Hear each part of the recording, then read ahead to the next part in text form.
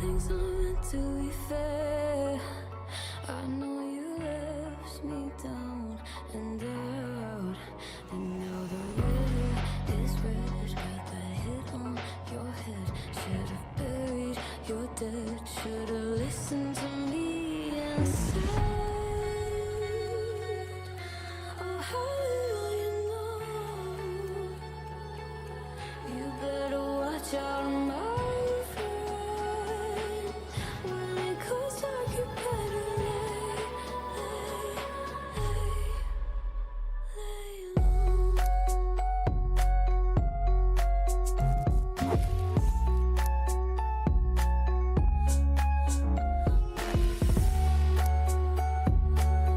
When it goes dark, you better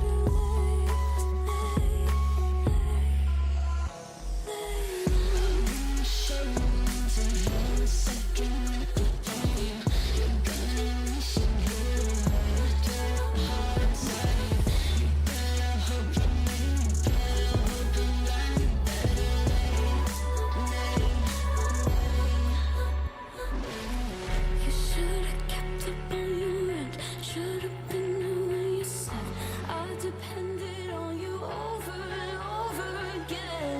You think I'll sit here and pretend I don't forgive, I don't forget. Let me tell you this, my friend, you better lay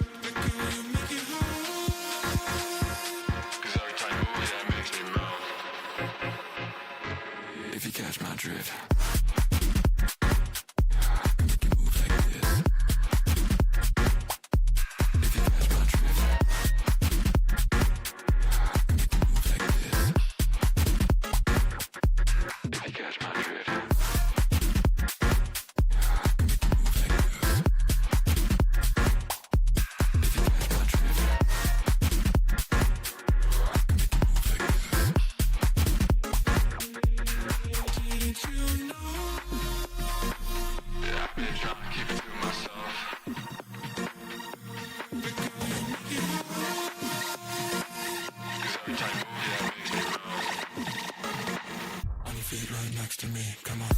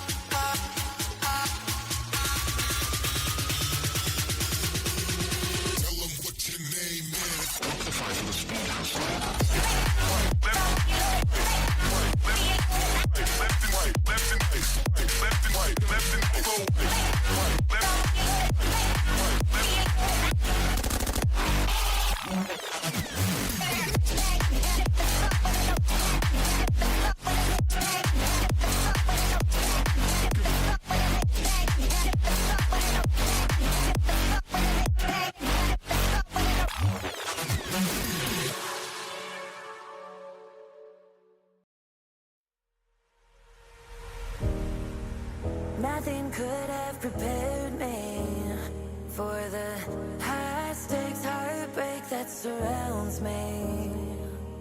You want me, you won't let me go. So I burn slow.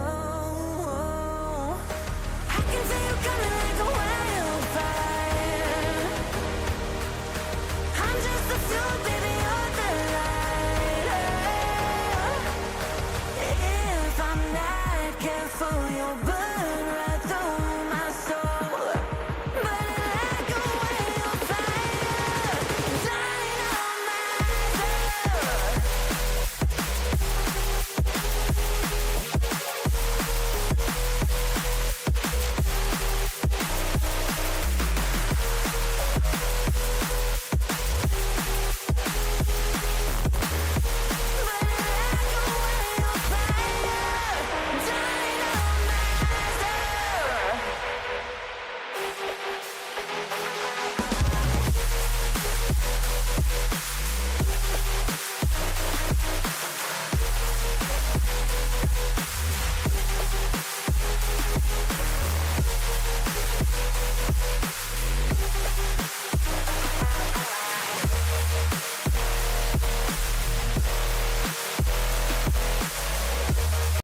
Welcome back here on Project Horizon to our English VCT China coverage. My name is Sakamas, thanks to me there's a great tank. And we're gonna have a big one today because some playoff determinations are gonna be made here. Tyloo playing against All Gamers in our first game, and the second game will be EDG versus Dragon Ranger Gaming. Two of the better games that we can experience in the VCT China right now. Tyloo and All Gamers fighting for that first seed, fighting for that 3-1 standing, which would lock them into playoffs. And on the other side of the bracket, we see Group Omega completely locked for playoffs, but EDG and Dragon Ranger Gaming, two of the teams, still in the fight for that first place slot. Yeah, Group Omega seems so sorted out, and Group Alpha is pure chaos. Like, they're playing some weird version of rock, paper, scissors. I even wrote that down. Tyloo beats TEC. TEC beats BLG. BLG beats JDG. JDG beats Fun Plus Phoenix. Fun Plus Phoenix beats All Gamers. So today, All Gamers have to beat Tyloo, so we go full circle, right? Yeah, for sure. You know, it's the full circle moment. At that, we're gonna have to create our two games, as I already mentioned today. All Gamers versus Tyloo and EDG versus Dragon Ranger Gaming. I think that's probably some of the highest quality games we're gonna see in VCT China right now, especially that EDG and Dragon Ranger Gaming series. Is one I'm looking forward to a lot, seeing how much EDG has evolved throughout the player break, because Dragon Ranger Gaming is a team that, you know, is more of a challenge than, like, I think anything else in that group. And on the other side, All Gamers, first seed of China in the first split, first team to advance to Master Santiago, and yeah, can they still hang with the rest? Can they still be in there and be one of the best teams in the region? That's a big question for me, because All Gamers internationally, they looked fine. You know, they beat Gentlemates, right? Like, that's a big W for the VCT China, but the rest of the league looked uncompetitive compared to the rest of the world. So I kind of want to see what All Gamers can do here in the greater scheme of things. Kira, Shrimp, Yauzi, Fungir, and GRQ in the lineup here. I am so looking forward to see Yasu in this lineup. They finally found a good match, what it seems like. It's a bit of a weird timing, I think, because now they can play full out double duelist without GRQ swapping from the controller. But with the Waylay nerf coming in very, very soon, the question is, how long is this meta gonna work that they are now preparing with Yasu coming in? The big question for me is how are the trials going? Like, we don't know that. Like, we don't have any insights in the trial process. And maybe they're playing something completely different there. Maybe putting GRQ more on a supportive initiator role. Because, like, that Flash is going to be back into the meta, right? Sky will be one of the best agents once that Waylay and Neon nerfs are coming through. So, in the greater scheme of things, I think All Gamers made a move here that's a long-term vision thing compared to a win-now move. Yeah, absolutely. I am excited anyway to see how those changes are coming in. I feel like we have so many teams across all regions that didn't really give in to that. We play Yoru on every map and kick off. We play Neon Waylay in every map in this first stage. And I am looking forward to see how those changes are going to affect those teams that are leaning quite heavily into playing what's in the meta right now. And yeah, I'm excited to see how All Gamers is going to do with that change coming in. I already saw them changing some compositions, but didn't see them on such many maps. So very much looking forward to that veto. I think both of these teams are banning each other's best maps, so that's going to be exciting. Yeah, you know, that's gonna be a thing to look out for, but with player changes, it's always like a little bit of a bigger question mark. You have to find yourself, you have to recenter your expectations and your general map pool, and I think in the greater scheme of things, I just want to see how are those teams performing on a not day-to-day basis, but on a basis of general mechanics and fundamentals compared to rather more flashy setup things. And here we have the roster from Tyloo. That's Scale, Splash, Sword9, ERV, and Slowly. And they've been sticking with that roster since kickoff, and they've been sticking with Scale, Sword9, and Slowly since like forever. Tyloo and All Gamers haven't played each other since August last year, and that trio was still part of Tyloo at that time. They're still here, while All Gamers went through a lot more changes since then.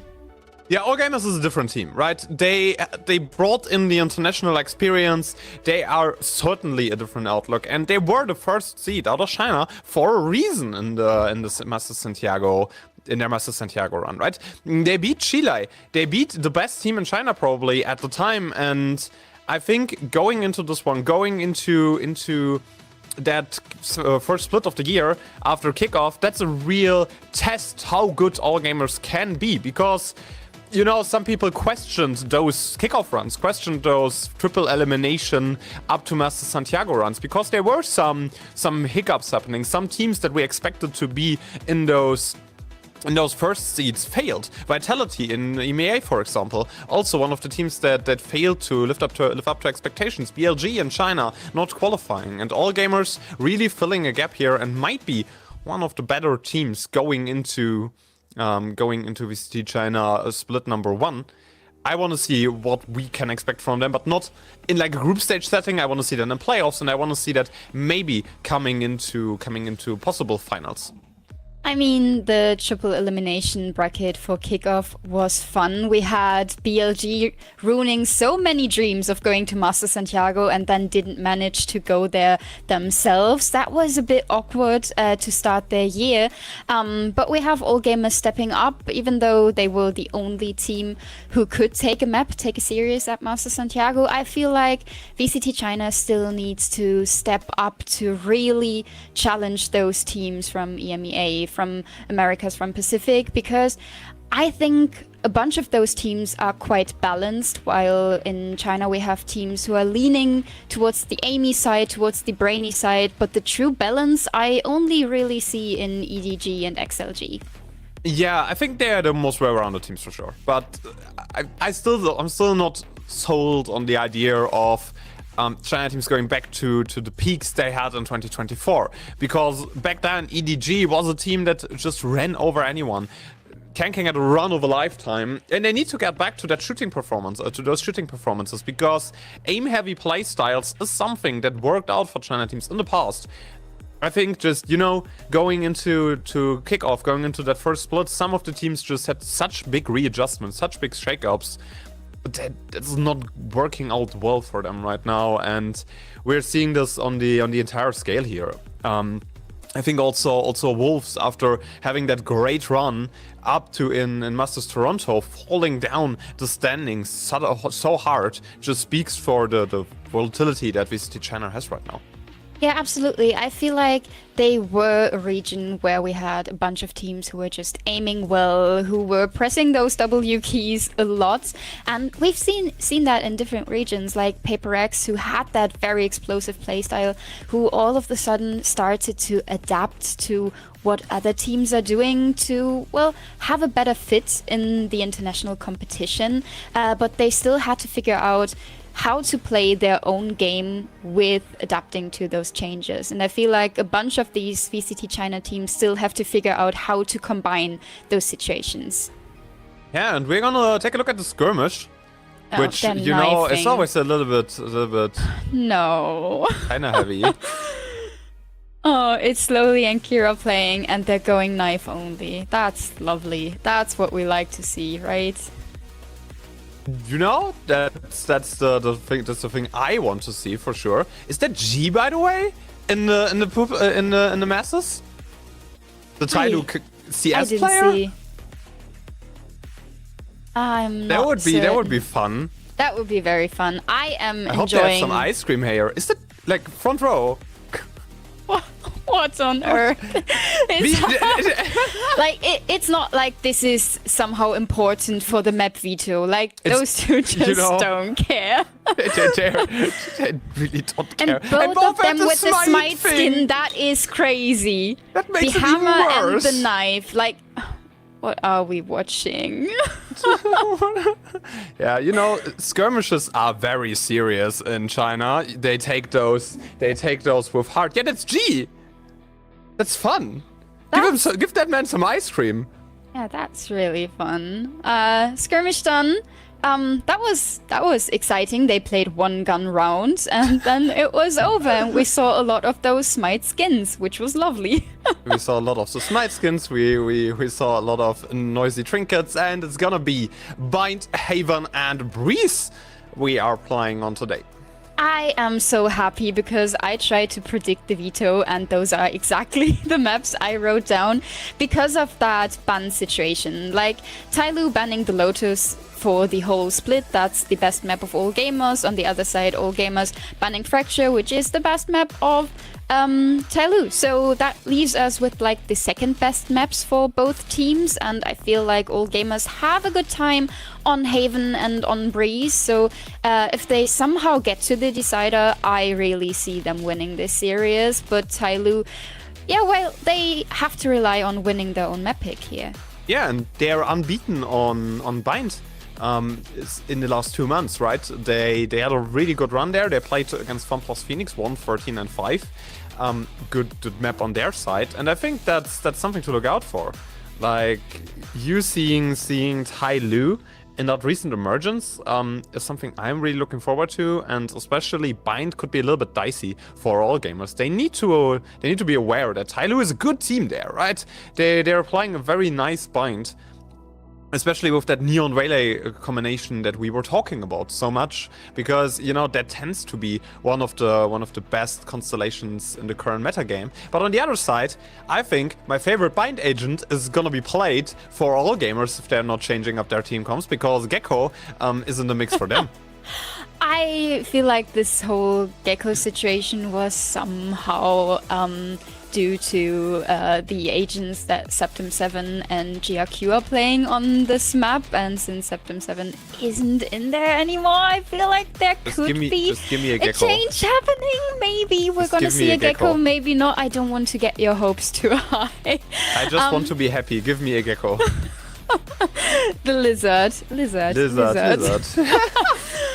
Oh well, I feel like Tyloo is a team which is a bit underestimated Yep. in that group because they're leaning towards that Amy side. They make some fundamental mistakes, they make some misreads, and they throw some situations that shouldn't been thrown. But at the end of the day, a team that has great aim, a team that can play very, very pacey and overwhelm any enemy. Yeah, the pace for Tyloo is something we have to look out for. I love those walk-ons, by the way. Every time it's gonna be a banger.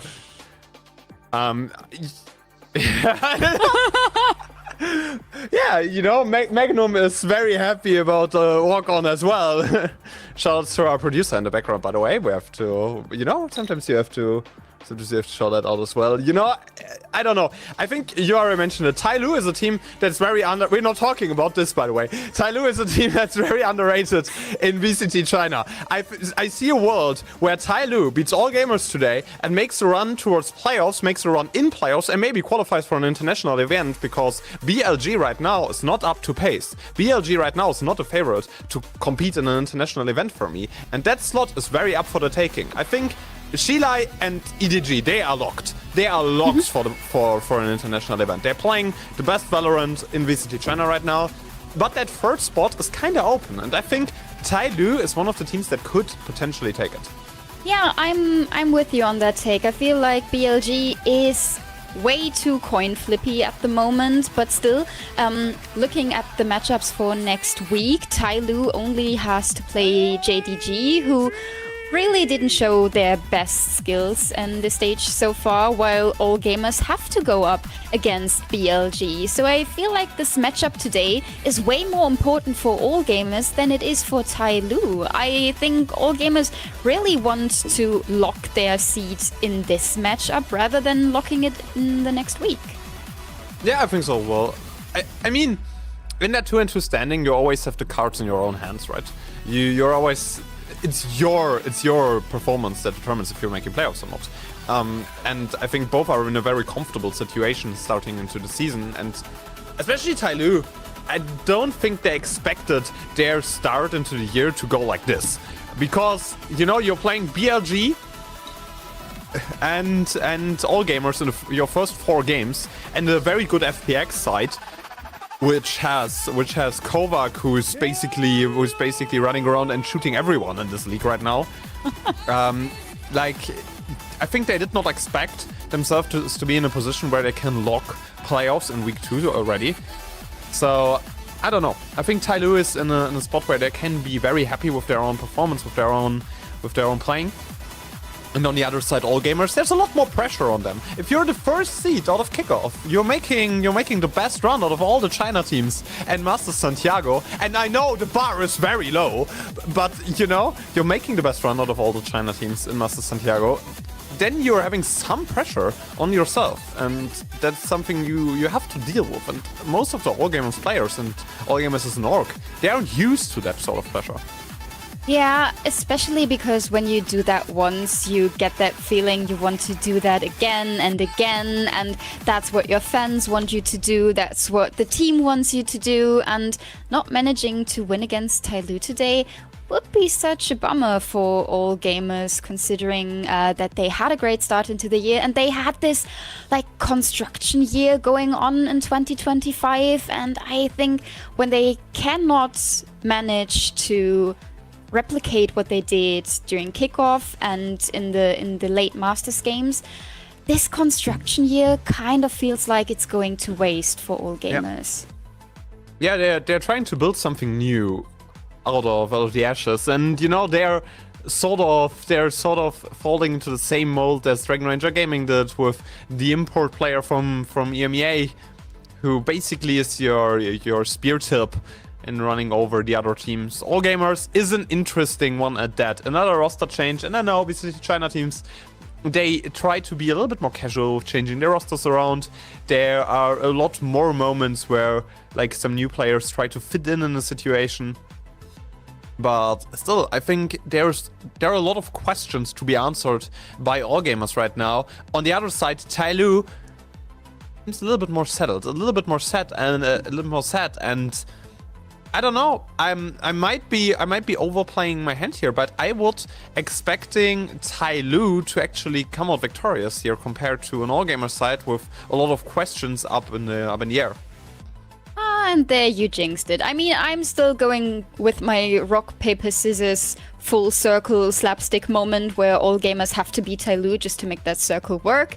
But to make that happen, they really need to step up today. And I am I'm not sure if bringing in a new player at this time in the tournament is gonna help you step up. I mean, he is a great player. He had some great showings with the team he played before, which was Any Questions. But it is a tough time to make that change and rely on it working from the very start. Yeah, and for him, any questions should be answered by all gamers, and he should answer their questions. On the other side, fill a void that was left in the team. You know, it's that Neon plus Waylay constellation. We talked about it. We talked about the reasoning why they were doing that whole roster shakeup, so they can play this one more effectively. It is the strongest combination of agents in the entire game right now. Sort of like the Euro plus anything. We had at the end of last year and at kickoff. I still think those comps are the current main meta comps in the game, especially on Bind. I am just intrigued to see what those two teams are doing with it. With the roster changes on All Gamers, I am not sold on that. I'm gonna be honest with you. I'm not sold on them fixing all of their issues with that one roster change that fast.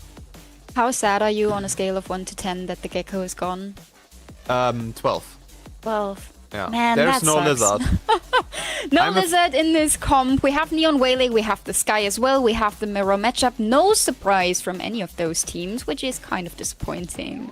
Tyloo is having a big party with their esports division today, I think, because like a lot of their other players seem to be in the audience. Shoutouts to Tyloo Counter-Strike beating my favorite team. Oh, the whole Patrick always falls in love with teams that are getting beaten the moment he said he likes them. It is kind of a curse that you're bringing onto your favorite teams. Yeah, you know, it's a great time to be a Wolves fan, for sure. And with that said, we're going to match up All Gamers versus Tyloo, a playoff spot on the line. We're starting off on Bind out of all maps. We are not Sin and Nobi, we're Akamask and Tank. And Tyloo, they said they want to work on their pistol rounds. They said they want to work on their start of the game. And I think now is the best chance to do that. And now is the best chance to show that you did that the preparations are done, that you have those fundamentals back in. We've seen how important pistol rounds can be in VCT China, and Tyloo is really playing this one safe. It's kind of a higher lower towards A short, while all gamers are slowly dipping their toes in the B short area. Hookah still guarded by Scales, who had a great tournament so far. And slowly is the one finding the entry into Kira. The wipe out of the game that early might be a little bit of a problem. Fangir on the side already. Splash through the teleport. They pinched it instantly. Tyloo had a setup. All Gamers was unaware. Fangir, one frag is not enough to save that round. An instant start to it for Tyloo, bringing the explosiveness over the teleport. Oh, that was so well done. The pinch coming in at just the right time to help out Scales on the side, who was really looking like he could be overwhelmed by that flood of all gamers. But then the support comes in, Hookah gets flooded, and Tyloo seems like they are in control. We see their pistol round working, and so they now have the better buy, the better economy compared to all gamers who are just going in with the classics here. That's a wild buy. That's a wild shot! No way! ERV, what are you doing? Shot! No scope! Through the door! Nah, that's insane. I would be so tilted. I'm not gonna lie, I would be so tilted. With the Marshal even, like, that should be illegal. ERV, dear. That is hell of a start to their buy round. Kira still trying to make it costly, slowly also falling, and all of a sudden there are guns on the ground. The Snakebite just coming in to stop Fangir from getting that gun upgrade. Scales has to step in. No, but he's gone! Oh, what are all gamers doing here? Yeah, that's the question out of all things. I think the bigger question for me is what's Tyloo doing? All peeking into this one by one, and you know, ERV an insane shot by him to start off that round, and all of a sudden it falls apart piece by piece because Tyloo is not disciplined enough to just play their bigger guns, to just play their hand, and also like their buy was that weird sort of FBX buy with a Marshall, with a Guardian, ERV 1 versus 2. Out the numbers. Tries to isolate, and ERV saves that round single-handedly, open it up, and closes it as well. The savior of Tyloo. But that was more than just shaky. Yeah, shaky, sloppy, and, well, to be honest, a bit lucky to begin with. That one shot with the Marshal through the teleporter door, I think ERV knows that shouldn't be happening. He gets the information. Yes, he knows that there are players there, but that is so lucky. There's no way. Like, nah. I mean, he closes it out in the best way possible, but that kill, like, no. I'm very much looking forward to that buy. They do get 2 rifles in here. ERV with the Vandal slowly also has a big rifle in his hands. Splash with the Guardian. That doesn't look so bad for Tyloo. At the end, it still pays off that they didn't invest so much into that second round. Yeah, because they won it. If they lose that round, they're gonna be in tears. But they didn't lose it. Thanks, Alina. I can read the scoreboard. Yeah. Yeah, I mean, like that buy is actually pretty fine. If you get 1 or 2 rifles out of the hands from Tyloo, you see yourself in a full buy versus full buy situation. The only big problem you're having is that most of your players, except Slowly and ERV, are on smaller shields. So Fengir might have a great time here just playing the slow game, contacting a little bit more, trying to isolate targets on that outlaw. And at the other side, all gamers are playing very slow as well because they don't quite know what to expect on the other side. Splash with the opening, and there's the first gun on the ground. An upgrade possible if somehow one of those pistol or Bucky players gets the chance to play the wraparound here. Yeah, and Kira, not the best lurks up until now. Died as the first frag 2 times in a row now.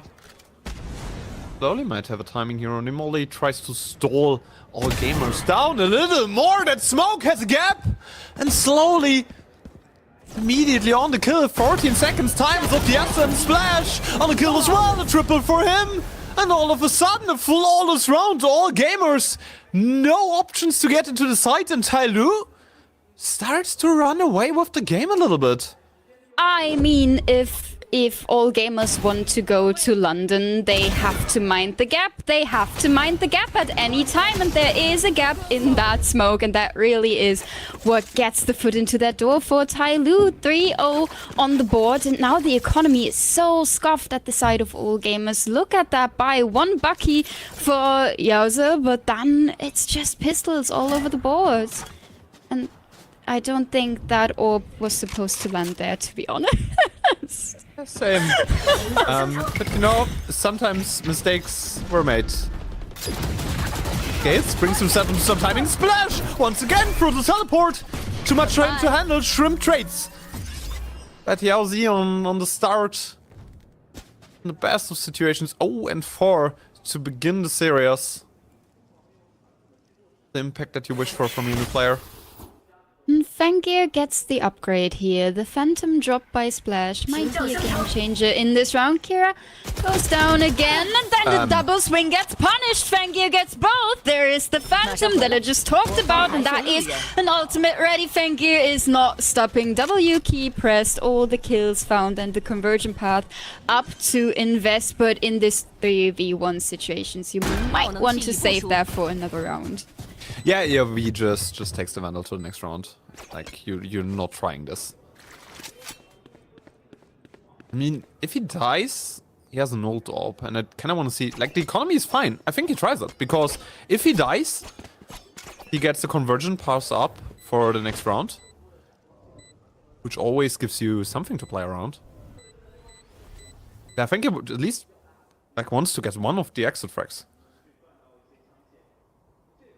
getting that ult online would allow Tyloo to play a bit more aggressive from their defense on. We've seen them playing very side heavy, very setup heavy in those first couple of rounds. And with the comp they're playing, with the double duelist and the Sky, I would really love to see them take a bit more space at one of the lanes they have. There are so many opportunities on Bind to play aggressive from the defense on, and I really want Tyloo to use that opportunity. That double kill from Fengir is disgusting. But that's such a micro mistake. Like, they're lining up in a row for him to just hold mouse 1 and spray that down. I think if you swing a little bit wider, then Fengir has no chance in winning that duel. And if Fengir dies there, that round is over for all gamers. Now you have a chance to get back into that game. And all gamers were gifted something to play with. They have the ultimate of Fengir, they have the convergent paths, side take should be free. Flash, big X factor, open hand. The operator brought into this game quite early, and he also has an overdrive to be a bit more flexible in case he gets run down, but all gamers have other plans. They are hitting that B side again. Scales really has to do a whole lot of work in this first couple of rounds. Of a heavy lifting. I like the op angle that they're taking. It's a big risk for Splash, and he's alone, but he spots Fengir! Shot has been set! Splash with an entry! Kill number 7! For him already, that aggressive playstyle pays off for Tyloo. They're always in the angles you're least expecting. That's a big problem here on Bind. If you're not playing some sort of recon, Kira trades out scales. Numbers back to even, and that's all of a sudden situation where Tyloo to get back in one of the hardest retake sides here. I mean, the Waylay ultimate is on the ground. That was something to build around on slowly. What on earth is that? And he even connects the wall bang onto Shrimp. That is a crazy start for the retake. And then ERV clears Kira from that corner. That was supposed to be one of the hardest retakes in this game. And slowly was just like, hold my rifle. I'm gonna do a 3-piece in elbow. That tracking shot on the Neon into an immediate aim switch here. That's crazy. Like, that on a mechanical perspective, absolutely insane. Slowly shutting down everything that all gamer was trying to build. And once again, the big problem if you're not playing a Fate or something like this on that map is that you can't clear out angles where an AWP might be safely. So you have to rely on either of those sky flashes or a little bit more of a contact-heavy playstyle, and Splash, taking advantage of that, he will obviously go out of that smoke. Yeah, obviously. I like that all gamers invest a bit more utility to push their operator off the aggressive angle. I mean, Splash is definitely gonna look for another aggressive angle, but in the backside, he is a bit easier to control for all gamers. Tyloo now trying to re-clear that space. They're still not certain that this is gonna be A, but keeping that side stacked is maybe gonna catch all gamers off guard when they execute here. Forward movement. The close angle finds the kill. That's an opening. Up on the ground. Some problems here early on for Tyloo. Convergent paths immediately into Char's Fengir. And Yuzi hit by this one. Orbital Strike from Soli comes in there as well. Yuzi still with problems. 5 HP onto Fengir. This will be a problem on the side. Take numbers even. Fengir cannot move into this one. Cannot move closer. Cannot try to sink it. He finds a fight there as well. Open hand. Another shot has to be found. Numbers advantage back to all gamers. They are throwing around that round. Back and forth. That we don't really want to see. GRQ stepping up, bringing it even closer. Slowly trades out. But it's just a trade for now. Needs more. Needs one kill at the liking there. Double for him. 10 to and still counting. Bring back onto the side. Both players up there in lamps.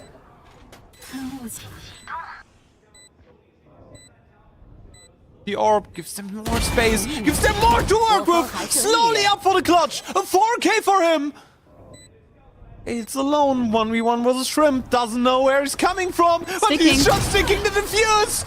And on the judge closes that round, 5-1, Tyloo back to life!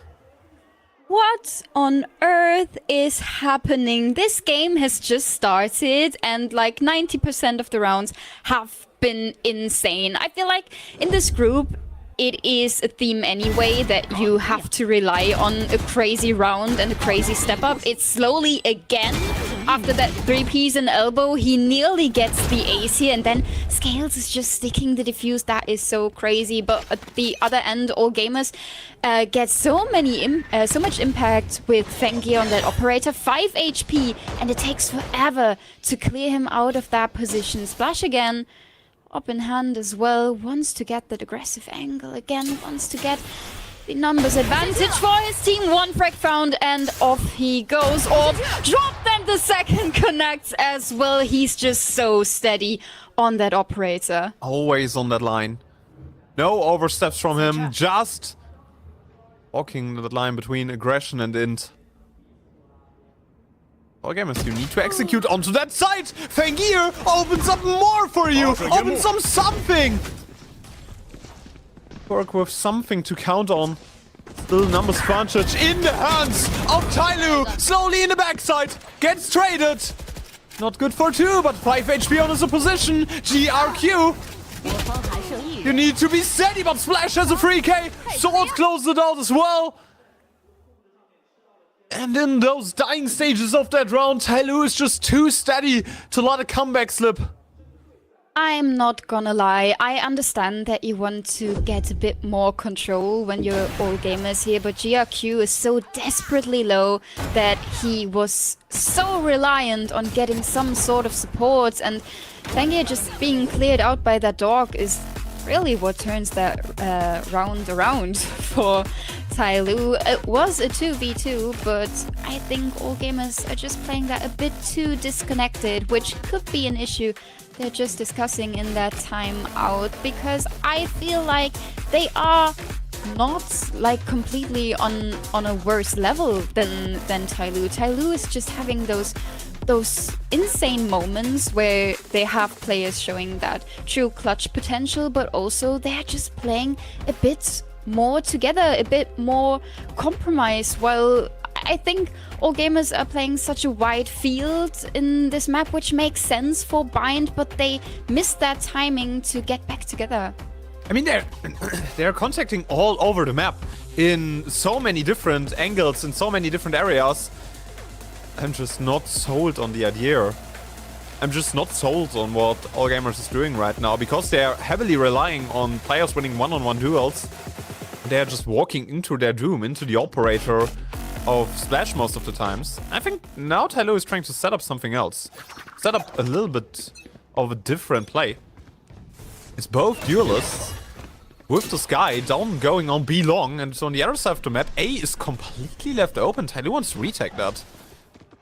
But they are making some space, already cleared all B long. That's gonna be a quite fast flank they have set up. All gamers on the other end have to take some space here, have to fight CT or tower or get showers control, which is kind of there in the hands of Kira. But if he's going down, all of that layer is gone. Yeah, Kira's ult. Needs to be a little bit more defensive. Huzi gets a kill.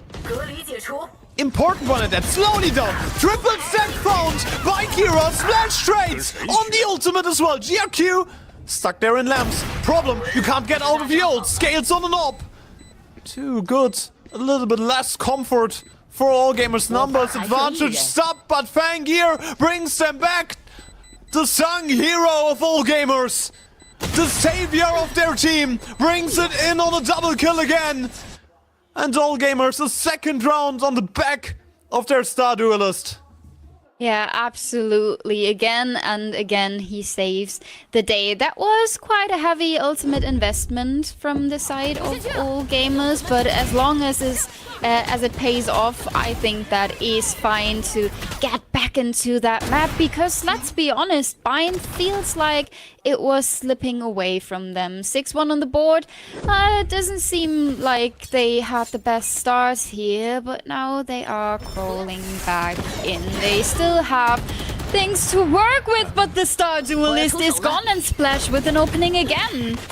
Yeah, slowly follows up as well. There is a very misplaced short go coming off from all gamers. Round number 7 secured for Tyloo, and they're laughing. I think even they don't know what was going on there, because it was just all gamers without any disregard running out of short, and all gamers were, and then on the other side Tyloo was just like, okay, do that, have fun, we just gonna take it here.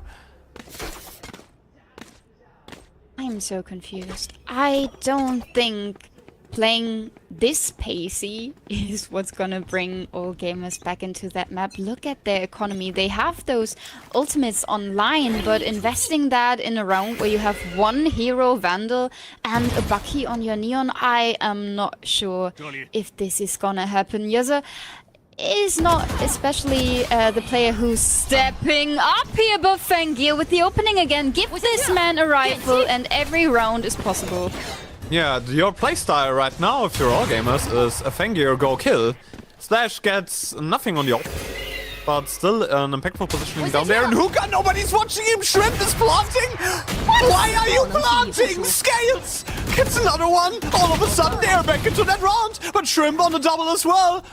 1 versus 3 for no reason. ERV has a timing. Shrimp gets a third one. That is the crazy map of Valorant right now. 1v3 for no reason is really what describes that round best. Didn't you say this is gonna be the highest quality game we get to see in Group Alpha? And it's just matching Group Alpha's energy. It's chaotic, it's heavily reliant on having pop-off moments, having crazy rounds. It's the same all over again. Shrimp nearly throws away that round just to win it by himself then. The craziness of that group, I just can't put into perspective. Like, something's going on here. Flash still working around that smoke. Obviously he's gonna push out of this. Ah, he's not. That's surprising for me. Yeah, a bit of a surprise. All Gamers is playing this very, very slow again. They have all these opportunities now with the bigger guns, with the ultimates in hand. I feel like they are waiting for Tyloo to make a move here, and the move is coming. Flash towards Long, and that is giving some sort of fake information. Kira's still there, and now the team is grouping up with him. And he gets headshot into Splash.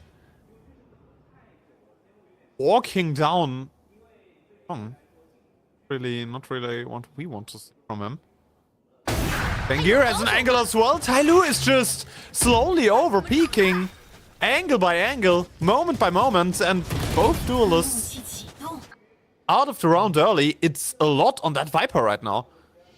Scales needs to be perfect in the fight against Execute. And he had a good tournament so far, but a 1v3 could be too much to ask. Orbital Strike to support him, but the position of Fangir not cleared out. What is happening?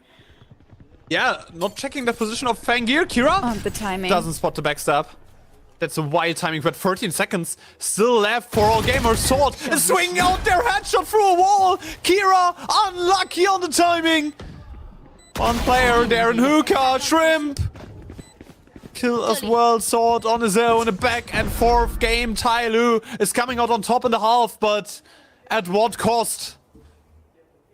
At what cost? That shot from Sword 9 is crazy, and I might gonna repeat myself next round. All gamers now have everything in hand, all the big guns and all the ultimates that they are still not investing. 5 ready, and still they manage to find footing on this map without investing any of those. That is interesting. Alina, sometimes you have to acknowledge that a game of Valorant. It's just pew pew. No, it's just a game of Valorant. You know, they're matching the energy from the skirmish. Yeah, definitely. I am missing the Smite skins, I have to say, but the energy is still the same. I am missing G in the background. I am missing the knife fights, but maybe we'll get to see one. This map has been crazy all over the place. I wouldn't be surprised to see a knife fight happening at some point here. Yeah, you saw it. Slowly. On Deagle. Nothing else for him. The rest has at least, you know, most guns. And all gamers, you're not trying to contest that Viper split, right? You're not trying to 5 people contest the Viper split. Oh, there's a conversion path ready. They are gonna contest that Viper split. Yeah, and they have to walk through the entire thing. The dog doesn't spot out Scales, needs to drop the pit! But they're running through a wall! Still chip down, Kira and GRQ on damage! Trading out what was originally lost! Kira up there on tube for no reason! Dies into that gunfire, no timing, the air splash on the kill as well, gets a double to close the round, the back and forth. Tyloo survives this one, but it's a game of Valorant, that's for sure. Yeah, this game really makes me feel very, very awkward emotions. I enjoy teams contesting a Viper's pit, but that placement was so well done that they were just losing so much HP on the way to the side. I didn't even think that they had a chance to get back into that round. The double kill then found, but Splash cleaning it up. In the end, we get to halftime, we get to swap sides here, and I hope that all gamers get some sort of control back on that defense side, because let's face it, their attack has been crazily disconnected at some places. Yeah, you know, sometimes it's a little bit sometimes it's a little bit weird on angles and a little bit sloppy in execution, especially. I'm not sold on what they are trying to do right now. The entire execution of them going over to the sides is just not what I would expect from all gamers, because it just feels very rushed. It just feels very much just throwing themselves at them, you know, trying to be the better team by just running at them faster. And that's not what I want to see from the first seed out of kickoff. Yeah, definitely. I do still look forward to their defense in the game against TEC. They didn't have the best time on the defending side on Bind, but that was when they played that Gecko comp, and I think with those agents, playing an aggression from defense on is a bit harder. Now they play this meta comp with Neon, Waylay and Sky, and what I was missing from Tyloo, which I was thinking we would see very, very more often, was aggression from the defensive side. They played so side-centric, I was surprised, and I think all gamers might have a different approach to that defending side. Yeah, I hope so, right? But Tyloo, you know, and focus, winning pistol rounds, that's what they want to do. What they want to bring to the table. Triple stack just waiting for aggression out of showers. People spotted in hookah. But that's a clear bait from Kira, right? Just trying to bait for shrimp, trying to force Tyloo into a more aggressive positions, just so the hookah player can capitalize on that. Figgling a little bit on showers as well. Saw the triple stack, so now you should be aware that it's gonna be an A execute. Yeah, and all gamers re-cleared the whole of B short with that Trailblazer. Didn't see anyone, and that is why they keep that A side stack. The call from Tyloo to get a rotation in here is the best they could do at the moment. Yeah, and it's still another gunfight. Here and there, Yuzi, there is an opening for him, but it's gonna be a B execute, just a decoy on that Viper. Splash, stun, onto the side. The player under, you need to check. That's the important one. Splash finds another kill, even though he gets stunned slowly on that execute as well. That's perfectly played by Tyloo. choreographed and executed in the best way possible. Sword and ERV are closing it out, and I have to say it, what we're seeing from Tyloo now on that attack, on those executes, I like much more compared to the chaos AG was bringing to the game. And both pistol rounds were really enjoyable from the side of Tyloo. We really saw those hot fixes coming in. I think Tyloo, they also had to realize at some point that just being aimy and pacey won't get them all of the rounds, even if it does give them a bunch of rounds. It's not all of them, and if you want to secure that first seed, there have to be some protocols you can rely on, especially in those pistol rounds. Yeah, and they really worked on it, right? In the last interview, Tyloo told us, yeah, hey, we have to work on our pistol rounds, we have to work on our win rate there, because pistols are important. Like, if you're calculating it through, it's always like 4 rounds you get for free on the one side, and on the other side, like, the economy snowball that you can start off from winning pistols is just impactful. And Tyloo, you know, they made this a priority, worked on it, and it's looking a lot better. All gamers, they might realize right now that they stacked the wrong side. All classics in hand, this might just be an execute on the bomb. In the first half, they made this quite costly for Tyloo, but honestly, I'm not sure if I'm seeing this happening. Yeah, not with the buy that they're having right now. I think ERV is playing that far forward because he just has a stinger. And charging up that ultimate, gonna be impactful as well. 1 frag for them. Dropping down, they're just holding the crossfire, awaiting ERV. Another Sky Flash, that's something of a recharging utility. ERV, will they push it? That's a big question for me. Or will they just try to bring the Stinger into the next round? It seems like all gamers will just execute themselves at the spike. ERV is leaving. All of Tyloo is leaving, bringing all of their weapons to the next round. And we will see a very well-equipped bonus for them.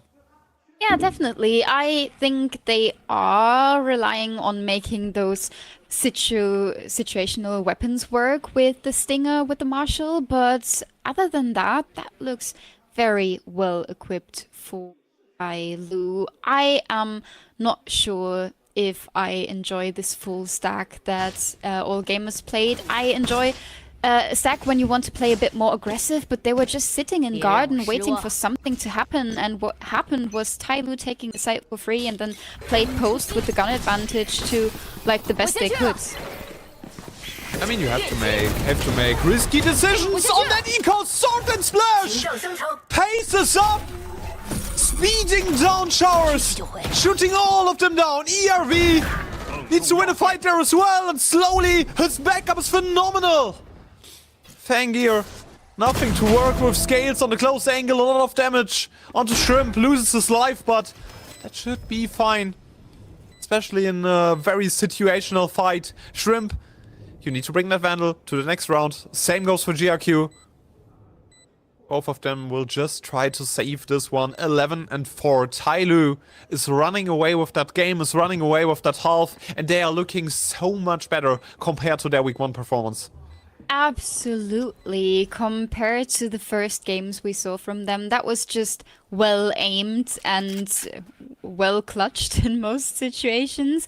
But now they feel overwhelming. They feel like they are everywhere and nowhere. All gamers has trouble finding footing and also has trouble reading what Tyloo is doing. And that is what's the difference maker, to be honest. All gamers, they are being caught off guard in so many positions where usually you should have some kind of a backup plan, and I'm just missing those backups, this second layer in everything that All Gamers is trying to set up at the moment.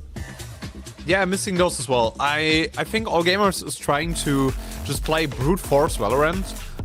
That's very, very straightforward, but it does not work against a team that's as well set up as Tyloo right now. Like, I'm very impressed with what Tyloo is doing. All Gamers is bringing a lot of chaos to this game. It's not chaotic because Tyloo is trying to force haymakers and Hail Mary plays. It's because All Gamers is trying to cause chaos amongst Tyloo's lines. And that's something I'm not enjoying from a team like All Gamers, who should be the favorite of that group, who should be one of the favorites going into that split, and who should be one of the teams that we are looking at as a potential winner of Split 1. You know, if you want to prove that that kickoff run wasn't a fluke, you have to deliver in those games. Yeah, especially with that experience they gained at Master Santiago, we expected more out of All Gamers, but at the end of the day, I am just not the biggest fan of teams that feel like they need to have a hero player to convert rounds. And in this series so far, it's been like, is Fangir gonna get an opening? Is Fangir gonna get a multi-kill? Or is this round gone and Tyloo is taking the win? And that doesn't feel comfortable if you're All Gamers at the moment. He's 15 and 10, and then everyone else is just so far behind. Yeah, the game plan right now is just Fangir go kill. And that's, you know, not a suitable game plan against a team like Tyloo. Like, you can do this against weaker opposition, but you can't do that against a team like Tyloo, who worked a lot on their gameplay.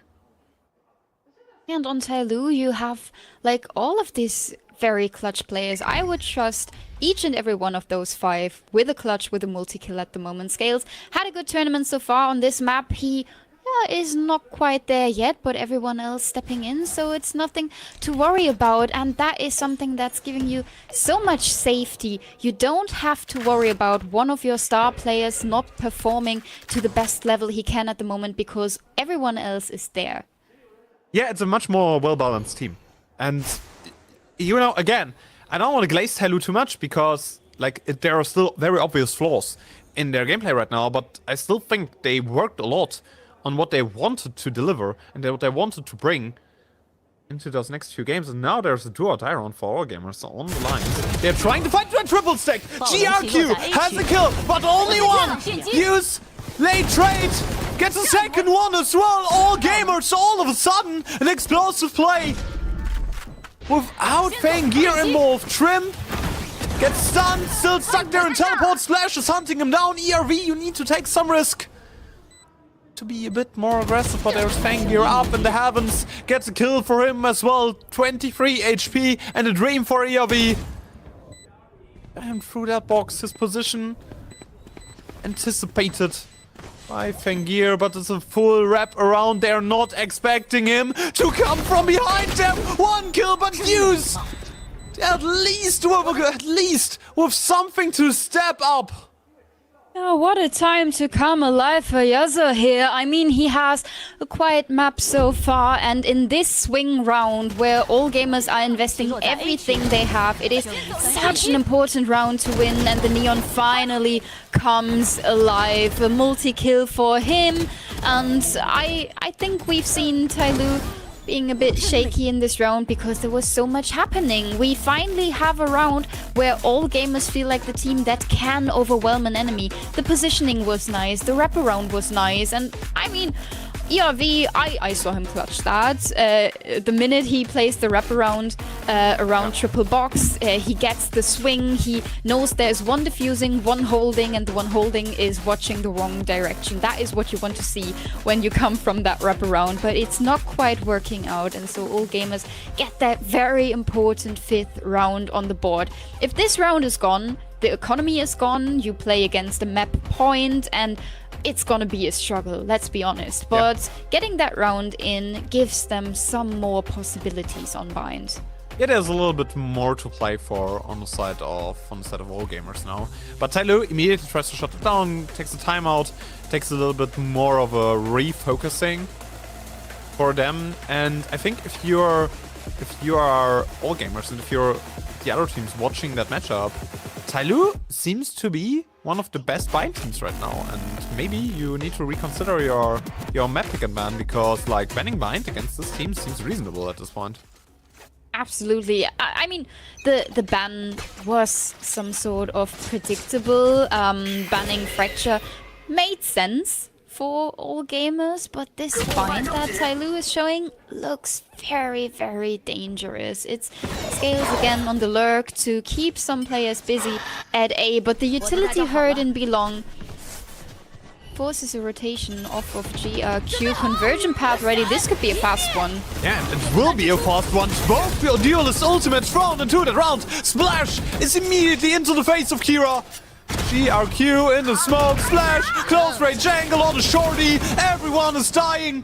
Nobody at all gamers has a real big chance to compete of what Tyloo is throwing at them. 21 kills for Splash and still counting.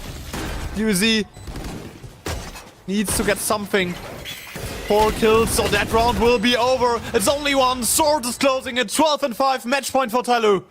And that was so well executed from Tyloo with the convergent path. On the other end, all gamers didn't seem ready for that ultimate to come in. They played this in the perfect convergent path lane for Tyloo to punish the setup from all gamers. The execute looked nice, the side hold was steady, and I also enjoy the aggression in the end. They want to show all gamers that they are the more dominant and the better team. Want to show off 21 kills for Splash. What a great second half he had. Lowly and him really carrying that team over the hump. Trim doesn't get stunned. Avoids this one. Looks like another fast execute. Splash on the lurk. A little bit of damage on sword. You have the option to just rotate over via the teleport if Scales gets something on the lurk. I mean, with the orb take for Sword 9, they have the Seekers ready, and if Splash gets 1 kill, you could combine that with an overdrive, and then we have another fast entry. But what I've seen so far on A is that they are trying to contact in. They might get a timing onto Kira, but now they're showing some presence with the Seekers and all gamers. They have the 3 players here. Yeah, Seekers out. We have some positioning in front. Scales is the one drawing Force Blood.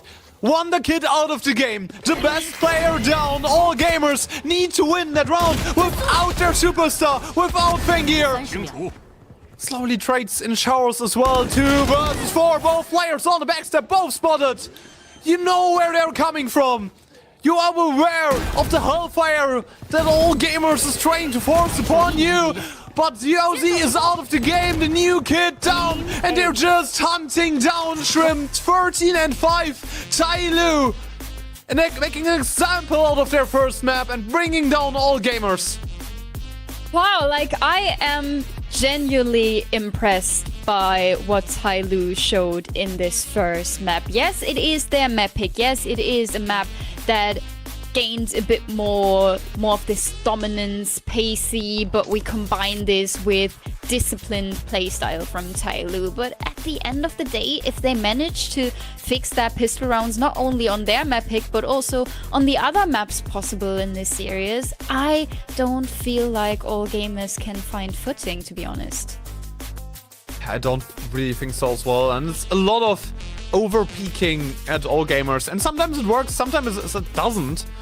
They are still seeming so disconnected at this point right now, and I want to see a more structured and connected all gamers lineup that shows what they are capable of, because Fengir is an insane player. We don't have to talk around that. Probably he was the best player in VCT China in kickoff. But he can't do everything right now. Like, it's the same at FPX with Kovac. Like, those players are amazing, they're great, but they can't carry everything and every situation. At this point of the tournament, you need every single player to be able to step up. You can't rely on a single player, and if you have to rely on a single player, you have to set him up better. I feel like Fengir is just very good at making his own space, making his own moves, but supporting him and making more out of that moves could really take all gamers to a decider here.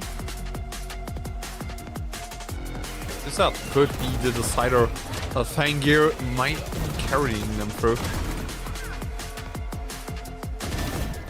Those impact frags by Splash as well. Like, I think Tyloo worked on a lot of things. They worked on their overall pistol rounds, their overall execution of their overall execution of their attack. And we're gonna hear how this sounds.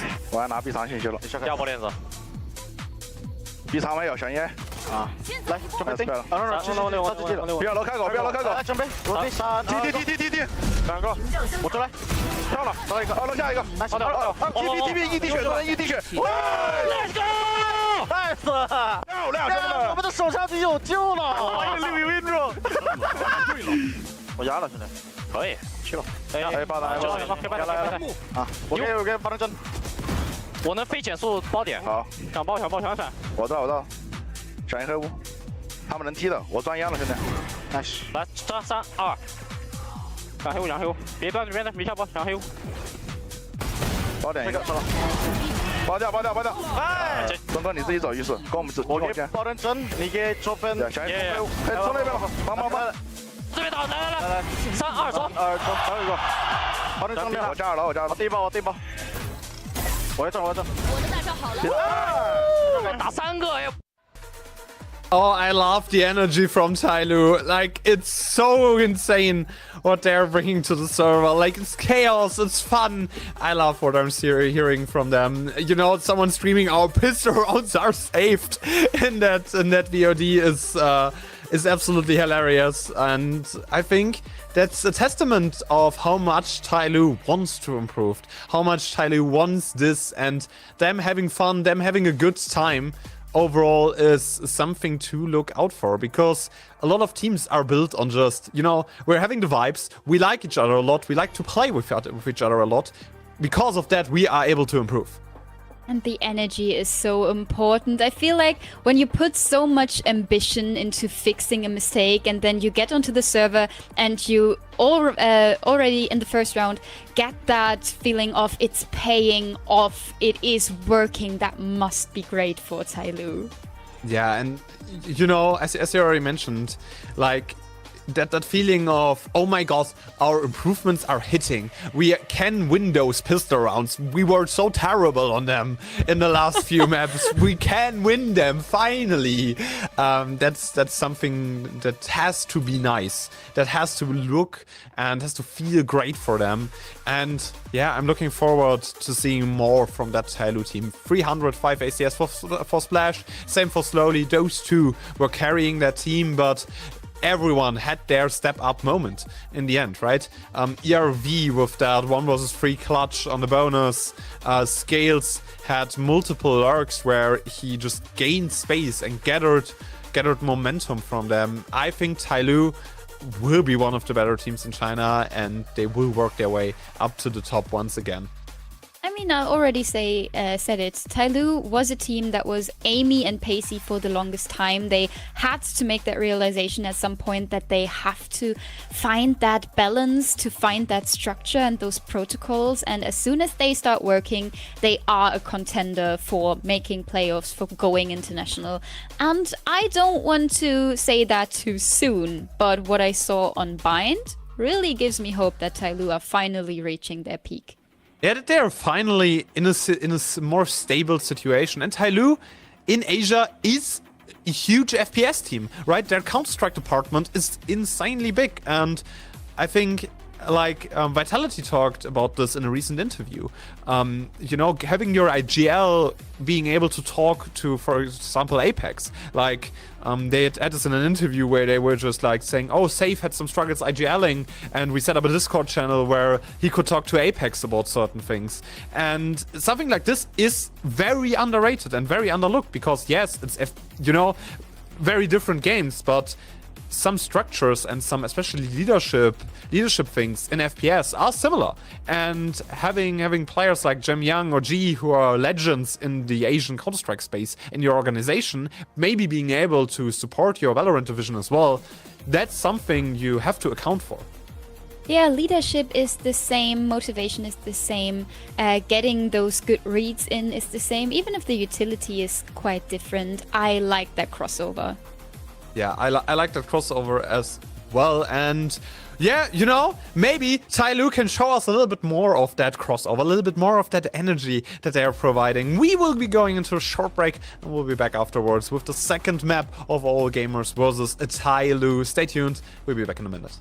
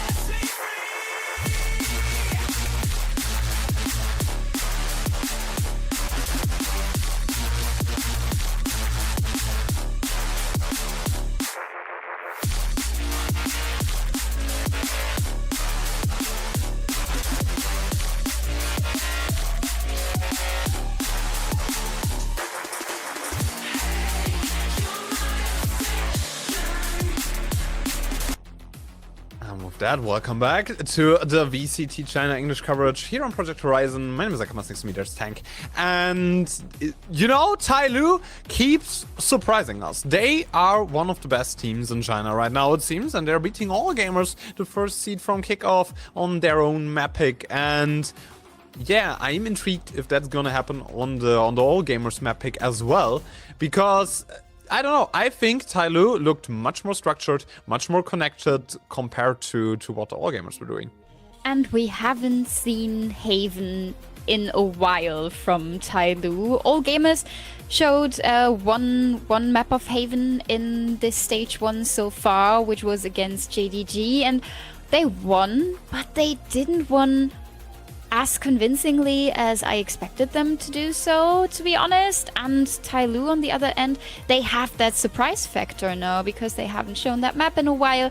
They might have gone through some changes, they might have switched around the old comp a bit, and I would like to see that. I would love to see a surprise from Tyloo where we load into Agent Select and already see all gamers might have made a mistake with picking Haven.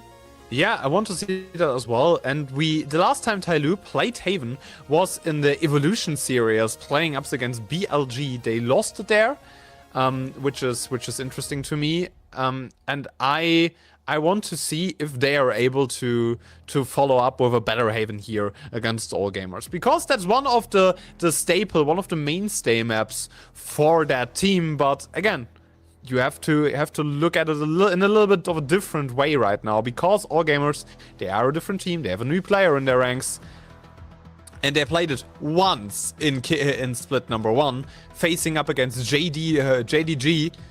13-10 is also not the most convincing result here.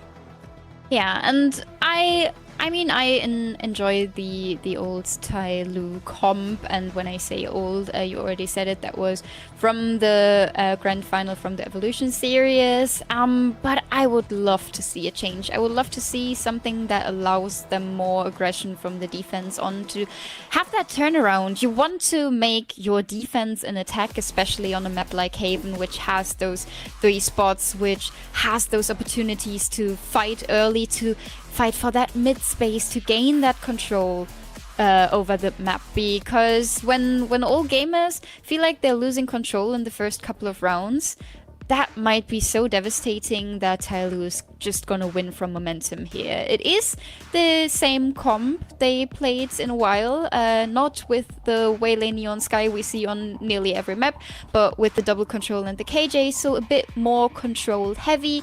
On the other side, for all gamers, it is what it is. It is the meta comp. It is what we're seeing all over the place right now. Yeah, you know, it's basically those 3 agents in a stack with Fengir, Yaus, and Shrimp playing Neon Waylay and Sky, plus a Sentinel or a second controller, and Omen or Brimstone, depending on the map. And on the other side, yeah, that's the tried and true. That's the old guard Haven on the side of Tyloo. A very contact-heavy, slow team comp that doesn't really allow for a lot of explosive plays and explosive setups. And I don't like that matchup for Tyloo, I'm gonna be honest. I don't like the Killjoy against those very rush-heavy, fast comps, especially with a Neon on the side. I don't know, I'm not the biggest fan of that setup here for Tyloo. They have to be very precise, they have to be very, very, very, very disciplined playing that comp also on the defensive side. And overall, yeah, not the biggest fan of what they are trying to set up here, but still, you know, Tyloo surprised us a lot up until now in that split. We're gonna go onto Haven, onto the second map of the day. Tyloo, are they able to close this one out in a 2-0 fashion, or will all gamers send us to Breeze? I am so excited. Those vintage Sentinels, like a Killjoy, yeah, they really lost footing in defense, especially against a Neon, a Waylay, those dash and dive heavy duelists. But in attack, I think slowly can make a difference. I feel like the Killjoy is still very viable on Haven on attack, and we see him taking some space towards mid. That is just the safety net that Tyloo might need to be straightforward and execute heavy on another lane on the map. But I'm gonna be honest, I like the Cypher a little bit more on the attack because you have the better flank watch, you have better options to go for deeper lurks, especially on free spot maps. I love this a bit more, but you still have scales on the Viper as well. This comp is like very far stretched on their defaults. Fangir, entry frag, scales down again. That lurk doesn't work out as much as right now. And now Tyloo has to up the pace. Their lurk player down and the spike going down on B. That is risky. All Gamers has players in A-Link and C-Link. That is going to be a tough one for Tyloo. Yeah, and with that smoke, shutting down the access to the spike, shutting down the vision on the spike. Slowly needs to be precise. Needs to be great on that play, but the spike is getting defused. Kira still on it. They can't stop them. They can't end it, Sword. It's an absolute massacre. They're in courtyard. Tyloo loses that round, even though all of the All Gamers players are down. There are like 10 players alive and the spike is defused in a pistol round. What an awkward round. I mean, you get the plan down, you want to play post, you don't want to take risks, but you need some sort of control, some sort of a safety net, especially when the enemy controller is still alive and can just block off that vision so easily. That was a big mistake made from Tyloo in that post plan. Not the situation you really want to be, realistically want to be in. Splash. Made the tank. Hold shield. As an outlaw. You give all your trust in that one player to deliver on such a round. And with the sniper in attack, he is kind of relying on All Gamers giving him a fight to win, hiding from the Trailblazer, so he's not going to give away that surprise effect from the Outlaw, but they are not gaining that much space, and now Splash is alone. The gun is a known thing now, and Tyloo is making their way onto the B side again. I am a bit scared. Yeah, the jig is up. Outlaw revealed, and Splash needs to play a little bit more defensive. If you're losing that round, you certainly want to have one player left alive to save the gun, bring it to the next round. UZ just waiting for an push over to Garage. Splash doesn't want to be defensive, doesn't want to save anything, wants to fight proactive into those angles, to right click slowly. All of a sudden, with a kill, close range outlaw shot doesn't hit, but no, you're having a Bucky. Slowly needs to get in there as fast as possible. All three All Gamers players on the side. That one way enables a lot of things right now for Tyloo. Underman situation turned around. Fangir can't get over to this one. The spike is being diffused once again. The spam through the smoke. This time it works out. 4 kills for Slowly. 1-1. Tyloo thrives in the chaos and equalizes.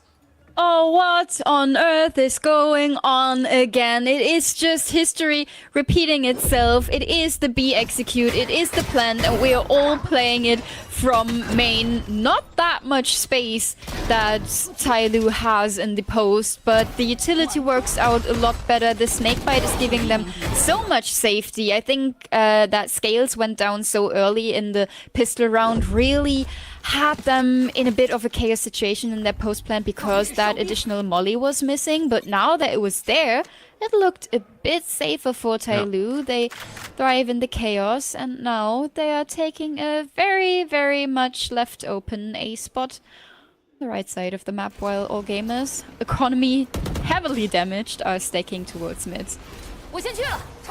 Yeah, they tried to stack onto that B side, which, you know, was the main priority up until now for Tyloo. They're securing a very, very safe A-side execute. No one there to stop them. Fangir up there in the heavens. Has a bandit in hand. So realistically only gun you can work around. Everybody else has a classic. Backstab. It's a 4-player one. Slowly nearing his ultimate. Closing down both outlaw shots, whipping scales. Some problems for him. Slowly the hero once again. Double kill for him as well. Short overpeak by ERV. Can't convert that kill. Also Slowly is dying. Back and forth. And Tyloo can't keep up. with what all gamers is throwing at them. An absolute back and forth and way too close for comfort for Tyloo. They're securing the round on the end. But it was not great or beautiful. I mean, I've been watching Valorant for quite some time now, but in these rounds, I have no clue what is going on. All of those shots not really hitting the targets in A long. It felt like such an awkward gunfight, but then they're closing it out in the end. The economy advantage is still there for Tyloo, but all gamers did their best to keep the rounds costly, and they also bring in the operator element in the hands of Yasuo at C long, but also a shot missed here. Like, the snipers are not working for any of those players at the moment. Yeah, snipers are not snipering. Sniper's not snipering.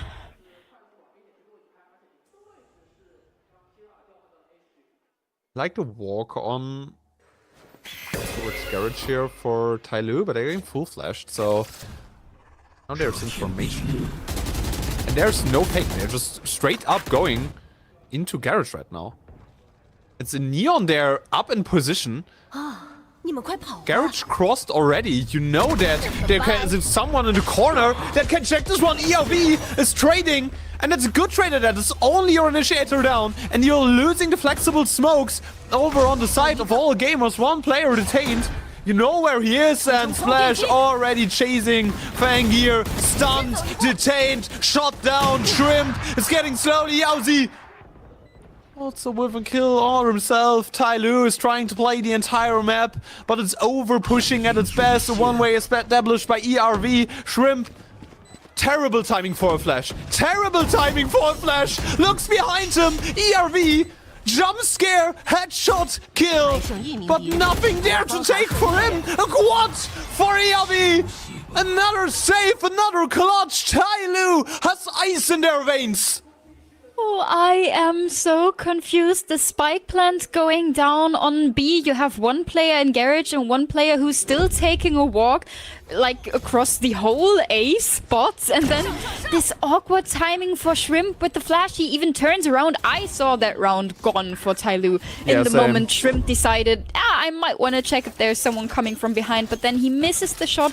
Operator in hand, really not the gun you want to have in that moment. And we see the economy being scrambled for all gamers. It's pistols once again. Yasuo has the overdrive as an opportunity here, and Fangir, quite aggressive, gets an opening scale. Really not that happy with his lurks so far on Haven. And they're having cyber wires for the backside. That teleport might be a little bit of a problem. Kira trades out Splash. ERV is there for his backup. Phenomenal from him, but everything is falling apart for Tyloo. Slowly to be a fast closer of that round. DRG in the backside, no wires up, but still quadra stack on over to that side. Fangir, bandits in hand, move in there, trying to get out of the smoke at some point. Has a timing, nearly clears that higher lower setup, but in the end, all gamers survived that round. Yeah, they survive. They get those rifles. The gun upgrade's really what kept them alive, and the double hold towards locks is just a safety net for them to have some opportunities to get a wider field in, to have that player on plateau who watches garage, because there was some time on the clock to work with for slowly. A wraparound towards garage or ceiling would have been a possible option here, so you really want to check all of those angles without giving him isolated fights. Yeah, and I don't know, I think I'm still not happy how all gamers is approaching their swings, how all gamers is approaching their team play aspect of the game, but sometimes they're just aiming, and that's something Tyloo has to count for, right? You will lose some rounds to just like them running at you and aiming faster, aiming better. But I know it's gonna be a rough one for them if it keeps on like this, and I really understand the timing of the timeout. I think taking this now, bringing them back into momentum after it was just broken, they were just ecoed. It's a little bit more like it.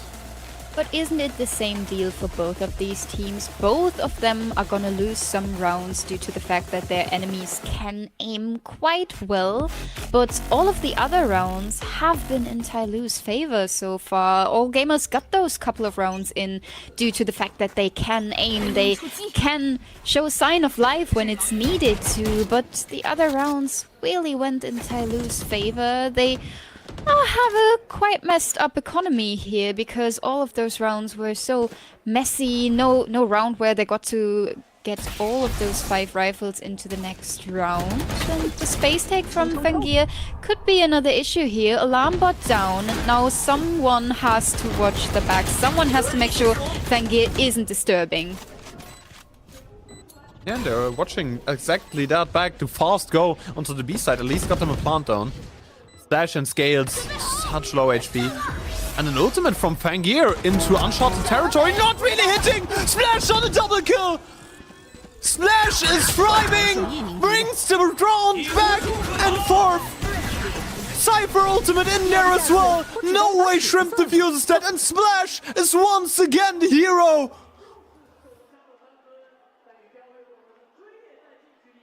I mean, if I had a nickel for every time all gamers just tries to stick a defuse in a smoke on B side, I would have 3 nickels by now, and that are a bunch of nickels for the fact that we only played 6 rounds on Haven thus far. It is slowly again with a great showing. He really makes the Killjoy work, but he also is having a great map aim-wise in those first bunch of rounds that we've been seeing.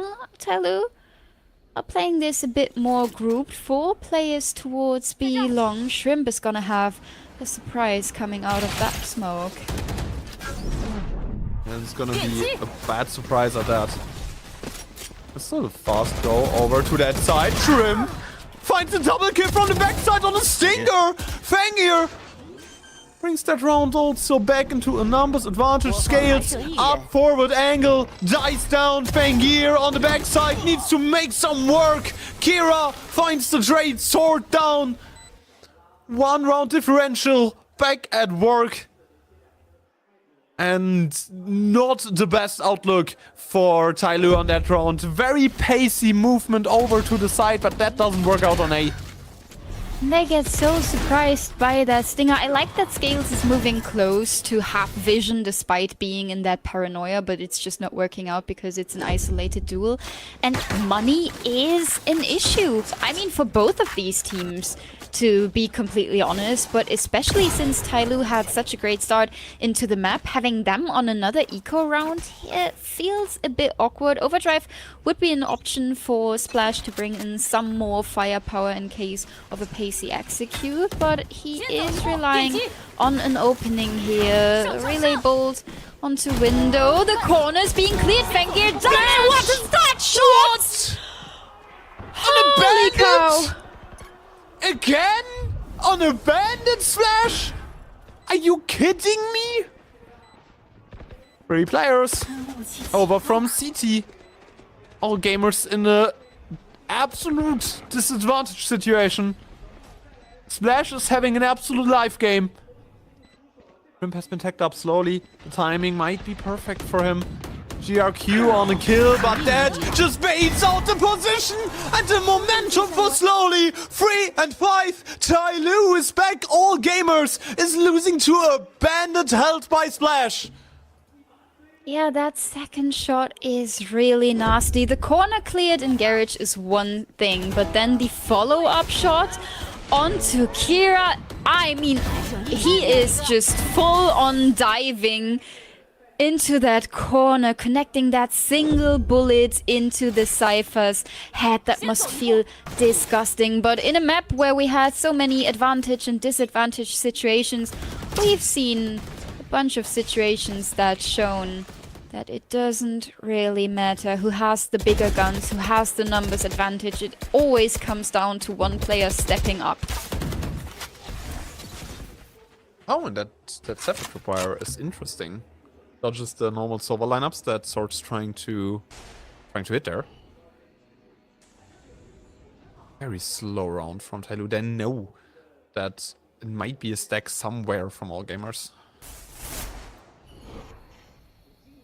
No, but there is no stack to be found. Just Trim clearing out space and C Long with a Stinger, not the optimal gun to commit into that fight. And he knows he's slowly going back while Tyloo is moving forward on the other end of the map. Fangir pushed a bit too far, pushed a bit too solo, and now the numbers advantage again in the hands of Tyloo.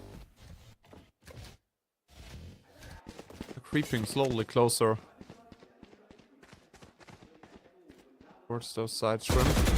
Jump spot manages to find Splash, who is still going over to the side but has a support to clear out the side for Tripwire. ERV impact frag, and that Splash fully flashed. Finds Shrimp slowly onto Kira as well. Far stretched execute by Tyloo, and they're shooting everyone down. 6 rounds. Halftime is even already, and Tyloo, the improvements showing piece by piece, game by game.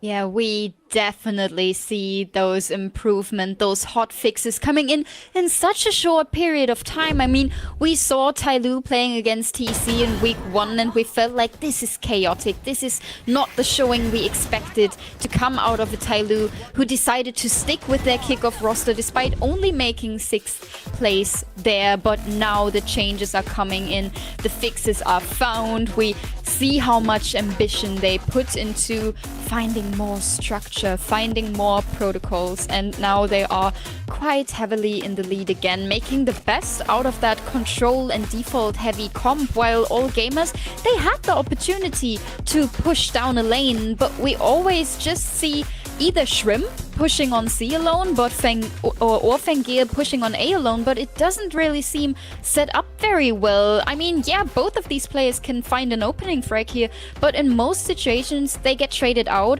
or killed before they even find their own impact. I would like to see All Gamers play a bit more together when they want to take space from the defensive side. Mid-game monitor settings is also something I haven't seen in a while. But yeah, and slowly in Splash, also just running circles around them, right? Slowly on those perfect timings, not the most flashy player right now, that's for sure Splash.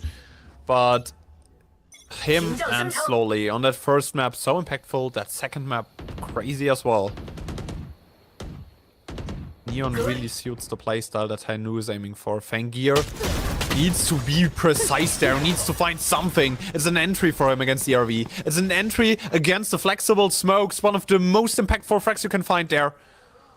Bash is running down long as well, trying to seek for the duelist player of All Gamers, but nothing there to be found. All Gamers in the lead for once. Shrimp investing the Seekers here. This would be a nice swing round to win for All Gamers, but also to charge those 2 duelist ultimates. Shrimp moving quite close here, not being cleared. Instant paranoia hitting and splashes down, but it's just to keep All Gamers busy on that A side. The execute happening at B once again. Yeah, and the spike will go down there. It's a numbers advantage double for All Gamers, but they're peeking one by one again, giving slowly an option to play around. That's a big investment for Scales there. He has to be confident that this ultimate is gonna be working out. Looking for a timing. Onto Fangir. Oh, dropped the middle as well. Sword is playing on the edges of that ult. Scales! They know where he is now. The Viper pushed out of her den, but they need to contest that ultimate. They need to get in there. Fangir's down. Scales finds Shrimp. That round turned on his head. 1 versus 2, but Kira clears them all. Tyloo is not over the finish line. A 4th round for All Gamers in the 2 versus 4 to close for comfort, but that Viper Spit is doing work. That Viper Spit definitely did its job, but in the end, Kira closing that out. Time was an issue here. It was so close, but All Gamers still come out on top, especially because they find those opening kills. Does GRQ have a knife in hand there? I'm just asking for a friend. No. Alina, there's a big rule in casting that I want to reiterate with you. I don't ask You questions. don't ask questions My where you bad. don't want to answer to. I really wanted an answer, to be honest. Yeah, but you know, those are things you just don't want an answer to. Because you wouldn't like the answer, and it's a... That's a Sober and Neon over towards that A side. That's the biggest bait in history, and All Gamers is eating that up whole. All 5 players rotating over. They invested an Omen ultimate into this one. Oh no, it's the ERV Omen. Was it the ERV Omen or not? But you know, big investment and big rotations by All Gamers. Yeah, bon appetit, All Gamers. You just ate the whole bait. The fake from Tyloo coming out so perfect, but now a 5v5 retake. This could be chaotic. Yeah, and immediately both duelist ultimates thrown to that rod. Scales finds Fang here. Close range does not work out for you. A double for Scales looking towards backside. The Viper's coming out alive as well. Splash already behind them. You have to take a look there. Splash. A lot of damage, but no kill just yet. He's waiting out. They have to clear him. Shrimp. Aggressive beak. Headshot for Splash. GRQ survives and thrives, but 4 HP and a gun in hand. You were just running away from this one. A wild round for Tyloo, the most obvious bait in history. And it works because All Gamers, you know, as a horde, is just over-rotating to the other side. I mean, with the pace that Tyloo can bring into a game, I understand that you rather want to rotate faster than later, but that was so overdone. No safety net, no anchor player left towards C or Garage, and it's just giving Tyloo space. And it's giving them time to set up their post plans. They have time to set up Splash, to be just a menace in mid, and All Gamers, well, their economy broken once again. Their ultimates nearly all gone. They have the overdrive and the Cypher ult, but that isn't of that much impact. And Yozo, yeah, he really needs to find an opening to commit to that Neon ultimate. Is that not Shrimp? Finds an entry. That's it up until now. Sword on a trade as well. ERV on the ground. That's the important part. And that, and an absolute scuffle over towards Short Fang here. Double for him, make it free. Shut down All Gamers. Oh, just when you think that team is that, Fangir shows up. It doesn't even matter if it's a buy round, if it's an eco round, if it's some sort of a scuffed buy, if he has a Sheriff, a Vandal, give him any gun, give him enemies, and he will mow them down. That last shot onto Scales, are you kidding me? What is that? A headshot. A headshot, yeah. It's called a headshot, Alina. Well, thank you so much. I don't know if you knew, but Never heard of that one before. yeah, because you're not hitting them, I think. Oh, wow, why are we being mean now? I am such a kind and friendly soul, and I'm just being bashed on broadcast now? Wow. I've played too much duo queue with you, I think. I'm not gonna give a statement to that at the moment. I really don't want to talk about it. And well, we're switching sides. To get back to the game, maybe All Gamers now have to play attack with this meta comp, with the Neon Waylay Sky. We want to see some sort of aggression, but we also want to see that they are able to play a default round to gather some information before they just blindly hit a spot, because that is where Tyloo's comp is gonna thrive. If they're just running into your Viper or your Killjoy setup without clearing a bunch of your utility out first, that's gonna be a tough one. And Tyloo has so much utility to stall and execute. They have the shock darts, the nano swarms, they have a snake bite they can throw into the pit as well. I think for All Gamers it is so important to bait out a lot of utility before they even set foot on a site. Yeah, you know, in general, I like the bait playstyle that Tyloo is trying to set up in those rounds, right? There are a lot of moments where Tyloo is just trying to pull all of them to one side, executing somewhere else. A lot of pace within the game. It will be a little bit of a slower defensive half from them, I think. But Scales pushed up towards short. Frenzy in hand, a double for him. One more headshot, but no kill. Fengyr is there for a trade. A second one by Shrimp. Numbers even again. Kira wraparound over long. Player killed there. Slowly at ERV still in the game. You have some Chaos Smokes to work with. You have some options. Especially with the Omen in the game. But Slowly needs to be perfect in a 1v3. All gamers. Second pistol round win there. And they're taking it back. It might be that the pistol rounds of Tyloo aren't that saved. Scales is really setting a good base for that round. A double kill and a headshot onto Fengyr. Shrimp doesn't find the timing to heal his teammate, but still they managed to find all of the frags in the backside of A to turn that round around again. 6-7 on the boards, and now all gamers could maybe make that even, make that a 7-7, find their way back into their own map pick. Now would be a great time to do so. Would be the best time to do so. There are some sheriffs and bandits in the hands of Tyloo. Fengyr seems like woke up again, but Splash still there. That bandit, his favorite gun. Kira on a late trade.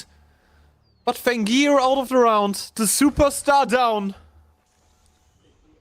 You have to rely on other options, have to rely on other players to carry your round. And such a slow start into the round by all gamers, trying to check every single corner. And what a movement command here from Slowly. He moved behind that Viper's wall to dodge the Trailblazer, and now they are not aware that someone should be in that corner.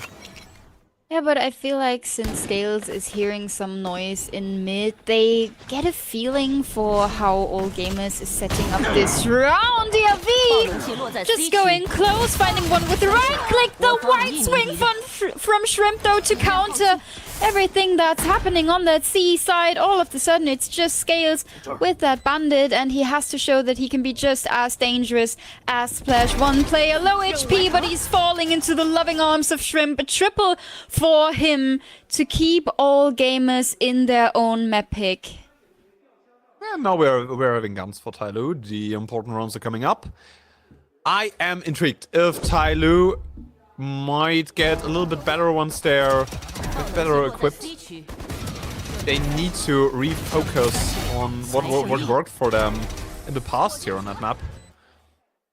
I think the defensive half with the team comp they're having might be a little bit better compared to the attack, even though the double duelist comp from all gamers strives on the attack as well. So this should be a very evenish half. Needs to step up slowly. Has a short overpeak, but Fengyr comes away there with his own life. Same goes for Slowly as well. They're both keeping their life here, but the HP on Slowly not really comfortable to go for another play, even though he has support. He has more players onto that C side. He doesn't really want to overpeak that. All gamers, on the other hand, they move for a rotation. Trailblazer invested, so Tyloo knows they have no idea how much space in A is safe and where enemies could be. All gamers is really all over the place right now. They don't seem certain where this round is supposed to end now. And look at Slowly. The camera got destroyed by the Viper player up there in window. So I think that Kira cannot expect someone to be in a close angle, but has to look out for a window player. Which makes this round a lot more difficult to play over Garage, because it's just such a short fake play. But they're sending in Fengyr first. Crosshair off from Slowly. Player in the corner, stunned. Sword has some problems here. Has some problems finding his aim, finding his center. GRQ flooding the backside as well. And suddenly it's Splash on his own. Kira brings all gamers back on top.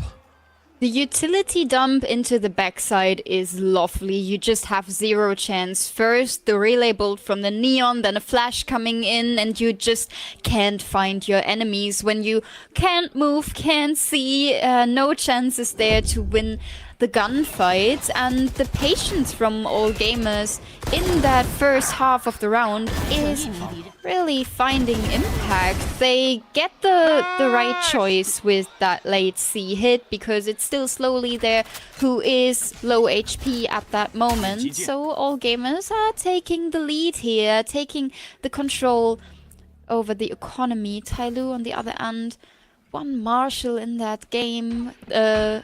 Sheriff in Splash's hands. I would rather see a bandit here, to be honest. Yeah, with the damage Splash was doing on that bandit.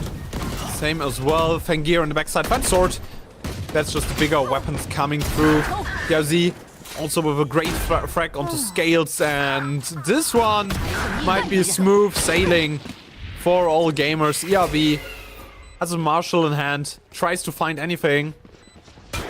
Those heals also so impactful from the sky there. Just chasing him down, jumping in his face. 9 and 7. All gamers trying to push their lead on their attack.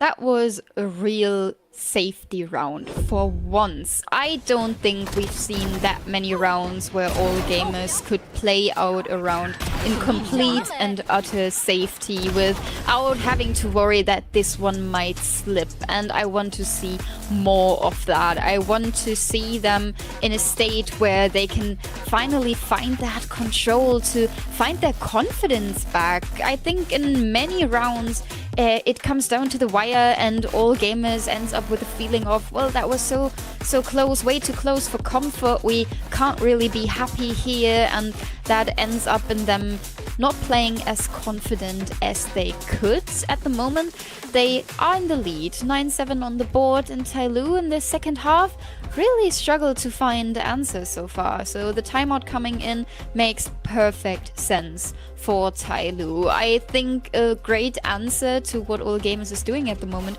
would be taking space, taking control, but with the comp that Tyloo is having, that is just such a tough task to ask for. Yeah, you don't have any flashes, you don't have any real options to take a lot of space. I would love to see Splash on an operator. I would love to see them save for that op, because this might be the missing piece for them right now to use it for more precise duels, for more aggressive positions. Slowly still up and running, but I think especially Sword Scales with some problems starting up into that game, and Fangir has teammates. That's the big takeaway here right now. I mean, Scales in that attack half really just had issues getting that lurk impact that he usually does on the second half. I'm very much looking forward to see that working out differently, and we see him taking some space towards that C cubby. I mean, he is a player that can definitely hold down territory on his own, and having that additional space, especially while the Killjoy setup is still up on the C side, might catch all gamers off guard if they are pivoting into that C spot. And Kira killing some utility here might give all gamers an idea that a rotation onto the C side could be a good idea. Yeah, and all gamers are rotating into that side. I think Splash, you need to hold that operator angle to sort of bait for your teammate, but it's an overpeak by Scales. Giving away his positioning, giving away a lot of info. Fangir on that side, fast execute, you see! It's an impact frag, that's an important one. Killjoy down slowly, the top fragger, the best player right now for Tyloo on the ground. Splash, awkward to retake this one with an AWP. But it's the B side, it's a lot of long range angles. You can get to the spike fairly easy. Shrimp with a flash, Scales on a trade, but it's a back and forth, and Fangir has a 3K! All gamers best player, all gamers superstar is back, and he's making an example of that map. I mean, I was pretty clear about thinking that one star player can't turn a series around, but when Fangir is just popping off round after round after round, you can rely on one player to make a change here. Another triple found, another multi-kill for the star duelist, and maybe the thought is coming to their minds, why did this not work out on Bind? Because nothing really changed from the pace or the structure. It's solely the aim that feels different for all gamers here.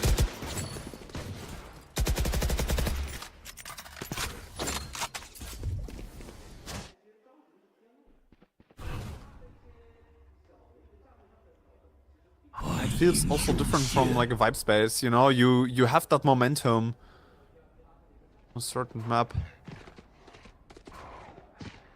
Doc clears out nothing much right now. All Gamers has a little bit of info. ERV behind that Viper's wall is hindered. Yaozi has the frag, that's an important one. Once again, ERV is dying too early on those rounds. Kira punishes the timing of Scales, and they're all rotating over to the seaside. It's an empty one at that. Kira is just waiting for the peak. Off slowly. Goes out of that smoke, and also here Kira is there. Much more impact on the lurk compared to Scales on that other half.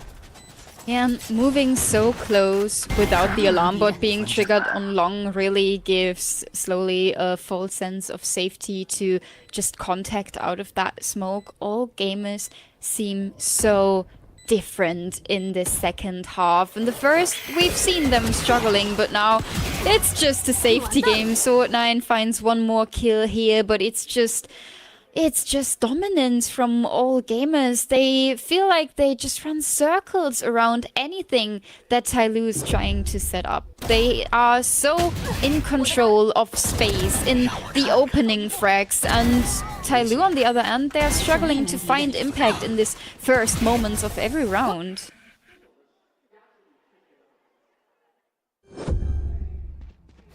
Yeah, and like my biggest problem here with Tyloo is how passive they are, how laid back they play those rounds.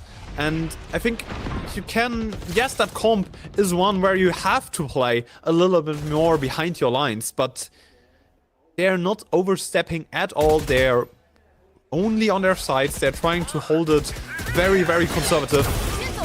But this time, Splash in a more forward angle, ERV plays that bait out perfectly. Ultimate of Sword is going through there as well. Double kill with a lot of impact. Both duelists down. The speed has been taken out of the game. Slowly aware of the timing Kira might be having. Headshot at that. All of a sudden, Shrimp and GRQ on their own. Nothing much to do right now. Yeah, with the ultimates of those players coming in, it felt like the position of ERV was somehow anticipated, but then again, no one really checked for that corner because the bait was set up so well. ERV now with the elevated angle connects the bullets onto the first, connects the bullets onto the second. Triple kill found for him, and where I just said it looks like All Gamers are finding safety and are able to play out a round without worrying about the enemy team flipping it around. We see the same thing happening for Tyloo. I like the aggression. I like that Splash is playing this a bit more aggressive, and also that he has ERV on board, those two working together. We had so many rounds going down because ERV wasn't alive in the late game. Those flexible smokes were missing, and him finding impact so early is really what could make a difference. I think ERV needs to refocus that he's playing a smoker and not a duelist right now. And he finds that kill on the Shrimp. That's an impact trade at that. Splash is baiting out that he might have gone back to the side, and then headshot at that. The dash punished by Fengir.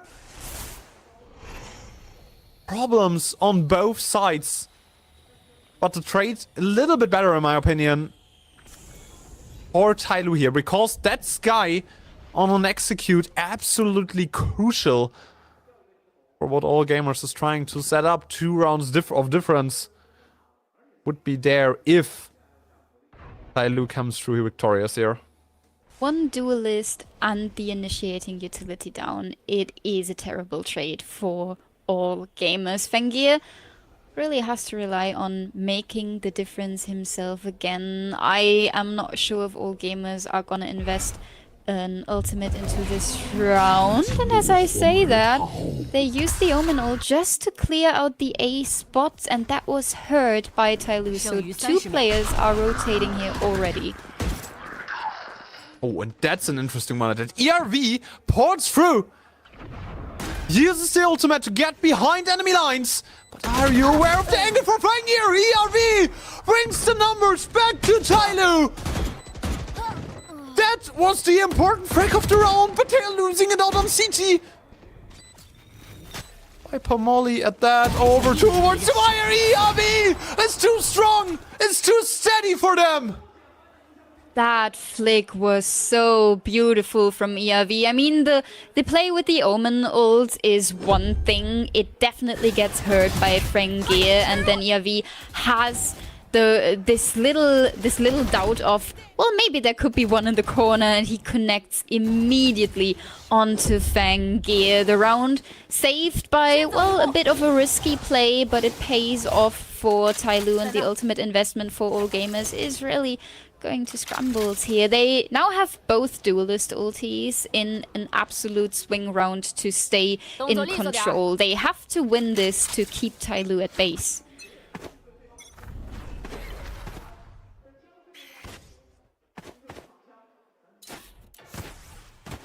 That's an offensive orb by Yuzi. And he finds Scales out of nowhere! There's suddenly an orb up in front of you, Yuzi! Seems to be more comfortable. On that roll, more and more comfortable every second of gameplay. And you saw the pings by all gamers. They're expecting a rotation over the A-link area to the A site. But Tyloo is just in position and staying like this for the rest of the round.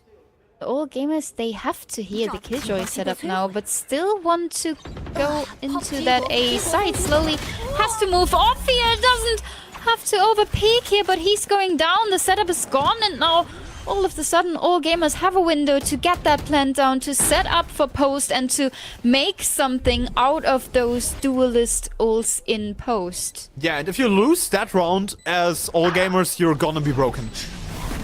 Infinite crossfires, the perfect timing lurk for Kira, unlosable round. Over to the side of all gamers, ERV gets one, but that's everything Tyloo takes with themselves.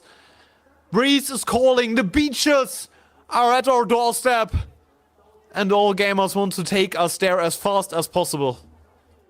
Yeah, the maps might get bigger and bigger here. With Breeze, we would have another map coming up where Control is such an important name of the game, and right now the team in Control is definitely all gamers. Map point found, and the operator in the hands of Yozu is really something I see as a difference maker here. He's slowly finding confidence, something I didn't see on Bind, but in the second half of Haven I really enjoy how he's taken his duels.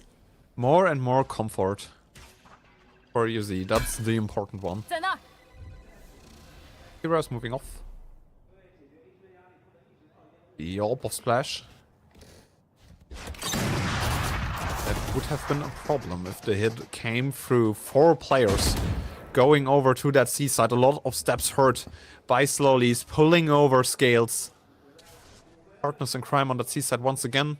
Window player also established garage play. That alarm, but not really possible. But B side hit inside. All gamer squad right now, they're just waiting for timing, waiting for a momentum. That drone should have spotted a lot. ERV traded. You can't get an unpunished kill there. Scales in garage, overthrown, overrun. Shrimp has 2. All gamers, they're having the seed side. They're heading to the beaches of Breeze. Only Splash and Sword in their way. Nope, awkward for a retake. Sword can't cut through the enemy lines. They're just waiting for the remaining two Tyloo players to come at them and wrap around. A proactive play by Shrimp. Fangir is throwing his ultimate in there as well. UZ on the op. Nobody gives him a timing. And out of the neon ult, Splash dies. We're going to breeze a third map on the horizons for all gamers. They got it together to bring us into a decider.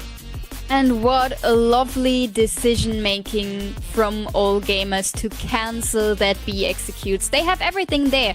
They placed the flash, they placed the smokes, they have their controller on site to plant that spike, and they say, okay, this doesn't feel safe. GRQ TP's out, they immediately push through garage. The movement is crazy good by all gamers, and then the flood onto that seaside is just overwhelming for Tyloo. It's just an overwhelming force running all over this. And the garage execution of those Waylay plays also something where Tyloo couldn't handle. You know, it's also something where they had huge problems with. Once that Waylay flew into garage, crosshairs were just insanely off. You had that second line of players flooding into that small area. And basically all gamers always had a free access to that situation. And that was a peak example of what you want your Waylay to do. Gain that space, get the information, and then that second layer comes in to convert the kill, and it's working so well. Shrimp getting 2 there is what's really closing the deal onto that last round. You saw it's closing door on this, and Splash had the highlights. Splash had the momentum. Splash had the overall moments, but I don't know. In the end, the better team on that server, on that map, was all gamers, and they're sending us to a well-deserved map 3. I mean, in the second half, yes. I feel like in the first half this was anyone's game, but as soon as all gamers started playing their attacking side, Tyloo just felt like they had no idea to counter that. No ideas, no options for them, and like, I don't know, the pace in general, a huge problem for Tyloo. The overall snowball potential that all gamers were setting up. There's too many problems, too many issues for them. On certain executes. ERV on a triple kill. And we're gonna check on the vibes of all gamers real quick. I go shoot. Follow.好了。来我快。推进了，等到底。3个，对。写完了东西。我等待。对。我直接回了，直接回右手。包点。我右大招。我进了吗？一下，要进。主持右大招。Nice。Fight。小包。Nice。Get。我在等待。Heavy。强势大。到定关系了。大强势大。能打我吗？Heavy。跳远打。大。东北。来 take 个gun。当飞。哎，行了。5 seconds more。Yeah， 谁浪。我封印紧箱。3 seconds。够双架。我跟你了。Smoke on my mark and triple. Yeah.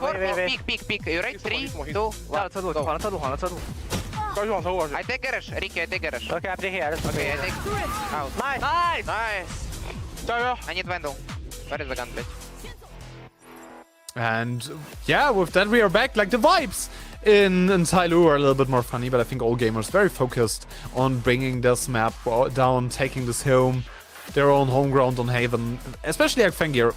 I mean, we were talking about him basically every map all gamers plays, right? He's the face of the team. It's his team right now, and he leads them to win after win, and maybe he will lead them to playoffs as well in that matchup, because right now, especially on that Waylay, he seems just too strong to handle for Tyloo.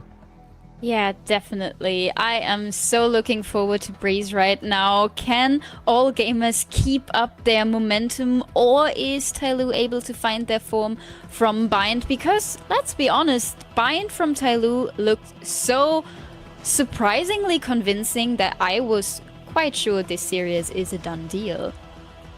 Yeah, same. I was really sure that this series was a done deal after that first half, because all gamers seem so disconnected in so many moments again, but they got it together on the attack. You have to give them that, right? They're still a very competent Valorant team, especially when it comes to the attack on those double duelist comps. That's something that's developing, and give them like 2 more weeks of practice with their new addition, and it will be an entirely different outlook onto that all-gamer squad.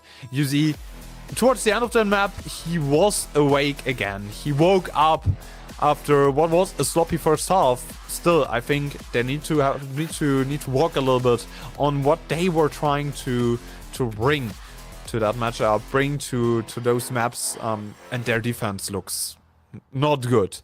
Absolutely not my cup of tea watching them play defense right now.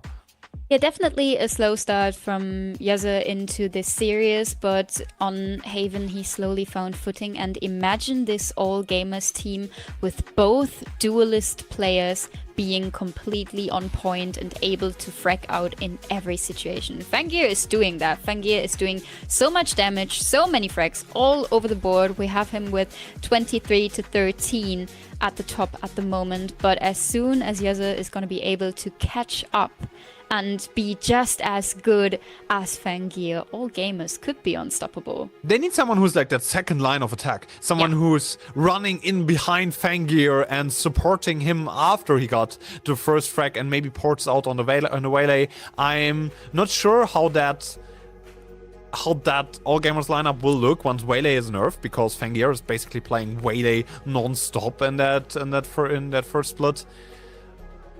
We have to see it. We have to take a look at this. Also, ERV had a very good map towards the end. Also got a little bit more together after dying a lot in that first kill department. Something you can't really have as an Omen. You can't really die too often as the first player for your team. But still, I think ERV showed off why he's still on those Omen roles. And yeah, Breeze is gonna be a whole different story. Both teams will probably pivot back to that double duelist setup. Last week we saw ERV on the Phoenix, and I feel like he played the Omen today somehow as if he would still have that Phoenix energy in him. Yeah. But yeah, he really has to take a step back in those situations. And then this is a whole different game. Breeze coming up, and honestly, I'm not making any predictions anymore. Yeah, I'm not saying anything. 1-1, we're going to Breeze. Take a zip of something to drink, prepare for the beaches. We will be back in a minute. I just can't let you go. Lord knows that I've tried to. You said I was the only one. No one likes being lied to. You made this mess and left me with the pieces.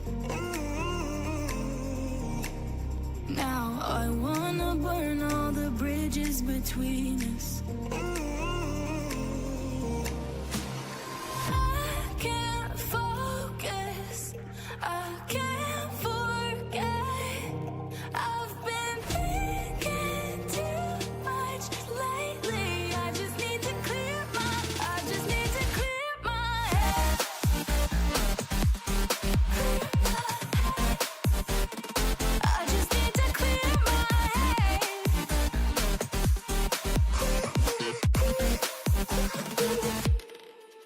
I've been stuck on your memory, but it's not like I need it.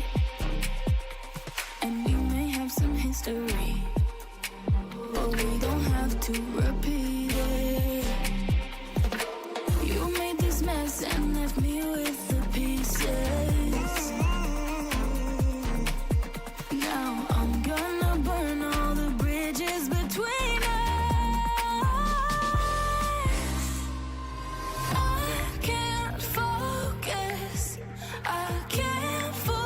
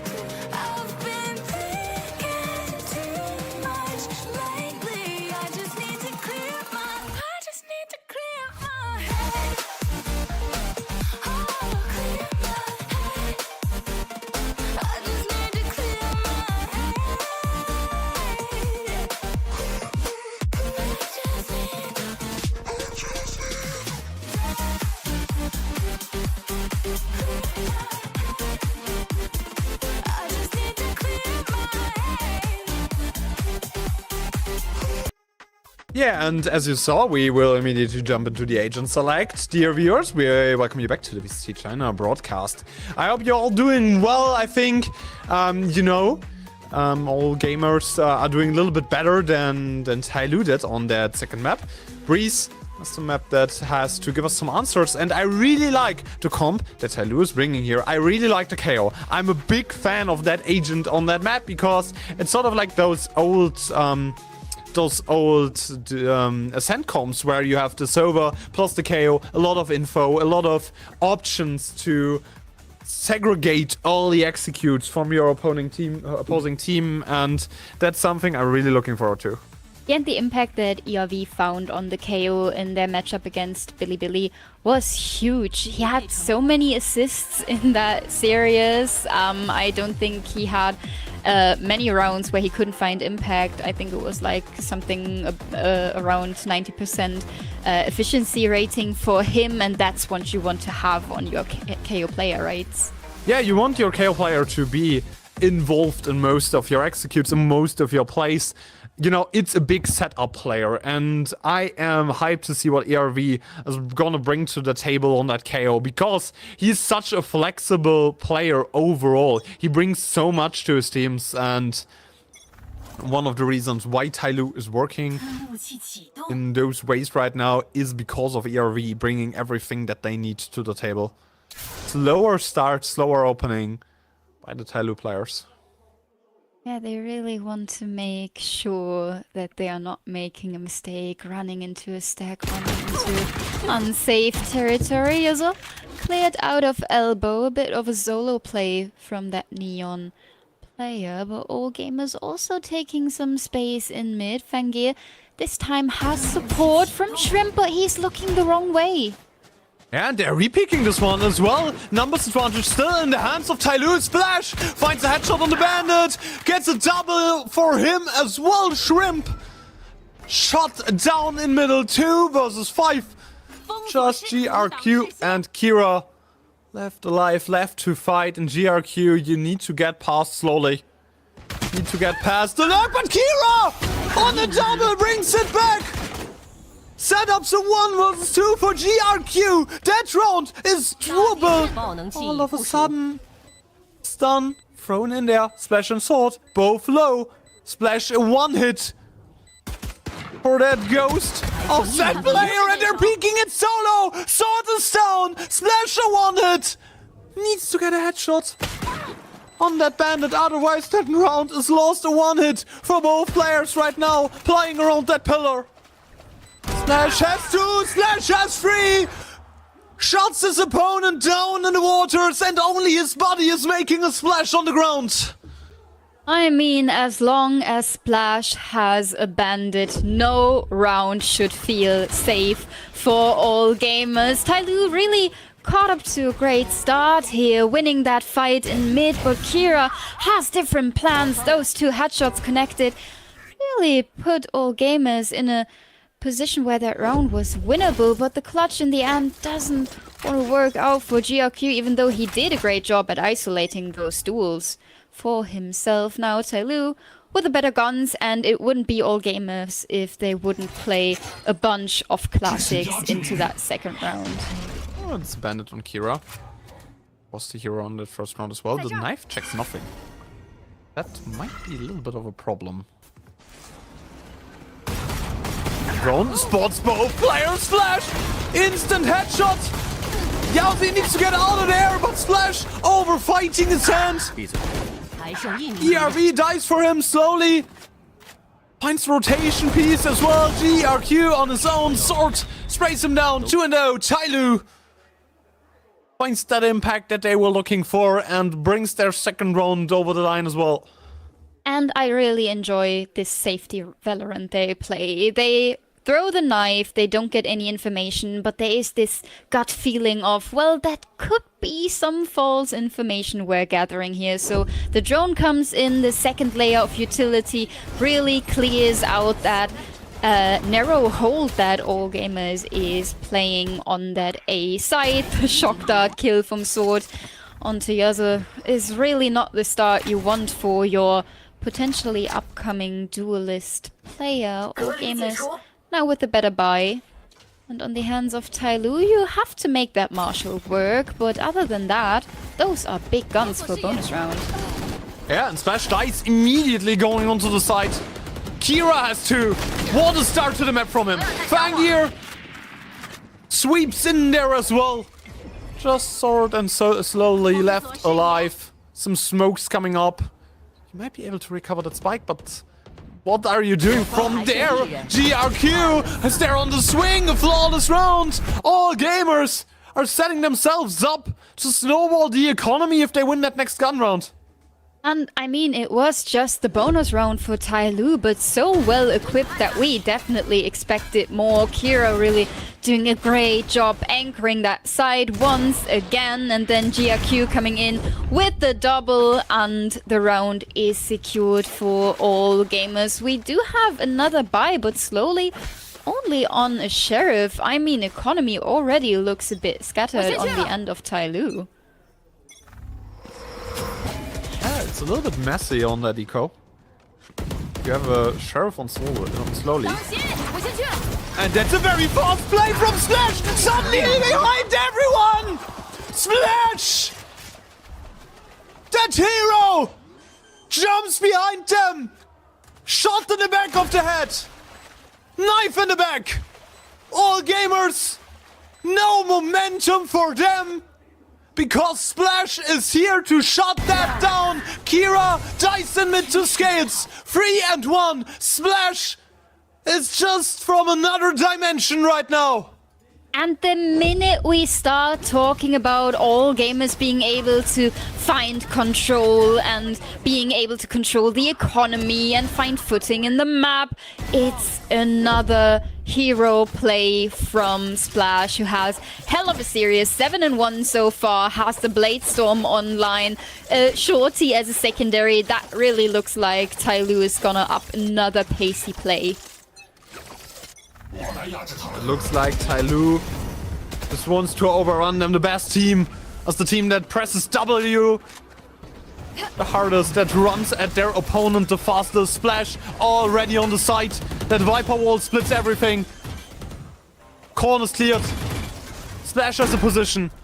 The player to watch right now goes deeper and deeper, pushing behind the enemy lines, setting him up with a smoke. More corners cleared, but Fangir punishes it. Stops the tracks. After Tyloo, that player ERV known as well. No more crossfires, world divided. A stun behind bricks. All gamers needs to be fast, but ERV is there as well. Numbers back in the hands of Tyloo. A Silver Ultimate in there as well, making it much, much slower for all gamers. But you need to get to the spike if you're Tyloo. You need to be fast. Nobody's defusing. Scales has one more. It's a 2 versus 2 in the end. GRQ brings it back, but the spike ticks too fast. And Scales, last man standing, brings it over the line. Economy is not perfect, but Tyloo gets another round.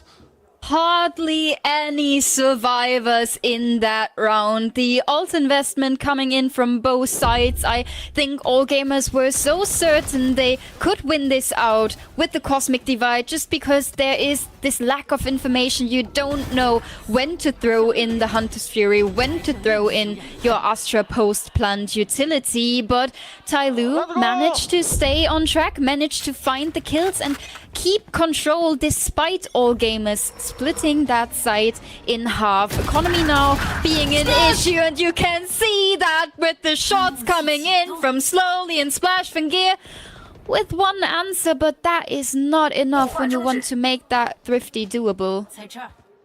Yeah, trying to go from it, trying to resupply their B side. Got weakened a lot. Splash's gun on the ground, picked up by Fangir, who's pushing over towards Elbow, but slowly just waiting for him. Back into the D-Blade, Tyloo running away with it. That Bucky needs to be checked. Weird corner, but wild play by Shrimp. It's just jumping all over them. 2 for him. The back and forth continues slowly on his own. Needs to be clutch. Needs to be perfect, but has a stun and the suck available. The higher, lower might be broken, That smoke has the gap, the suck in the corner. Can connect with anything. 剩余30秒。 Refight by GRQ. Another star set up, but GRQ just too fast on the trigger, too decisive to let that slide. All gamers are back with what they were trying to set up. They just need to check the judge, you said. And then the drone from Tyloo was so busy dealing with that sheriff that they had no idea there was a judge waiting around the corner. Shrimp finding the perfect timing to take that swing. And then with the guns available in A main, the round is just a done deal. I like the utility that slowly tried to throw in there to get back to the spike, but it's just not enough when all gamers know they are in safety, they have the advantage, and they can just play the numbers situation. And I have to reiterate this, here's a playoff spot on the line. They are fighting in this. Slowly as one more. Kira down in mid. No more Viper walls to split the map. Splash. Dashing out, but YaoZ behind them all. Slowly on the trade. Nothing more to get, just scales down. YaoZ unlucky on the timing. Numbers advantage still in the hands of all gamers. Now the Cosmic Divide coming in. They really want to take this B side fast, but the rotation already coming in. You have to deal with Shrimp, and he has utility ready. The recon dart needs to be dealt with. Sword trying to take a peek here, but it is chaotic once again. Splash with the opening, with the follow-up once again. He is doing all the work. GRQ finding an answer, but still a 1v3 to be dealt with. Flashes 2 once again cutting them down with his scythe. Now it's just GRQ against all of the utility in the walls, giving himself a smoke, but just a tap. And swords behind him, 2 and 5, 3 rounds in the lead. Tyloo is running away with it. Yeah, well, I would be a bit cautious with a sentence like Team XYZ is running away with anything, but because every time we say that, the enemy is finding an answer. Every time I feel like all gamers is gaining control, Tyloo is slowly starting to have issues. And on the other end, every time I feel like Tyloo is running away with the map, all gamers are finding footing. I really want to see them invest those ultimates. Viper's Pit onto the A side, still an overdrive available for YaoZ, depending how chaotic, how pacey it's gonna get for all gamers. But Tyloo are not looking like they want to bring any kind of pace here. B execute being made ready, and it's just GRQ with the pistol here. And Splash has kill number 500. In the VCT China, the second fastest in VCT China history to reach that. Fangir has that kill, but Splash is all over them! A god for Tyloo right now! Flying into the faces of all gamers! A wall that has yet to be broken! A puzzle that has yet to be solved! By all gamers. Splash! 14 and 4 and still counting, running it all down. And there's just Scales just waiting for Kira. They want to give the ace over to Splash. Oh no, it's just Scales for the knife. What else should it be? There was no idea of giving an ace to your mate when you can get the knife kill in a map that is as important as this one. You said it a couple of rounds ago.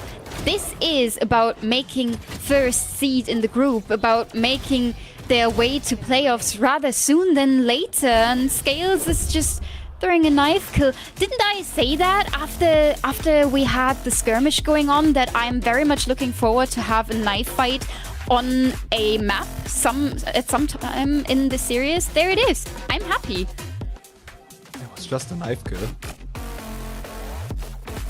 I mean, it was a knife fight, but it was just Scales who knew about it.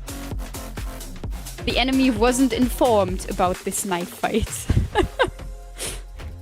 You know, they brought a gun to a knife fight and lost. Yeah, when you say it like that, it sounds way more desperate.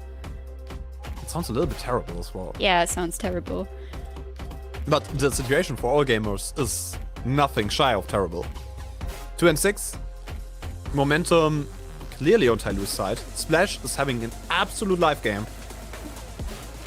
And is completely destroying what all gamers tries to build up. And talent flourishing into a superstar right in front of our eyes. Yeah, talking about star duelists in this series, it's easy to pivot more into talking about Fangir all over again, but Splash, look at that, 14 and 4. He's just heart lifting for Tyloo in this first half, and he doesn't look like he wants to stop.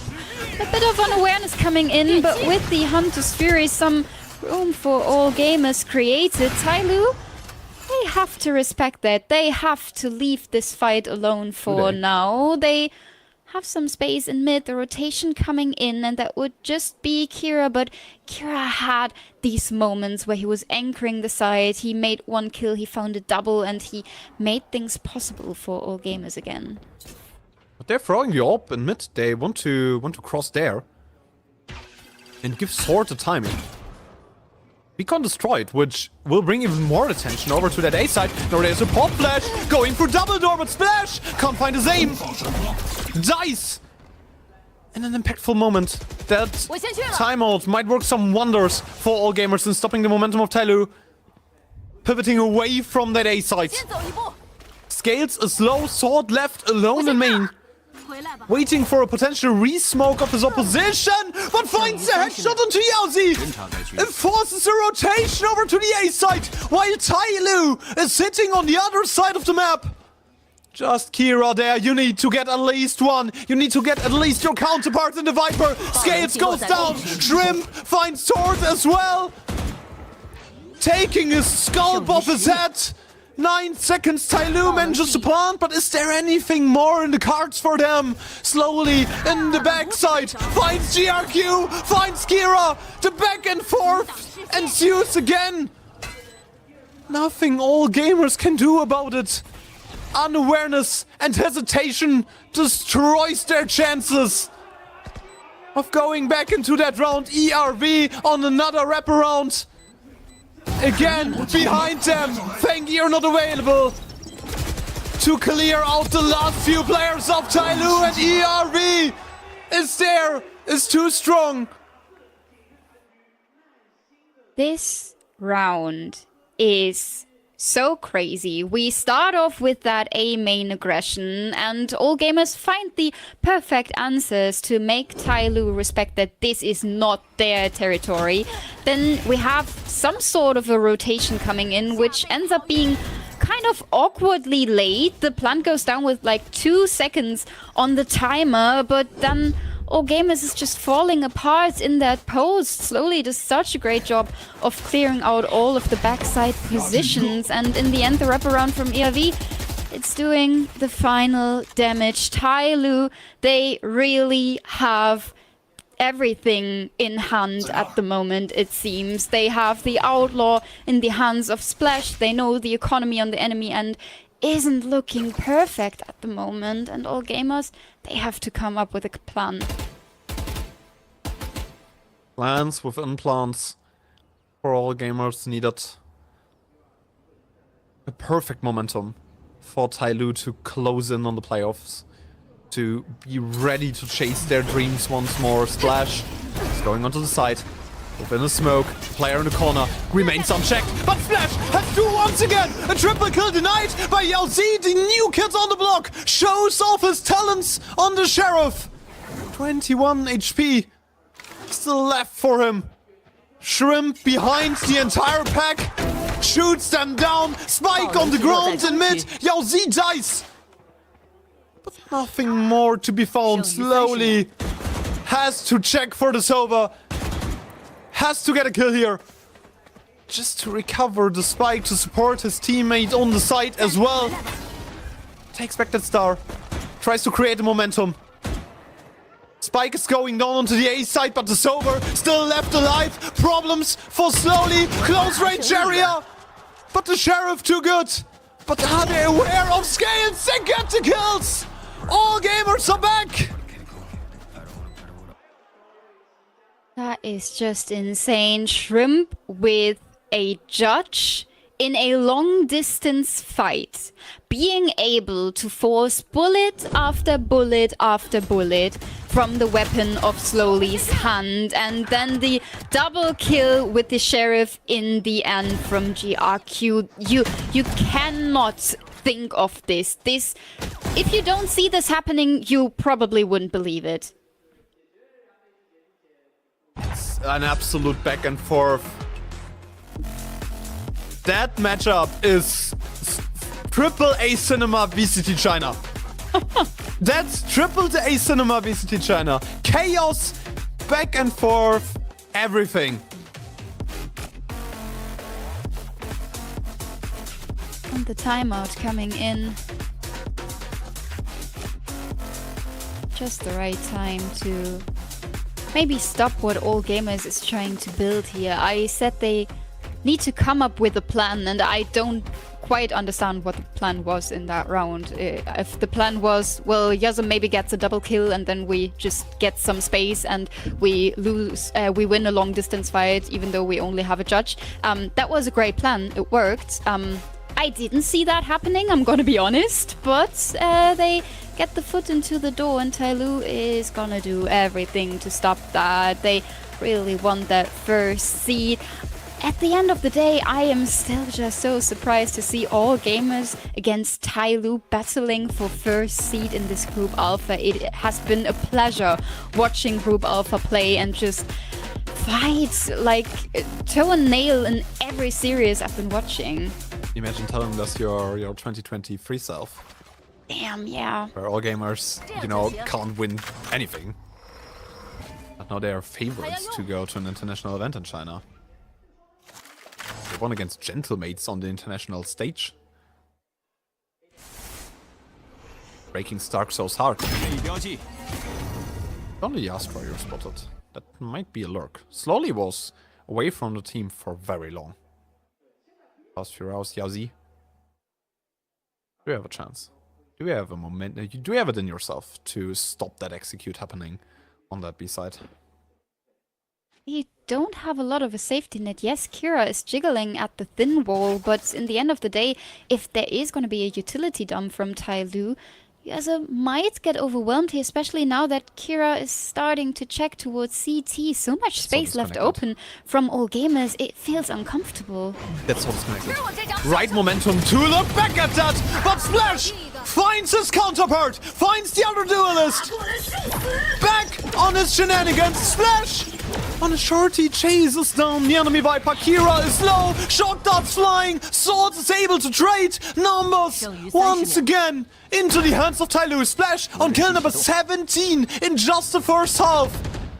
And it seems inevitable that Tyloo finds another, finds round number 8 at the half. All Gamers with big problems, they have to put work into this one. Tyloo is making them sweat, making them work for playoffs. ERV has another one. Double for him out of the Viper's pit. And so it was just Shrimp pulling back, going back to A site. Giving Tyloo round number 8. Nothing you can do about it. 3 weapons into the next round. Ultimate's up and running. And Tyloo might come out on top here. Yeah, it really looks like they want to make All Gamers work, but on the other end, AG not really able to get the job done so far. We've seen good halves from both of these teams, so until I get a feeling for how Tyloo is going to play their defensive side, I wouldn't say this map is a done deal, but the rounds we've seen lately, they have been quite dominant, and All Gamers, they were heavily relying on mistakes being made by Tyloo, and as long as Tyloo is not giving them any mistakes to find, it's gonna be very, very tough to get back into the game when you're All Gamers, especially with a buy like that. Yasa just on a stinger, Kira only with a bulldog in hand. It's not the best equipped round, and Splash with the blade storm, shorty in hand, but Shrimp has the back of his teammate. Trade to be found. It is chaos on the A side. And Fengir has another one. Sword down as well.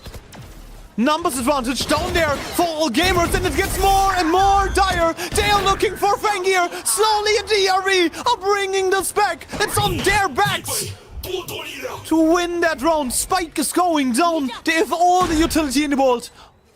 All the options to play around. Another flash is flying through there, but Shrimp, an unsung hero, might just be the player they need. ERB, isolate, gets a headshot, but no clutch for them. All gamers has round number 4, keeping their hopes alive.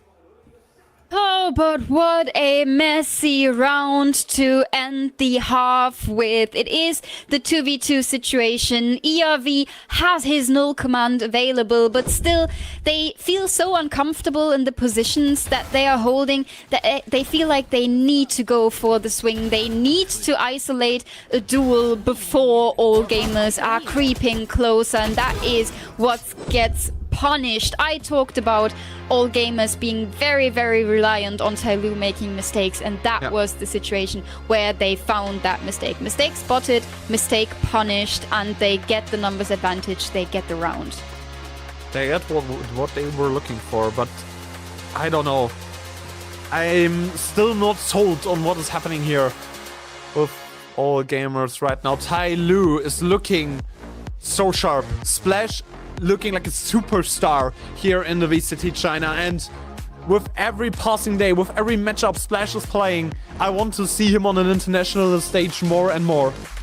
Absolutely. I would love to see if he can keep up the pace and the quality in an international event. We've seen a couple of star players hitting the international stage for the first time, and then it's this coin flip situation of either they are completely thrown off guard and can't find their footing, or we're just completely overwhelmed by how quickly they can adapt to that international level. And for Splash, I'm really having this question of, is he just this dominant in his own region, or can he keep up with that pace when he would go international? Again and again, Splash on that first half is showing off. Yes, in the last round. Not the impact you wished for, but 17 kills on the half, more than enough to bring Tyloo to a half-time lead. A superstar in the making. We were talking about it. The player you can count on. Tyloo needed that. They needed someone reliable to challenge the EMEA talent coming into the league.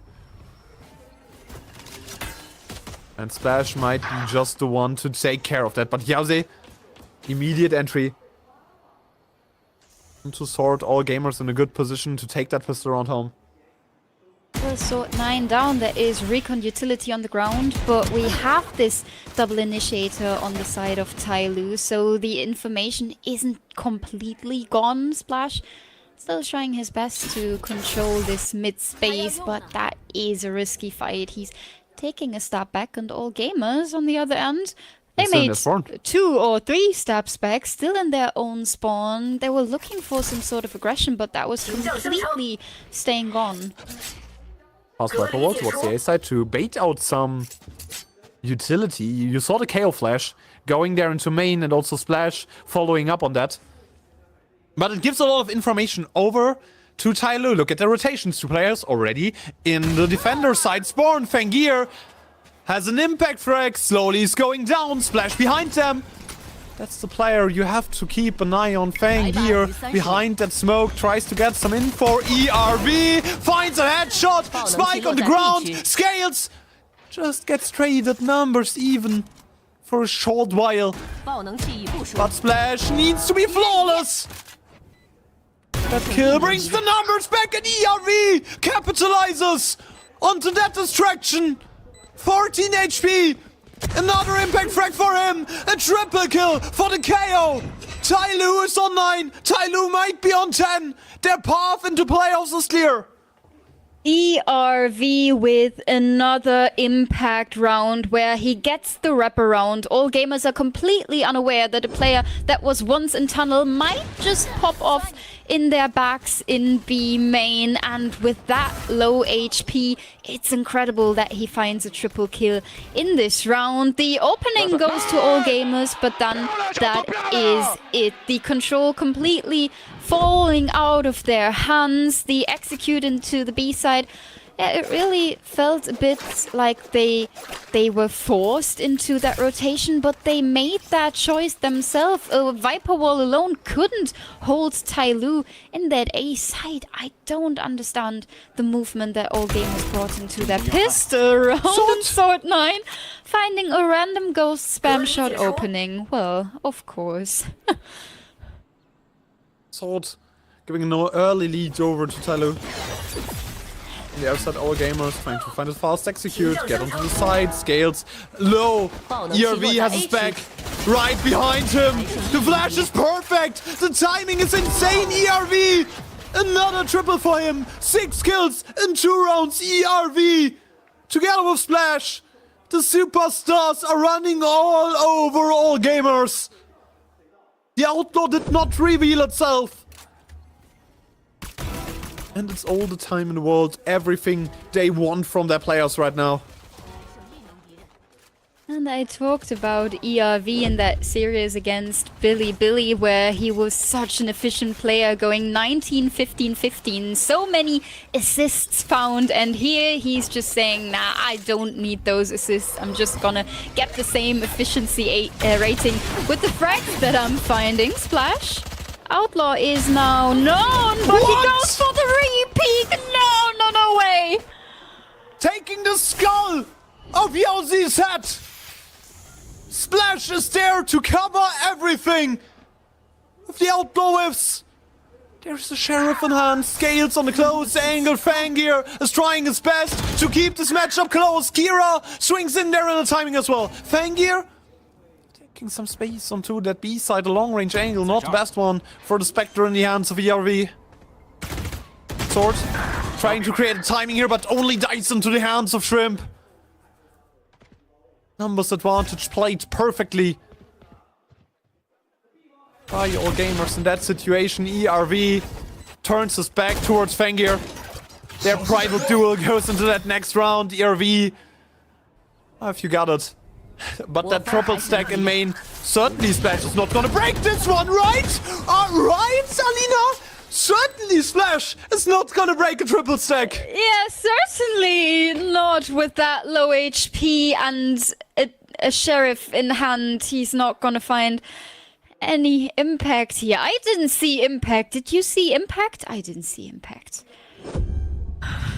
That is scary. That re-peek after missing 2 Outlaw shots? Like, if I am all gamers in that situation, I need to catch a break and just breathe and try to relax, because Splash is being in my mind all the time. They're gonna have nightmares of Splash after that game. 100%. For sure. Like, their sleep paralysis demon is gonna be Splash. I'm not gonna lie here. And all gamers flooding mid. A lot of control over the map. And Yaozi has an entry, slowly dies on the flexible smokes. That's certainly a problem, but Fangir can't find the impact. That's not his map up until now. Yaozi has 2. That's the point where he wants to be at. In the back of Fangir. Bringing all gamers back into the lead. Splash needs to rotate over, but has an awkward timing on the AWP. They're gonna save this one, bring their guns to the next round.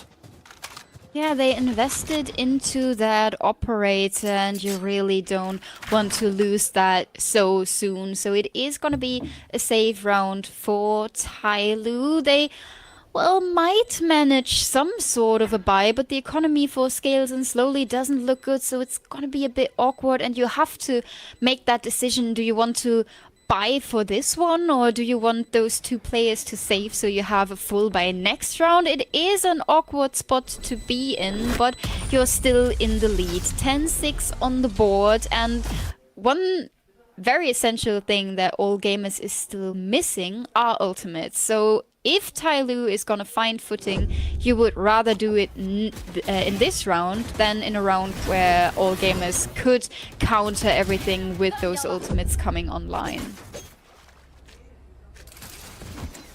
And Yossi finally on the impact that we were wishing for. Finally creates a moment. Null command, ready for KO. ERV. Have you got it? Have you got the momentum to use that ult? It's a quad stack over to that A side from all gamers. They are waiting for the aggression. They're waiting for Splash to run into their faces, but never gonna come. Well, not never. We've seen so many rounds where all gamers just showed that patience for like 20 seconds, 30 seconds, and at some point Splash likes to take that peek, and they know that. Look where he is, slowly creeping forward, but not leaving this elbow position, while all gamers are slowly starting to make their move onto the A side. It's just ERV there, but he has the null command, so he should stay alive here to play a retake. Yeah, they want to play that retake. They're pretty fine with it, I think. The double stack and elbow is very interesting for me because it will be a late play over towards middle from those two players, or an execute into the B side if they hear a lot of rotations over, which will be awkward because Yossi is on the side already. That's very disconnected. Yossi is that one step too far ahead. They need to save him out of that situation, and Fengir dies for that position. Fengir dies because of an overstep for the new player, but Yossi makes up for that with a kill. Sword down, but numbers back into the hands of Tyloo because ERV is there when they need him. Null command invested. GRQ spotted on the pyramid. ERV flash in his own back. Another kill into Shrimp. Just GRQ. 1 versus 3. He can't do it. He can't pull it off. Round 11. Tyloo is 2 away from playoffs. And you have just zero chance there, a 1v3 for GRQ, and it's not like he's given a chance to isolate a duel to make this a 1v2. He's just being spammed down by 3 guns from the hands of Tyloo. You said that it looked a bit disconnected, and it's the whole round. There is this fight coming in from mid doors, but it's just this tiny bit too late, and Tyloo's making a very, very good job in isolating the first player coming through doors. Then the awareness is there that there might be a follow-up for Tyloo. This all looks a bit easier, while on the end of all gamers, it looks like such a tough task to ask, to get around here, to get closer, to make this map winnable. Once again, 6-11, this looks like Tyloo might run away, might secure this first seed in a group alpha that has looked so crazy all over the place. Anyone can beat anyone in this group, and Tyloo might beat all gamers today. Is it possible for the big upset? All gamers and Tyloo battling out for that first playoff spot in their group. Huge upset needed. We talked about it. I mean, Tyloo, they have been solid for so long. They have been good but never great, and I feel like those players would die to finally have that split way where they are great, where they are better than the rest, where they can finally have this international showing. Man, give these players an international showing. Give me Splash internationally. Yes, please. Man, he's so good. Let the world see how good Splash is. Off that Viper's wall. Using the verticality. Ultimate from Astra invested, but he has to drop down. Hunter's Fury goes in there as well. Splash wants to play the short angle. Waits for the aggression. No hesitation. Tyloo wants to be the one in charge. Tyloo wants to be the team that's proactive. And nobody embodies that more than Splash. Astra wall goes down. Even numbers. We're waiting for an entry. We're waiting for an opening. Splash has been checked, but the opening is on scales. The Viper players too. Splash on the op. Joins him on the kill feed. Sword Shuts down Fangir. 12 and Tyloo is on match point. One more round and they're in playoffs. Securing first seed more likely. Tyloo might be the best team in that group, Omega. How on earth is that a flawless retake? 5v5 after that Cosmic Divide goes down and Scales with the opening. Really makes that round look so easy for Tyloo, but all gamers were everywhere. But that is the problem. They are everywhere at once and no one is connected with each other. No tradable positions here. And that is such a difference maker in this post-plan. Splash on the operator again, a Hunter's Fury online, a Viper's Pit for Scales. How are you gonna win against that?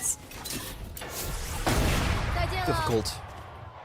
Very difficult, especially when Splash does this! A double for him!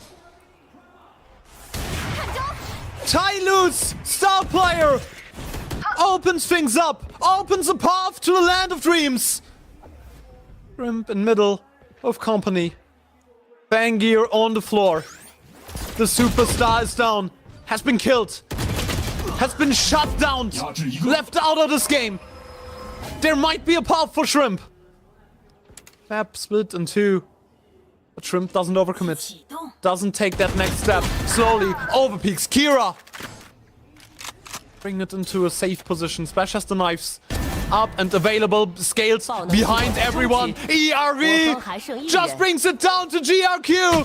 Diastra known on his own. Slash right clicks into playoffs. Tyloo is 3-1. Upsets all gamers and sends themselves into a playoff bracket. Gets the higher seed and secures a spot amongst the best. Oh, you could really tell on the server how much they wanted that, how much they wanted to lock in that spot today. And now, I already talked about that at the beginning. They don't have the toughest fights left, to be honest. They have this last game going up in a couple of days against JDG, while all gamers still have to face Bilibili Gaming, and Bilibili Gaming are like the definition of a coin flip for me at the moment. I have no idea what all gamers have to expect in that series. This must be soul crushing to lose against Tyloo in that fashion. Because you had that second map, right? Yeah. You're going to Breeze, a map that is historically yours. And then Splash just destroys them, dismantles them. And takes it home for Tyloo. They want to go international. They want to make it. So much absence from the big stage, from a historic organization here in China. By Tyloo, they're on a path, on a war path to do exactly that. And up amongst their ranks, at front, there's Splash, the best player right now in their group. He is definitely above them all. I am so curious about what they have to say about this series, because especially on that second map, I felt like they were losing all of this footing they gained on Bind. Bind looked great, their pistol rounds were great. We felt like protocols are slowly coming in. I am so much looking forward to the development that Tyloo is going to show in this next couple of games. They're working on it. They are trying to be great. And they have good vibes, right? And that's the thing we see from a lot of teams that turn great. They have good vibes, and we will hear it from Tyloo themselves. 我是主持人曼妮，让我们再一次恭喜天路获得了本场比赛的胜利，也是成功晋级到了我们本次的季后赛。我也是邀请到了 Slowly 来接受我们的采访，先来跟大家打个招呼。Hello， 大家好，我是天路 Slowly。 欢迎来到了杭州，相信也是天路的主场。今天有非常多的嘉宾来到线下为你们加油，在大家的见证之下，拿到了这张 showing up for today really like give you guys a buff. 会有什么 buff 的加持？现在心情怎么样？现在心情很开心嘛，因为终于进季后赛了。然后我觉得有。And it's like we've really felt the belief that these guys have had in us, and we've really carried that forward. 我觉得我们能赢下这场比赛，也有他们的功劳。会有满满的安心嘛。那今天确实天路也是给我们展现了很强的韧性。今天来到了图一，其实有很多的一些战术积累，包括你们在员工重镇这张地图的一个防守方打得非常的出色。And who usually sets up the utility coordination on bind defense side? 战术制定和 core 的呢？一般是我们的教练还有我们的指挥苏德九，一般都是他们两个做这些事情。而且这张地图其实大家都说会是一张回防非常难的地图，但是纵观 How did you guys have such good bind retakes? 回防胜率是非常高的，想问一下是怎么做到的？因为我们玩的双巨头阵容，有时候我们必须得前压，但是如果没有收益的话。 And it's like we usually prefer to like do defensive pushes, but if that doesn't give us any like feedback or anything of value, then we really have to practice our retakes, and we really do that a lot in scrims. 第一支出现的队伍，而且想知道的是，因为你是在天路效力最久的队员嘛，来到这个赛季，其实我们可能说起点赛初出茅庐，然后这个赛季。Do you think that this current version of Tyloo is like the best it's ever been? 天路有成为你心中最佳的那个状态吗？ And he says that he thinks that the team starts to improve on the eco rounds. 希望回去好好复盘这些东西，尽量下次不要犯了。那你怎么看待到现在为止大家的成长呢？我觉得大家成长都很不容易吧，虽然说可能有时候还会犯错误，但我觉得。And it's like it's like we know that like we still like make a lot of mistakes, but it's because we're young and it's kind of inevitable. It's something we have to go through. 有没有什么你自己的目标？我想拿冠军。 想拿冠军，哇！大家相信吗？ And that's it for the review. It's time for the prize show for the audience. 那我们今天同样也是有我们的一个赛后的抽奖环节。本场比赛现场是有我们的符能掉落，在我们的比赛期间现场将 Tyloo, they're saying it themselves. It's a young team that has still some development left in the tank. They want to be better. They want to improve step by step to become one of the best teams in China. And I think they're on a good trajectory on reaching that pinnacle. Yeah, I like those insights a lot. You have to make mistakes as a young team to be able to spot them out, to be able to fix them, and to be able to move on from good to great. I am so excited to see the greatest version of Tyloo. They have one more matchup left, and that is such a cute mascot. Where does he come from? That is literally me when I'm watching birds, just happy. Oh, the mascot game in VCT China is too strong. Yeah, it's lovely. I love that so And much. the mascot dancing in the background whilst the whole interview, it was so funny. I love that so much. I don't know where he's coming from, but you know, that bro is just vibing and happy. You know, Yeah. it really shows for me the vibes that Tyloo had during that entire series because, you know, Tyloo were just happy to be there. They were just vibing. They were just playing as a team. And I don't know about you, Alina, but I want to see Tyloo in London. Yeah, definitely. I'm so excited to see them in the international competition, but it is still a long way to go to teams that they have to move across. Would be teams, for example, like XLG or EDG, and EDG is a nice word to bring into the mix here because the game from EDG against DRG is coming up. Colden and Multitudes are gonna take care of that. I am so like irritated that the whole group Omega feels so sorted out with that many matches to go, and I'm excited to see if that is gonna have an impact in that series that is coming up next. Yeah, I mean the impact is basically seeding. It's basically, you know, the seeding of that entire group. But Dragon Ranger Gaming, they have to prove something, in my opinion. Like, they also did not make Masters. And I think if you're Dragon Ranger Gaming, you were champs, you had a great year. Vokashu, at times, looked like the best player by far in all of VCT China. You are angry. Like, you want to make up for that situation. You want to come back to the top.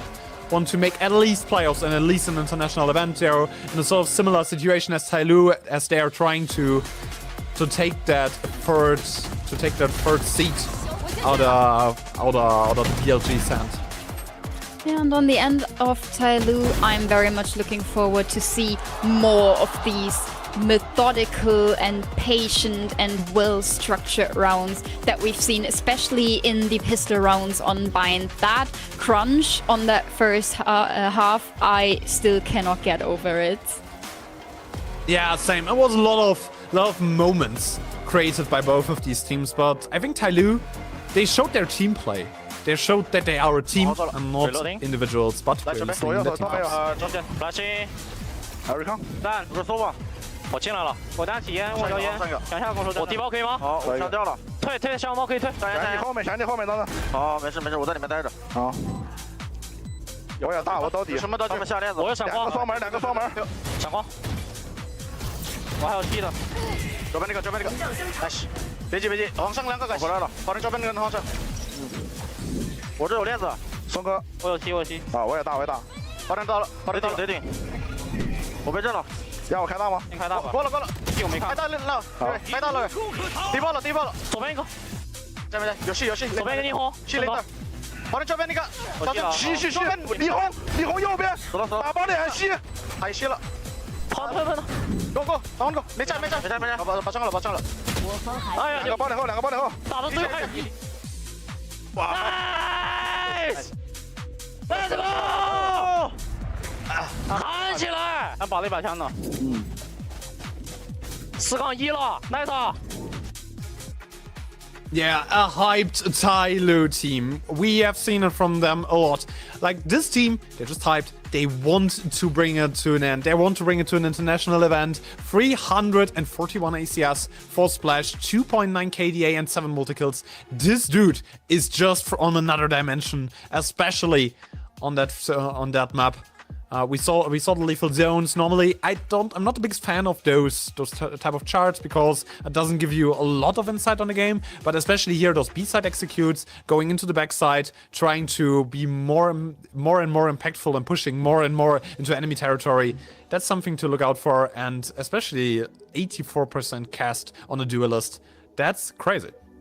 Yeah, that's crazy. He was so clinical in clearing out those heavily played positions by all gamers. I feel like that's where his entries found the most success. The 2.9 KDA in a matchup where it is about getting the first seed in a group feels crazy to me. Yeah. He is individually so great. And yes, I already talked about it in a series like this.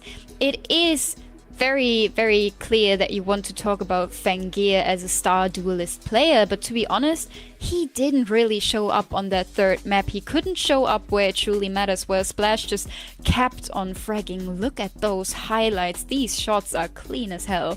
Yeah, and Splash, you know, I think today at least outclassed Fangir by a lot. Yes. And that's a comparison you have to draw, right? Like, Fangir, everyone said, is the big star of China right now. He is the poster boy of that all gamers run.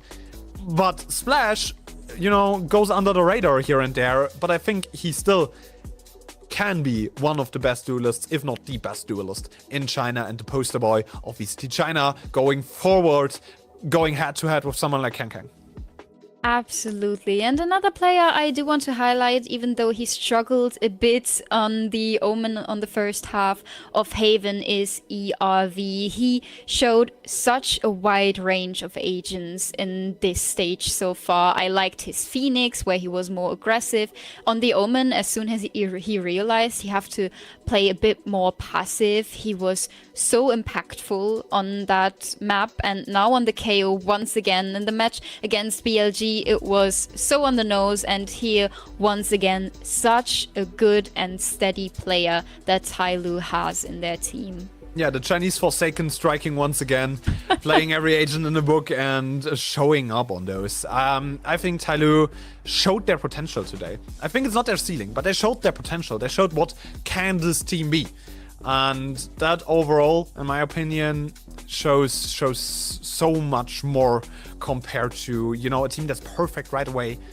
I'm looking forward to see Tyloo more and more in that VCT China matchup. I hope they're sticking together, because China is always messy when it comes to roster changes. They are always fast to draw conclusions, but that Tyloo team, let those guys play together, because on two maps Tyloo won. All gamers got 11 rounds total.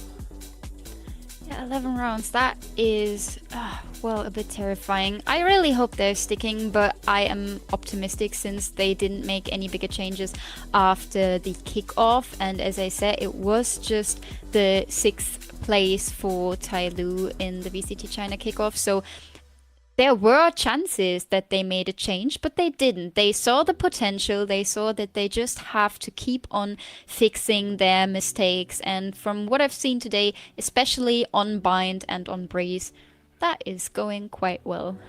Yeah, that potential is going quite well, but a team with great potential who sort of fumbles at the moment every time is also EDG, who are playing up against Dragon Ranger Gaming. For the first time, it seems like, for the first time this year, it seems like EDG is in a more steady situation, but let's see how this one turns out. DRG is a formidable opponent that they are playing up against now. We're handing off to our other casters, and we will be back for another best of 3 next week. Have a good time, have fun with Dragon Ranger Gaming versus EDG, and see you around. Bye. Bye.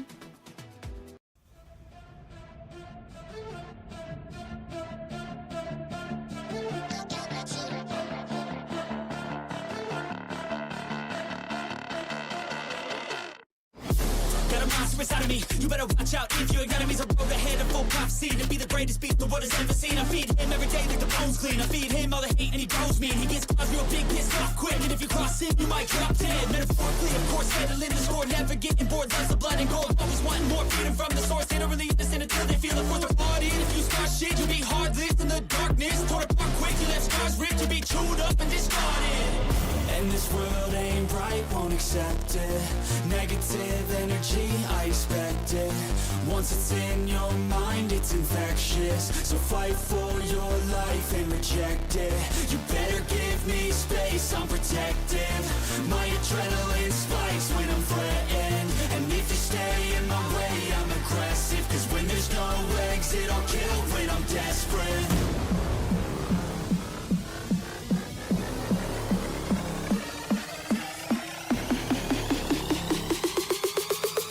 There's no exit, I'll kill when I'm desperate.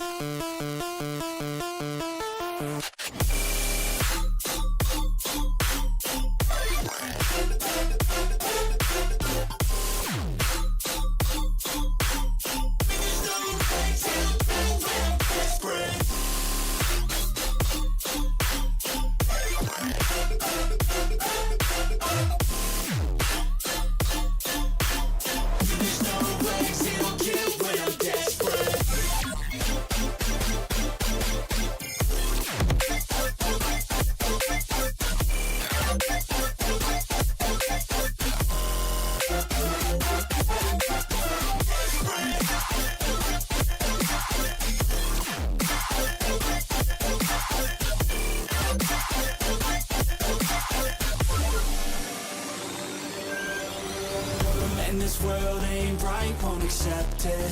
Negative energy, I expect it.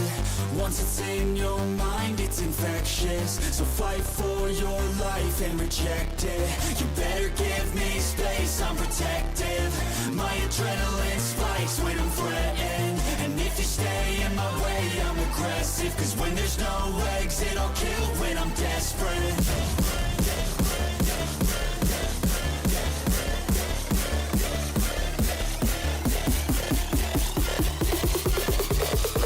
There's no exit, I'll kill when I'm desperate.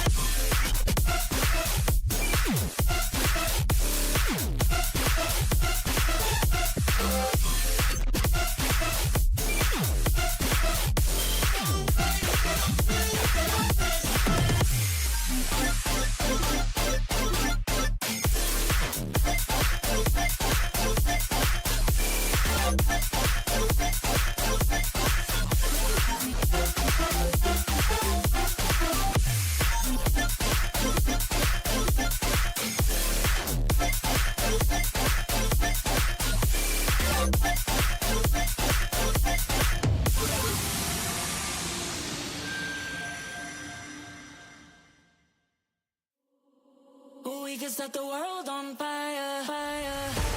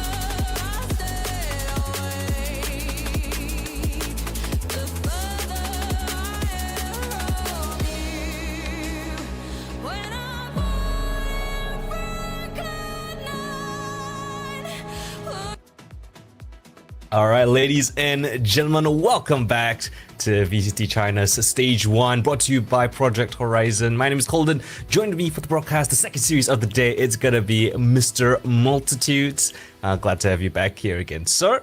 As we jump into the second series of the day, it's gonna be EDG versus DRG. You know, both teams already qualified, but we're here to decide who gets those bragging rights and, of course, the seeding places as well. Indeed, I mean the cast has been warmed up already from that previous matchup in Team Alpha between EDG and Tyloo, and if that's any sort of direction as to where we're gonna be seeing the teams fight today, it's gonna be a bit of a banger here, a bit of pride and glory on the line, as you kind of described it within the Group Omega side. It's kind of been shaken out a little bit more, so it might be time to perhaps pull out some of the more interesting strats, some of the stuff that is put on the sidelines, you know, DRG putting out the Mikas, a lot can, the mix, a lot can happen here, Colden.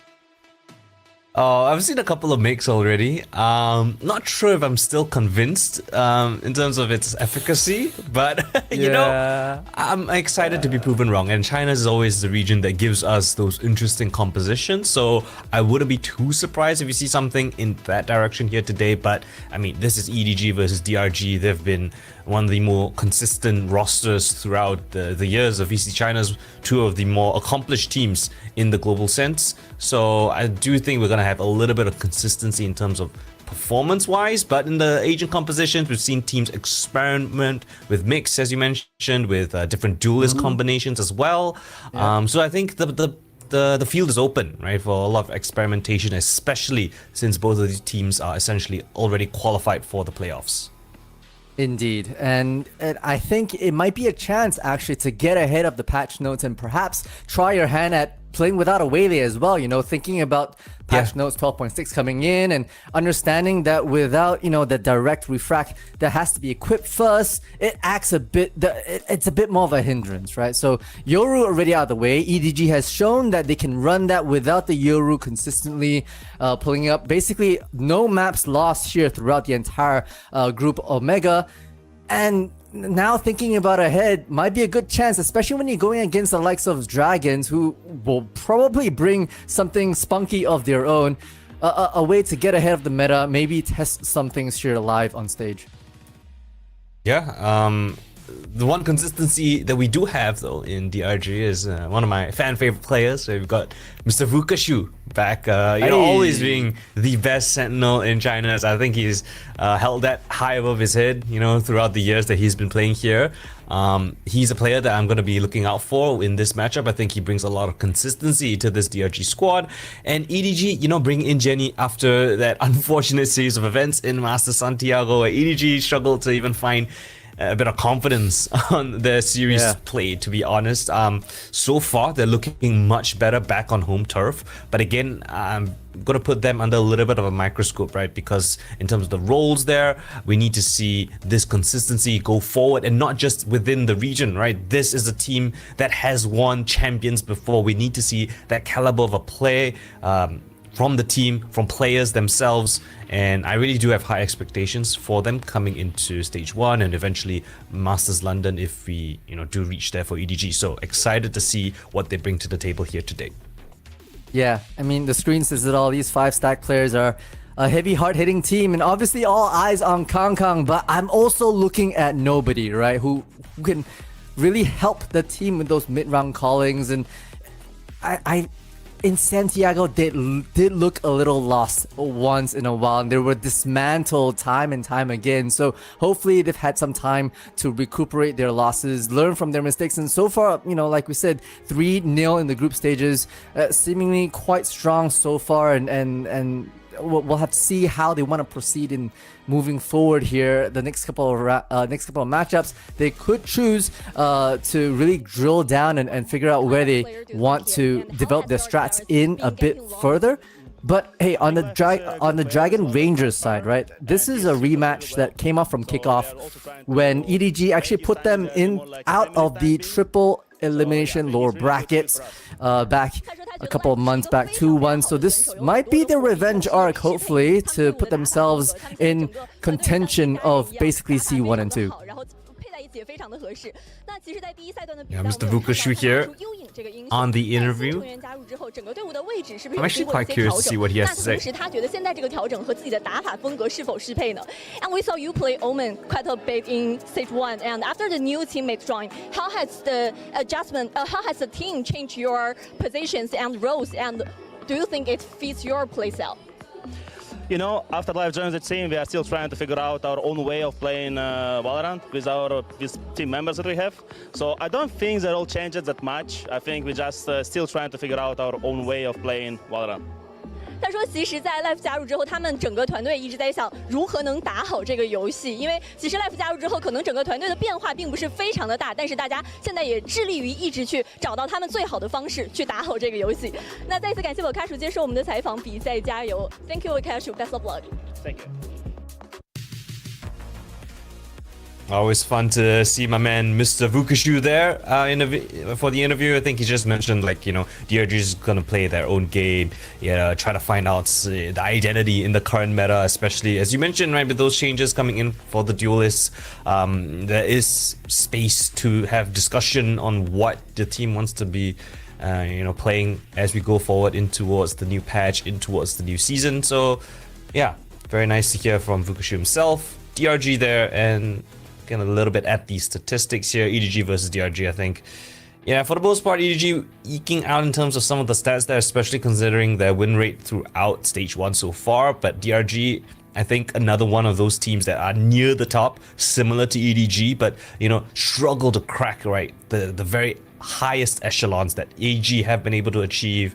XLG are there as well. So being able to find that second gear, right, to turn up the ante for these two teams. Indeed. Just looking at this, we've seen a bit of history. It's not just the kickoff that I've mentioned. It goes way back a little bit further than that into last year's, where DRG only managed to score 1 over their opponent's head. So historically speaking, I mean, if you draw a poll, it's most likely going to be leaning towards EDG with the way they're able to, you know, play around with the hearts and minds of their opponent. But once again, this is Dragon Rangers themselves. They are ones to pull out things that sometimes you don't quite expect. They're the first CN team to pull out Mix as well, and while that didn't quite work out a couple of matchups ago, I wouldn't be surprised if they do something a little bit more interesting here as well. So I'm excited to see what Dragon Rangers has. I think they need to continue to innovate. That's the thing about their edge, right? That's the spark. And if they sort of waver from that, some might say that they're, you know, kind of lost the light in the shine in their eyes and become just a regular team which can't necessarily compete with the best. So here's to hoping something spunky coming up from the Dragon Rangers, folks. Yeah, well, likewise can be said for EDG. You know, they consistently bring the type of firepower you expect from a world caliber team. And EDG, you know, nothing short in terms of that. Nobody, as well as you mentioned earlier, really proficient on his frag. Sometimes, you know, in my opinion, kind of ints a little bit in terms of the utility they uses or lack of utility, you know, relying a little bit more on his aim mechanics. But Kang, I mean, every time you talk about EDG, you have to mention that man's name, and for good reason. He is one of the most proficient fraggers that this game has seen, you know, not just in China, but across the world. So being able to find a proper team that can operate around him. Is Jenny going to be the final piece? EDG have been struggling to find that final core piece of the puzzle ever since their run at Champions 2024. So hopefully this is that piece that could stay for a little bit longer than more than just a season. So maybe this could be the start of something great. Yeah, I mean, Kang is also, to be honest, one of the ones right up there in terms of entertainment value, always trying to provide some hype. But here on the screen, we have the skirmish to come out and start things off between Kang as well as as well as Jenny. I think Jenny Life versus Jenny, yeah. That's right. Yeah, that's my bad. They do look similar. All I over don't the blame place you. at the moment. I was like, from the side profile, I literally thought it was Kang, but that's on me. Glasses. That's on me. Yeah. Again, Jenny coming in as that 5th player, he's got tasked to play the skirmish here up against Live. I mean, Live back on FPX, it was one of the shining stars for their roster. Now he's here on DRG. And yeah, he's proving a lot in terms of his worth. Really proficient fragger in his own right. And excited to see how he brings the Neon that he has been playing consistently for basically every single map in towards the server here today. Yeah, it does seem like... What's interesting, right, Colden, is I've seen skirmishes so far. It does also seem like people have a different feel for it. Some people go in first round, gentleman's agreement, knives out first, trying to get that first kill, and then it's just chaos. But you can see the discipline, almost wary distance that they want to put between each other, as if we don't want to get too chummy here, because it might be a bit of a bloodbath. But hey, we've got the map picks here straight online, starting off with the lovely Breeze that we just saw coming up from the previous matchup. And that'll be with the new changes coming out, with the changes that have already come up from Breeze. Excited to see that one here on stage. I think we'll have Lotus as the second map picked by EDG, as well as Split as that final map. So going to this, anything that stands out to you, Multitudes, in terms of the map picks so far? DRG, the one picking Breeze first, which is a map that they've historically looked pretty solid on, right? They're currently 3-1 on it. The only loss was up against Any Questions Gaming. That was in in the quarterfinals of the Evolution series, if I'm not mistaken. Yeah, the Evolution series. So other than that, in the regular season, they've been able to beat every single opponent that they faced up against so far this year. Yeah.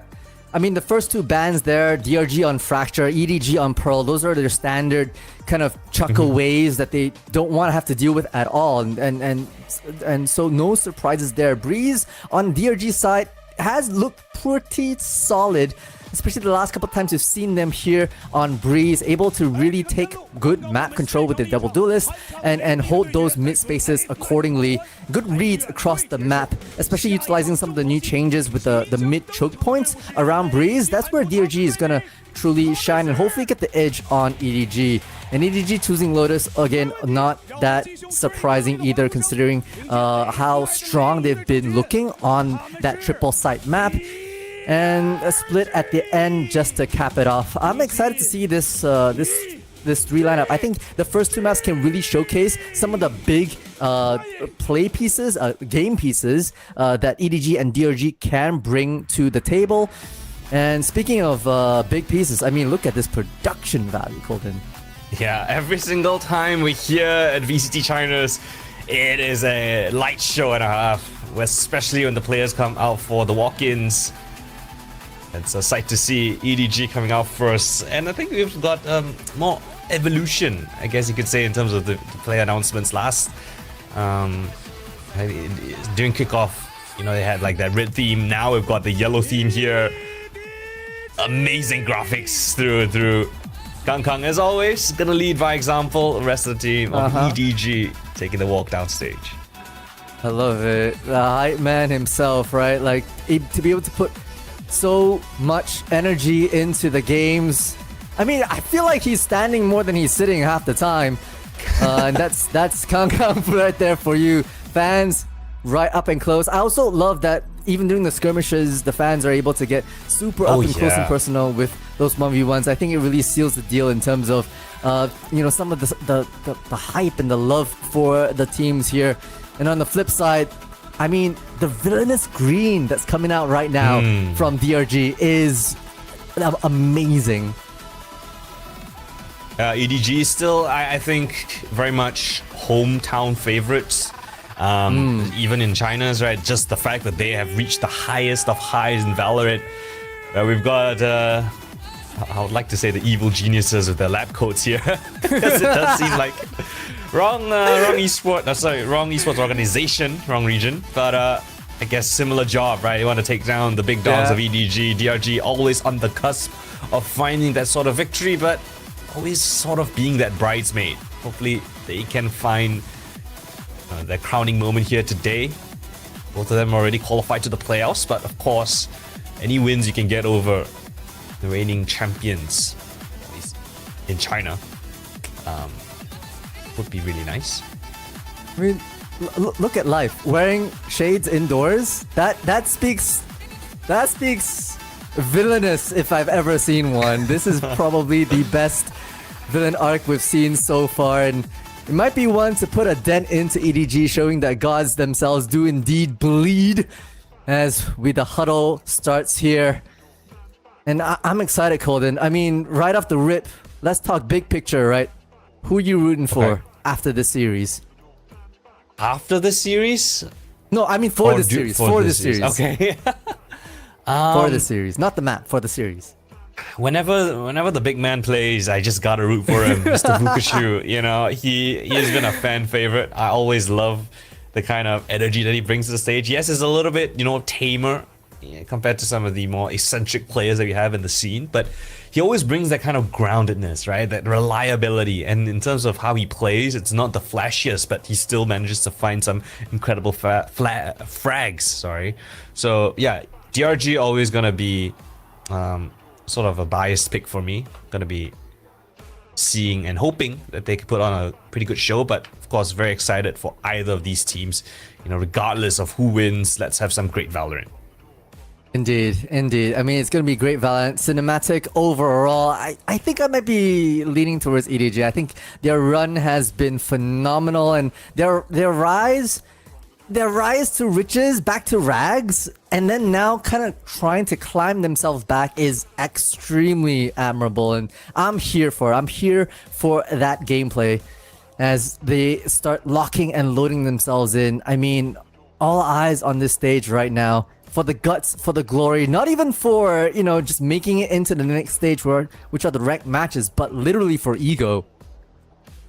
For ego, okay. Set the stakes here. We've got the mascots. I'm always going to favor DRG's mascot as well. I mean, look at those eyes. They're sparkling in your face. I gotta say, the mascot game in CN is off the charts. I'm surprised none of the other regions have emulated this, because it's such a great idea. It's ridiculous. Yeah, we gotta have a pitch. Maybe PaperX could bring back Benkai as their mascot. He could just That's good. Actually good. I like that. As we move straight here into Breeze, we've got the agent lineups being shown here, and right off the rip, a bit of a change in pace that I can see from the Breeze. Nope, sorry, EDG. No, still hopping onto their classic double controller, whereas the double duelist being opted for DRG is to their aggressive style, right? Their controlled aggression is their signature move, and so they want to bring that Waylay Neon combo that is just meta right now. Yeah, I mean, make the most of what you've got. So DRG leading into those double duelists. On the other side of things, it's really interesting to see that you're running with a single duelist composition for the Breeze, for EDG. You've got the Jet, you've got KO, which is an agent that we don't really see in other regions. China's is kind of, had a bit of a liking towards that agent. Interesting to see that that's the approach. You kind of assume that being in China, everyone's going to be kind of running it down with agents that can have self-sufficiency in the fragging department. But hey, with the KO there, you can set up your Jet for a lot of those successful peaks, especially with that up, set them up on an angle. You've got delay utility with the 0 point as well. So really efficient at stopping those double duelists. So it's a little bit of a toss and turn, right? One is playing the meta comp, one is kind of trying to counter that. And I think you hit it on the nail. We've got really the hard and fast pace that DRG want to bring into the stage, and it's a matter of whether EDG can strip them away from it with some of the stalling utilities that KO as well as the Viper can bring to this stage. We'll have to see if DRG put off that type of aggression, whether or not they want to maybe do an aggressive push somewhere and then continue to whittle out the utility for EDG side, or the vice versa. But for now, EDG on the defense, which means that they've got the Sky, the Flash to get some information, not much else to be honest, which means a lot of face peeking will be required more than likely to get this map information. Yeah, by far and away, double duelist on the defense, you've got to put your bodies on the line. Just the Sky there for information. Massive 2-1-2 setups for the time being. EDG expecting that kind of aggression, but none to be faced for the time being. Flexin first on bat here. Is he gonna spot out the drone? Yes, tagged up as well, but doesn't even get phased by it. Just stands back on that angle, spots out nobody, but that's all just a ruse, a bit of a fake. Main brunt of the attack here towards this A side. They still have at least one more controller that will be Smoggy with them, putting out the high tide for themselves. That'll be the initiating moment for the execute here. Starting off, Vukashu taking an L right off the rip, and the site will be cracked open. Great opening pick being found. EDG with a man advantage. Get that spike down planted. Flank attempt coming from Spirit down towards mid. Nobody, the linchpin here. Timing is off the essence. Does he find it? Backs a turn for the time being. The late flank down mid, but doesn't catch him in time. Nobody with the first pick. Life, a double kill. Finally, Spirit comes in from the flank. 2 versus 2. Everything entirely doable for either of these squads. Crossfire setup being put in place. Smoke fades off the harbor. Smoggy, tight close corner. Flicks down onto Spirit. Now Flexin left in a 1 versus 2. Cannot even find the first. EDG.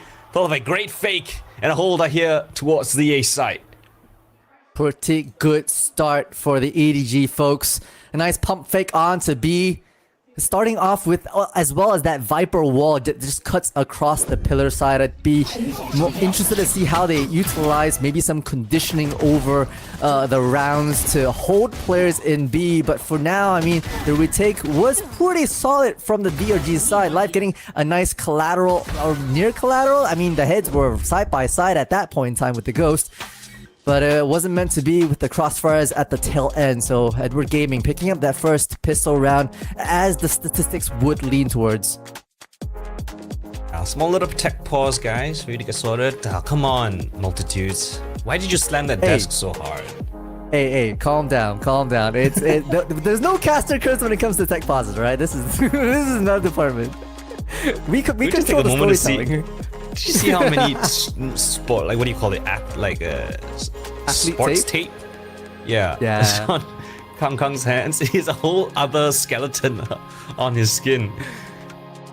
Literally one for the W key, one for the A key, one for the D key. I mean, even has one for his pinky. S, right? Like what? Oh my gosh. But to be fair, that is like probably the least amount of muscle there of all the fingers. So you want to reinforce that as much as you can. Exactly. I mean, one little tape like doubles the squatting output from that pinky. So hey, kudos to him. Yeah, well, I mean, depends, right? Right depends on your cross. I mean, your keybinds. Do you put crouch or some pinky, or do you have a different keybind? I know that there's some pros with some very interesting keybinds in the scene. Would be actually kind of curious to see, different pros configs. What are their keybinds? What are the settings like? Do they crouch with the pinky? Do they crouch with something else? I'm not sure. I've not heard of anyone with a significantly different keybind system. I know that some pro players, they like to shift their WASD over to the right by one key set, so they play with ESDF, which is diabolical, if I can say that. That is I think our producer just told us that he does that. That is wild. I have to unfriend you now. We can't be friends. You get booted off the broadcast like right now. I know. Like, I just go mute the rest of this. Good luck, Colden. All right, see you As soon. we hop right into this, I mean, great stuff coming out from EDG. An early one from Kang with the Marshall in hand. Those athletic tapes doing everything just to clear these corners. I mean, a save round from DRG, so hopefully they're able to maybe whittle out some weapons here on this A side, but so far it's just an easy walk up onto this site. Life manages to make it interesting. Splitting one as well. Okay. And something a little bit spicy for this round. It's a 2-for-2, other sides of the maps. The both of these teams. Kang with the double already, situated back up towards main, watching for that potential flank. Spirit is perhaps going on. Might just pivot back towards mid. The drone comes in towards double doors, doesn't spot anyone for the time being. Up and above, it's an isolated fight, but Jenny's still able to find that first pick onto Life. Flashing by the second, Flexin's in a bit of an awkward fight up against Jenny. Picks up the Bulldog, makes it work. But Kang, long range rifle will spot out that lurking player down towards mid. Nobody on the angle. Shuts down Flexin, and while they get the round win, it's still a little bit of damage at the very least. Yeah, you know, I didn't quite like how EDG ran that. They full bot every single person with rifles, and then they let two of them slow lurk outside of B, and then the Bulldog was transferred over, which just made it a little bit more spicy. And sure, the Bulldog only collected 1 kill, but that's 3 rifles out of the hands from EDG, and that makes their economy not, you know, snowballable, at least for the close foreseeable future. I don't think, yeah, Chuchu doesn't even have a rifle to their name at this bonus, so just walking in with the Sheriff here shouldn't... Turns right into the flash. A little bit unfortunate, but nothing consequential off the back of that.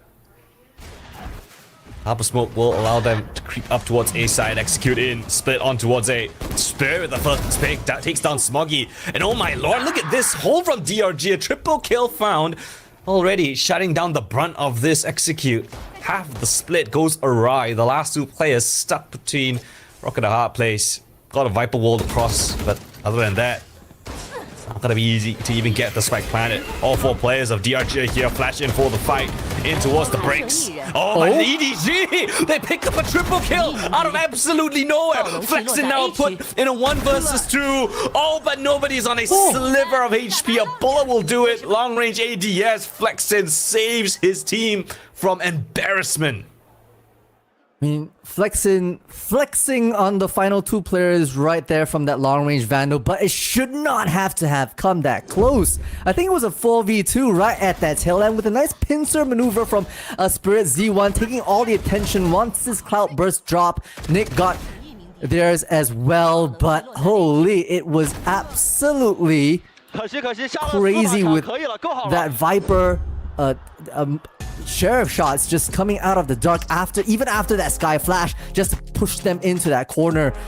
That was too much actually for EDG. Too much for the PCs perhaps as well. We got another tech pause here.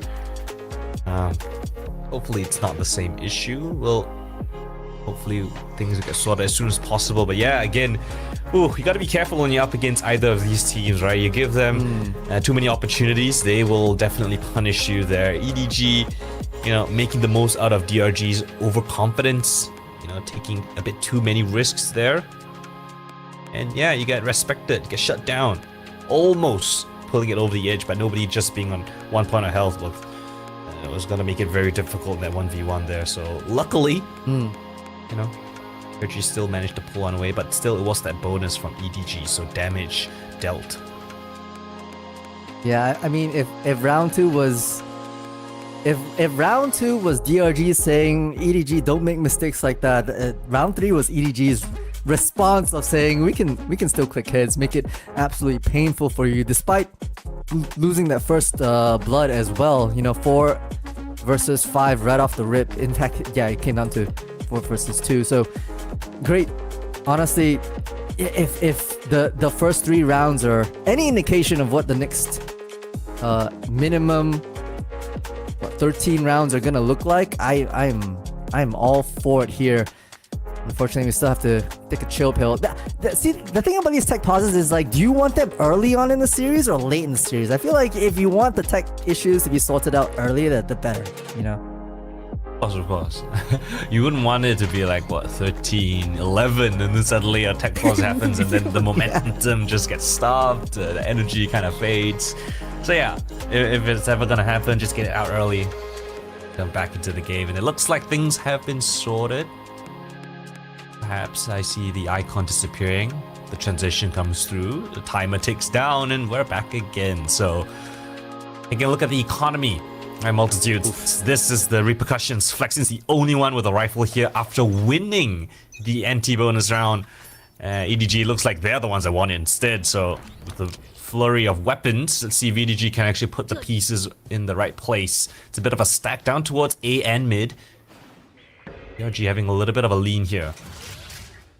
Yeah, they've got to play the compositions to, you know, edge, I suppose. They have to position these players in very precarious, almost one and done positions just to get information. A Sky Flash outside of A, the Trailblazer as well being dispensed with long term, which actually Spirit at least gets a little bit more information. Nick can't find anything more, unfortunately, but does spot Jenny in the midst of it all, and suddenly it might seem like that B, especially because that harbor wall is up and coming now. Yeah, great assessment coming for EDG. They find an empty site. It's a fast man coming in from Life, but meanwhile the site has been overrun. Jenny, another kill found. Spirit gets taken down in the mix. Backside Flexin gets taken down as well. Triple kill from Jenny as Life eventually makes his presence known. Pick on the flank with the classic of all things, but has rerouted and find a different point of attack. Vukashu, long range shots will not favor him. As Life on the pick on the flank, repositions down towards mid. Another nice shot coming in from Life. A little bit of damage done. One more kill would be really nice for the economy, at least the shrinking down the economies of their opponent. Life, you're fine, brother. Couple of shots. Chichu with the close. EDG, great round coming in from them. They suss out the stack. They head over to the weaker site and minimize the damage as well. Yeah, especially because, you know, they did see Spirit Z1 just walking down mid as the Waylay, and they should have put 2 and 2 together and say, hey, it's likely going to be B. The map just lights up with those blue pings coming from EDG. Great reads, great mid-round calling as well, just to be able to maybe wait out, right, early on against a potential bum rush that DRG could bring. But now we head into the meat and potatoes, and this is solid already. Waylay hopping on to the operator. Wrong side of the map though. It'll be Life taking their chances off this flash. Flash in. Oh, they're all blinded, but still. The rest of the team backs him up. They get shut down on this little aggressive push. Life and Nick both going down without a single frag. EDG swarmed this A site. It's only Vukashu left. Behind a wall of smoke, there's not much he could do. Spike to get planted. Post plant positions assumed for EDG as well. Bait off that high tide. Vukashu trying to creep in, trying to find an opening. Spirit with this up. Is he gonna find an over-eager player peeking out wide? Jump spots. Trying to peek in, but no, Jenny just holds down Mouse 1. It's a double kill. Spray down, in fact, as EDG finds so much success here on A. It's only left on the flex in. He's looking down towards mid, and his teammates have evaporated. It's not much he can do here. Yeah, operator now picked up by the 3K themselves, Jenny. Oh, who actually doesn't even want the best of it. Yeah, make sure that there's absolutely no chance that DRG will be able to scourge that. So far, I mean, movements coming out from Jenny, newest member here off the bench onto the main roster to support the rest of the team with that ultimate, as well as the flashes so far have been crucial. And we hope to see a lot more from the youngin. Well, that's how we got the kill. That's how they got the second kill. Alright. At least you know where the choke point is. Just lay down the spam fire. Great shots coming in from Jenny. Just expecting the second swing as well. There's no timeout being called for. If I'm not mistaken, it's gonna be DRG's, yeah. Not looking too great so far. This is a map pick as well, no? Or is this? This is their map pick. This is they wanted Breeze. They've done well on Breeze, right? But I really didn't like them just flashing out so late. Actually, in the round start, the barriers dropped. They could have done it a little earlier, but then they allowed the wrap around the smoke itself, so that, you know, after the flash, the neon peeks out. There are players behind them, and it's just a kill box that they made for themselves, unfortunately. So I think there's some micro adjustments that coach can probably call out to them during this timeout. Alright, let's see what the discussions are and what the decisions will be. Crowd actually pretty damn sizable. I always underestimate the kind of production skill that VCT China has. This one looks pretty cool. We've got like 2 floors. Double the fans action. Pressed up all the way to the front as well. It's ridiculous. Save round for DRG. So whatever they have in mind for the next round, whatever they have in mind for the timeout is likely going to be the next round. Right. But they've at least swapped over a few things. Gamble stacked on B. Trailblazer to start things off. Oh my lord, live. He just got a full send it straight down towards the window. A bit of a smoke there allows him to cross. There's only just Chichu left. Drops a little bit of a snake bite there. Allows him for a more favorable fight. Staves off the attack, and that's great coming from EDG. They stop that aggression. It's a bit over eager. Oh, but Nick. What a fadeaway shot with the Sheriff. And take down Chichu. 3 versus 3. As the dust settles, but Flexin's a little bit of a compromised position. Has to just stand and fight. Forced into the battles. Forced into the crossfires. Flexin will eventually find another frag, but no, stands right where the shock dart lands. Nobody having a sixth sense there. Gonna lay down his utility at the foot of his opponent. Vukashu. The long wraparound as all the action happens. 1 versus 2. Probably figure out a weapon for themselves as well. Has no smokes, unfortunately, to their name. Another 9 seconds. But once that happens, could maybe do a teleport play. Has to figure out how to slice and dice. Has to at least find one. So being proactive and being early to the scene of the crime is probably good.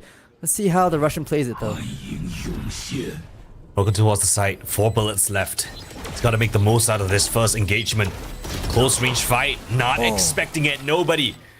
With a bit of an off angle. Gonna find that final player. EDG continuing on to their win streak. Looking great so far. Just like the raid that has just happened. Shout out TMV. I think he has raided us. Hey, yo. With the 564 million raiders. Billion more like. Thank you so much for the raid as we figure out what DRG's timeout is gonna be evolved into. I mean, I didn't mind the aggression that came out. You have double duelists, you might as well take the fight a little bit, make it a little more expensive for themselves. And now Spirit Z1 pushed out early with the one-way smoke to hold this joint. This is the adjustments. They've left mid completely wide open, which means that the peripherals are protected. But now, with Kangkang holding this signature operator down mid, just begging for someone to face peek. Drone for a little bit of information. Mid is completely taken over by EDG, so this great map control. The flash, yeah, you can note that there's presence there, but you already knew that. Playing really towards the sites itself. The only piece of control, map control that you really have is in the hands of Spirit. Redeploy off the one-way smoke, and EDG sending all their forces here. Can they push back Spirit, or is he able to cut down the numbers as they do so? Just waiting. The now command's gonna be Spirit Z1. Now, yeah, beautiful paranoia to stop the push as well. Gets caught in a little bit by the Hunter's Fury, but manages to dance around it. Convergence path locked in as well.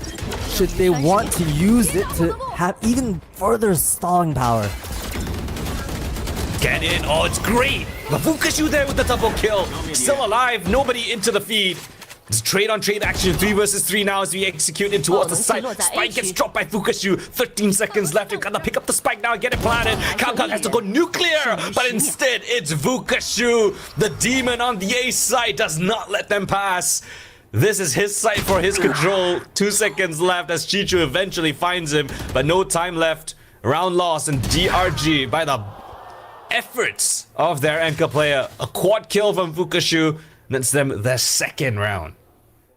But overall, I mean, that team effort to continue to hold that one-way smoke in Spirit, ready for the engagement, was able to escape with their lives, supported by Vukashu's paranoia as well, which was the initial kind of flash that stemmed the aggression coming out from EDG. So great adjustments to be able to play a bit more upfront, play a bit more careful. I'm still thinking about the Sky utility. That needs to be important, and we're not wasting it all. But for now, EDG hope to recuperate their losses here on the B site. Gonna test Flexin. This time around, he's deploy all of his smokes before he gets hit by the Nullify. A great job from him to deploy all of his utility before getting neutralized. Buys them a lot of time, but Spirit just walks into the crosshairs of Smoggy. Disrespects the smoke, and it's Flexin's turn, but he instead finds a double kill. The lone defender here on this B side now requesting assistance from his teammates. No, it doesn't even matter. He's gonna hold down the side by his lonesome Seekers invested. Chichu that finally shuts down Flexin.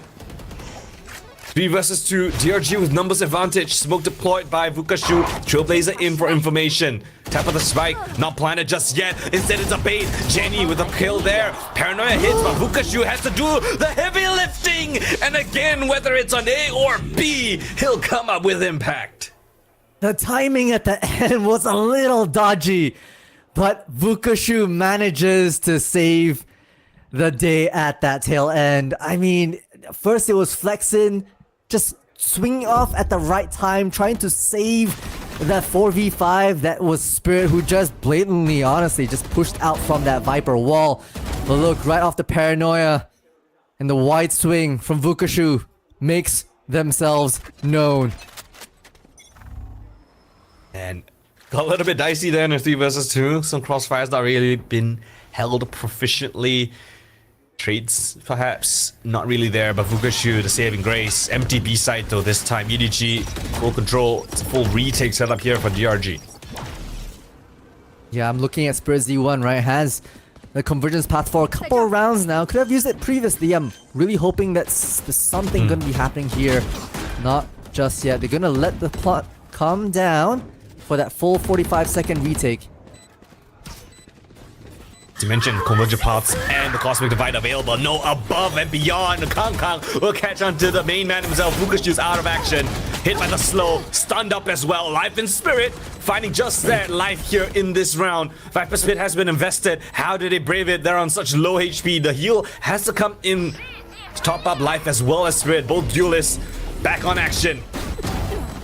In towards the smoke itself. Nobody's gonna catch the shotgun. Nobody's finding more impact. That with a spike. Nobody's on it. Smoke and mirrors all around the site itself. It spams. It's desperation.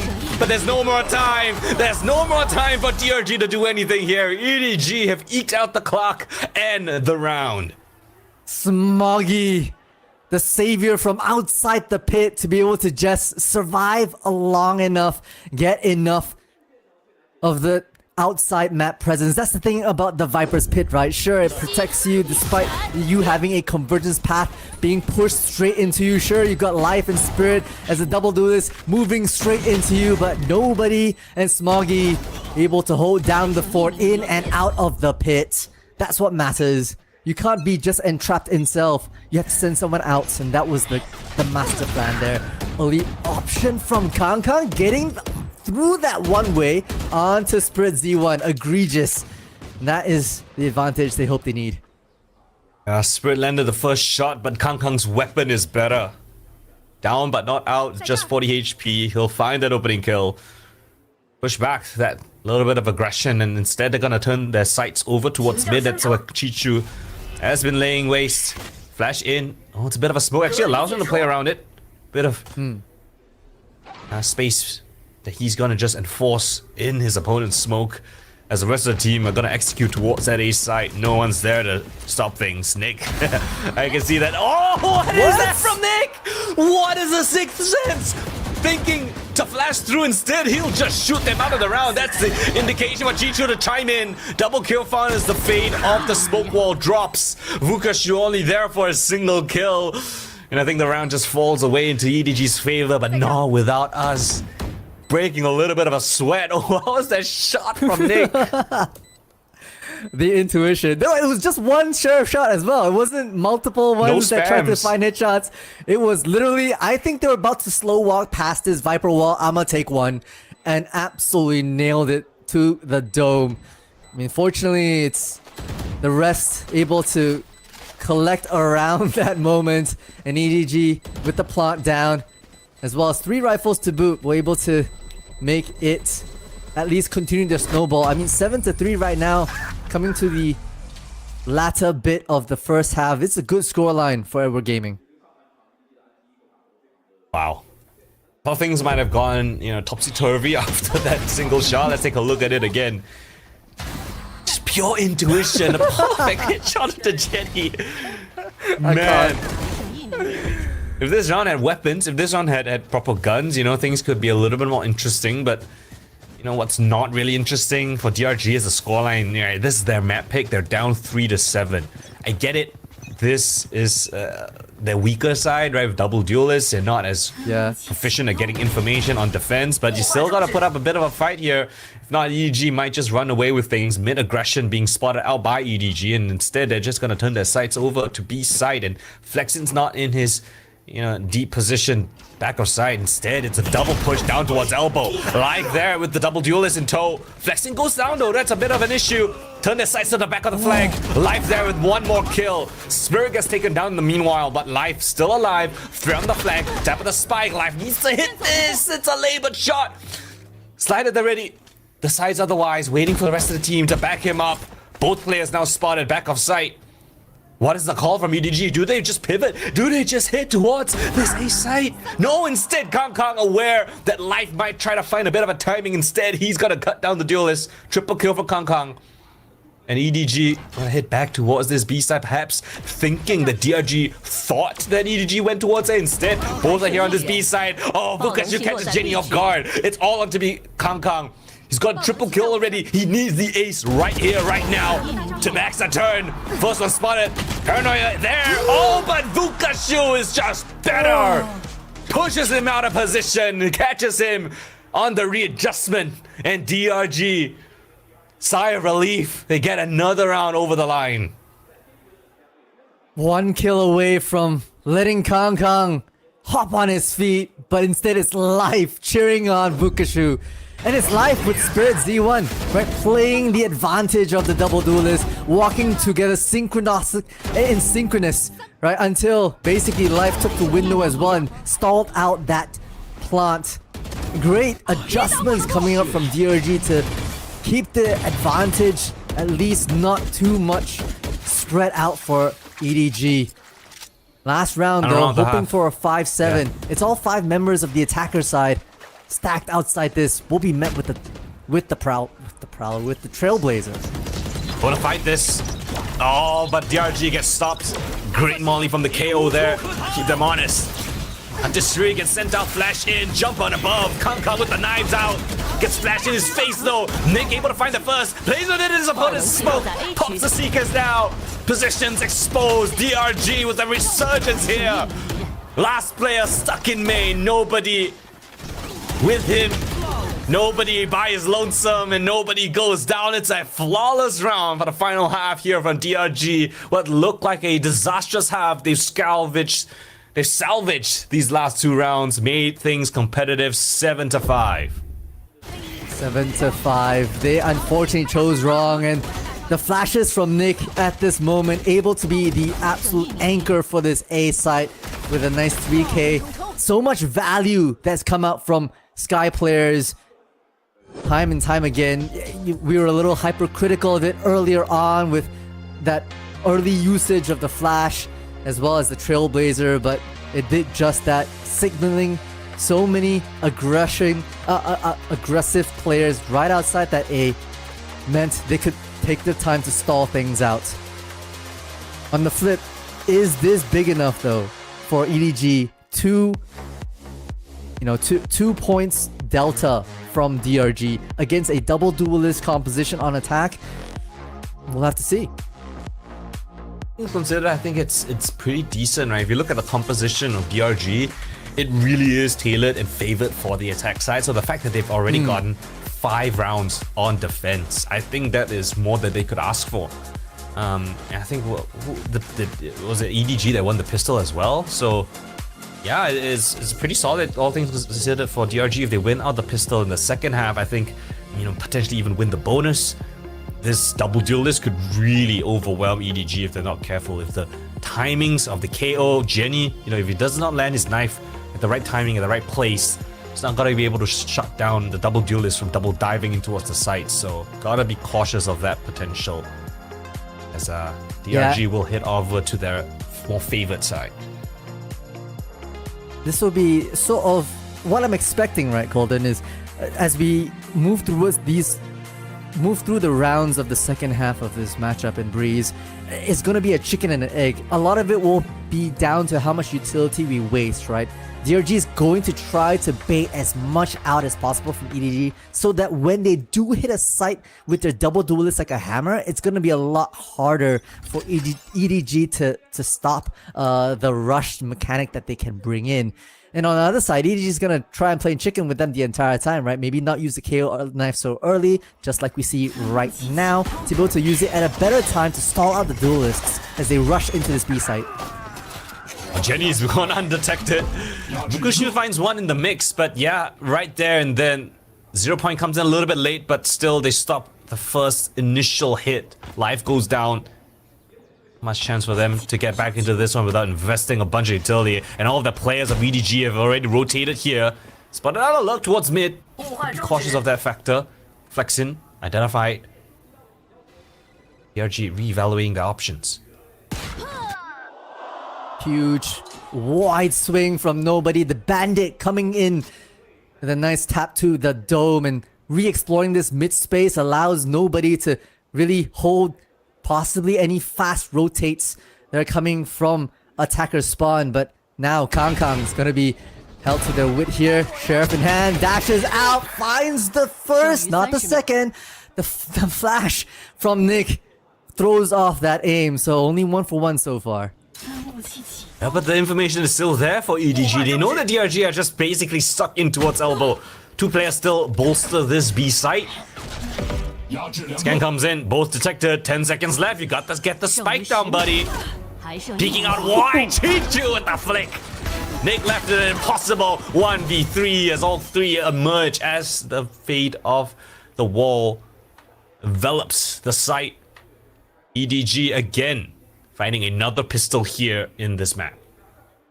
Yeah, that obviously not good for DRG, right? If they had won that pistol plus the anti-eco, they could have been not tied up, but now the gap's starting to pull ahead a little bit more, especially because Kang's doing stuff like that. Great response from basically individual players, right? Nobody taking the initiative to suss out that mid space. Does spot the Flexin as well, lurking around the corner, and then goes forward to re-clear that mid space that leads into the attacker spawn. So a good prerogative from everyone so far. Protocols are there. DRG, they've got a hero outlaw in the hands of Vukushu. Interesting purchase. Basically, bottom down in terms of his credits. Very interested to see if they can find any sort of a pick here, because if they lose this, they're not gonna have a lot of weapons for the next round, at least from one of the players. Someone might need to take a hit.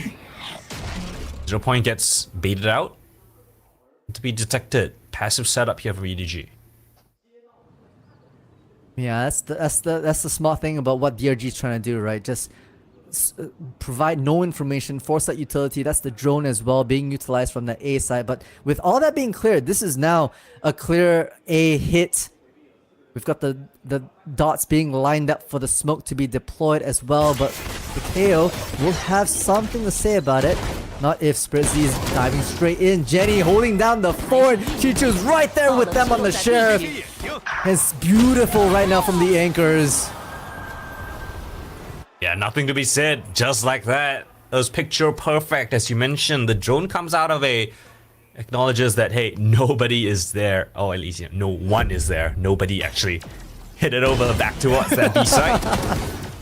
And yeah, it was just early signs for EDG to just hunker down, expect the execute. Triple kill from Jenny. Only a single kill found from the DRG attack here.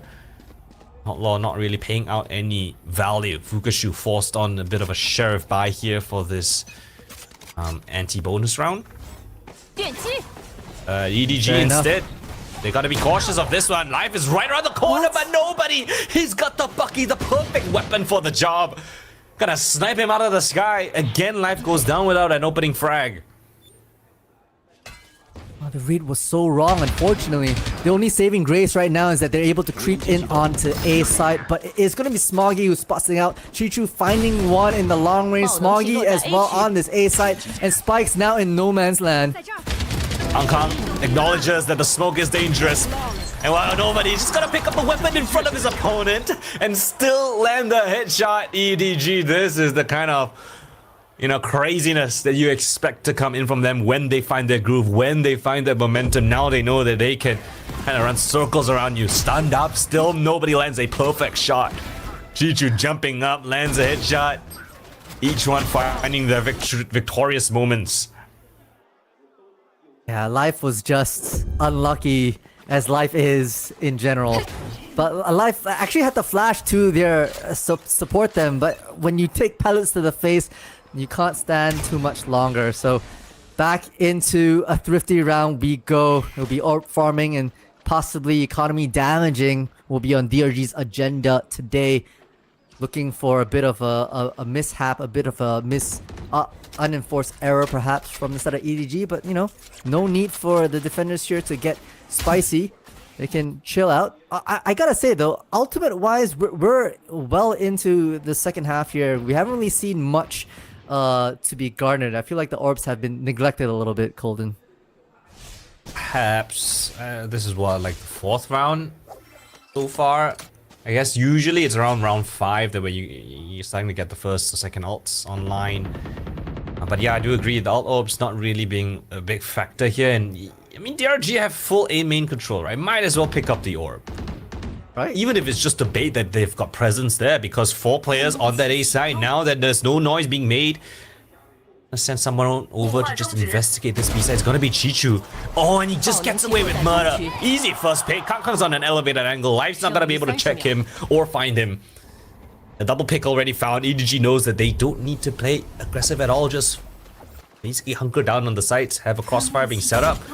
They know it's gonna be the B side. Spikes planted. It's a little bit of a lurk from Nick, but he's so detached from the action. This is a massive advantage in terms of EDG numbers here on this B side. If they just move in as a whole, it is gonna be difficult, not impossible, for DRG to hold back this one.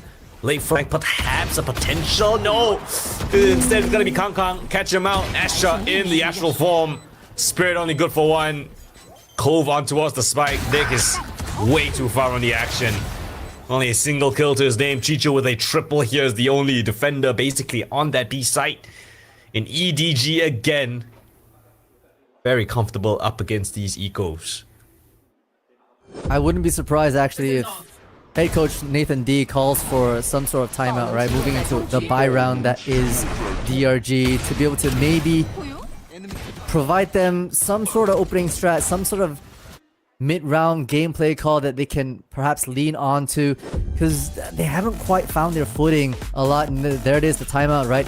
Trying to impart some words of wisdom as we move into round number 5. Hopefully some of those ultimates are online that they can make waves on. One of the things that they honestly haven't tried is, you know, a big bum rush, right? We're expecting double duelists to be able to push in, and if you maybe just play your numbers advantage, because it's a big site and it's unlikely that you're gonna be able to gamble the defensive on the right side, so just push W key. We've seen it before, right, where one of the duelists go in, but where's the second? Right, where's the Waylay diving in first, making space, spotting up players? If anything, Waylay is the one that should be going in first, because you've got the refract, right? You can back off, as opposed to Neon, where really it is fully committing towards the site itself. Send in the Waylay first, get that information, and then the Neon can come in for a potential trade frag or even just entry first if the Waylay needs to refract. If the Waylay is just being sent in first without the... No, sorry, if the Neon's being sent in first without the Waylay, and there's no trade available, then what are we doing? Well, what's the point of the double duelist? Yeah, that's a hard pain.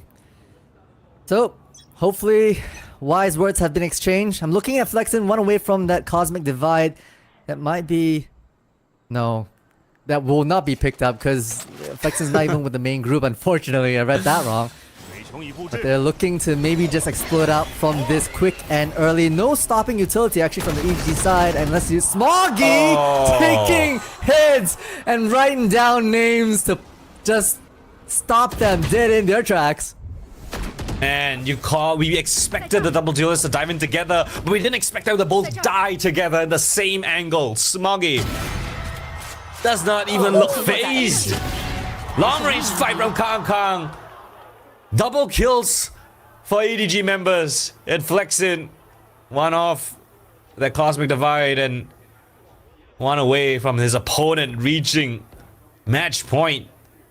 After getting 5 rounds on the defensive side, arguably the more difficult side for their composition, they haven't struck once with the double duelist on attack. This is a lackluster appearance from DRG. Where is the conviction? Where is the strategy, the understanding of the double duelists? Yeah, this is hard pain if you're a DRG fan, but I mean, if you're the EDG side, the spray down with the Vandal, the flick shots from the operator, entertainment at its best. They're just chilling right now. And whatever Coach Nathan D has said didn't quite pan out for them, unfortunately. I think the pathing, possibly, maybe some body blocking towards the end, really couldn't be sure because Smoggy just held down that left click and just mowed them down. No stalling utility neither. One constellation prize release, but Smoggy's already on the hunt, so... Yeah. It felt like they had the space, but they just didn't know what to do with it. And then they just dry swung, you know, a sort of predicted angle, right? There's only 2 real angles that you need to worry about if you're defenders, which is the left and right. There's no utility to back them up for that swing. Yes, you've got the side, but if you want the space, you need a little bit more utility. You send in a stun, a jiggle peek, something like that. Right now, EDG are playing it to perfection. They dodge the double duelist dive. Formulate a little high-low setup. Crossfires in towards A. DRG smashing their heads against the problem. They want to try it again and see if they're successful. Dive straight in. Smoggy again, but he's situated on the left-hand side this time. Life's got space. But Smoggy has found a kill. Trade frag by the Trailblazer, in fact. And at least DRG is going to be able to find themselves a site. Perhaps could get that spike planet. No, nobody wants to have a different say about things. Catch a spirit in all of the action. The ult now comes in from Kong, and he's not going to miss that. Knives out. And again we go. Double man advantage here for EDG. How did he muster around this one? Flexing with the first. Nick only good for the 1. This is EDG's show. On their opponent's map pick, they dismantle DRG. Dismantle, take apart, just utterly destroy them. Not a single round on the attack side of DRG, considering they had double duelists, considering this was their map pick, considering timeout called as well from coach to try to infuse some level of spirit, some level of excitement and action and blood into the team. For not, unfortunately, it was just EDG's game throughout. They took control of their attacking side and they demolished on their defense. This is astonishing, right? You'd think that the double duelists are gonna be good on the attack side. Instead, they look so lackluster, and credit where credit is due. EDG, great understanding that they didn't need to be over aggressive. They just needed to find moments within the mid rounds to find aggression, to find information. You've seen Chichu slot himself into beautiful positions across the map, find info for his team or find a double kill. And when the execute comes in, EDG aware enough to play for the back, not get caught by the double duelist. I don't think we've seen a single saturate kill coming in from DRG on the attacking side. It felt like the Waylay was a non-factor, just a mosquito in the sky. The Neon was just a bit of a player without a gun running in towards crossfire setups. It looked way too easy for EDG. Yeah. I mean, speaking of non-factors, personal pet peeve of mine, you know me, Colin, right? Utility. Ultimate usage is sitting on multiple kind of convergence paths, multiple cosmic divides, not farming those orbs, especially for sites this big where it's relatively easy for an attacking side to take control of A main and harvest those orbs for your ultimate. I felt like they were distracted through and through, and perhaps, you know, at that tail end of the game, moving to attack half, 7-5 lost the pistol, perhaps their emotions started running through them, and that's not what we need from map 2, right? We need to reset, we need to get our head back in the game here. Yeah, they just look way too uncomfortable on their own map pick. That's my concern, right? This is their map pick. DRG chose Breeze. This was a map that historically, or at least in the recent weeks and months, they've been looking pretty decent on. But EDG, I mean, just beat them at their own game. Really nice coming from them. Team comms here available. 我进野里准备打伞了。等一下，来3，补枪。多久？来，好了吗？点后一个。帮我架一下，我下包。还有凯在。我跟中汉加右边，加安全帽之前，左边给他架一个。我到双门了。我架了左边，左边有个我去你自己玩，等往外面打吧。有 Q， 打不了，暂时打不动。左边打，可以从左边打。来，我到双门。来，给我贴左边。来，包点，我到了。我进来了，来，3、2，还有剑的，加心口，紧加双门一个，桥上一个，双门一个，桥上一个。pick 一下桥上出来了，我跳 A 大了，你退。烟掉了，玩时间行吗？可以。你后面来不了正康，我被震了。我脸上，水下，我这点，左边枪。nice，我真的受不了了。来，等一下，点把枪，有枪，有喷子，来了。哎，我能发，有了，把布多给丢了。哇，真太。哦 ，Let's go。 All right, hearing the comments from EDG, you can see that, hey, you know, there's some teams that have a little bit more passive, you know, silent, but EDG, you know, full of life, full of energy. Kong obviously gonna take the MVP here with that op. I think he commanded respect. I don't think DRG were able to push back that op whatsoever, whether it was on attack, whether it was on defense, that scope weapon. I mean, whichever he chooses, it's gonna find so much impact. It really is. I mean, the position, once again, we always think that Kang is sharp with it. Marshall, Outlaw, Operator, anything with a long sightline and a boomstick, he will command and people will bow down to him. I mean, sharp with the Sheriffs as well. So definitely the one that you need to look out for. That's why teams spend so much time trying to figure out, okay, where exactly is that Operator setup and just pivot hard away from that. And to be fair, EDG know that, and they use that to their advantage a lot. They'll sometimes post Kang solo in corners and just know that they're not going to be contested. So once again, it's high-level chess here, and EDG are coming up on top with their names. But honestly speaking, looking at the rest of their roster, no one is really like super stand out in terms of in terms of kills, right? Everyone's doing their jobs. Jenny 16 to 13, the newbie on the block as well, providing some excellent utility and kills for themselves. Yeah, and Chichu, he's not the MVP, but he's 20 and 10, a 2.0 KD.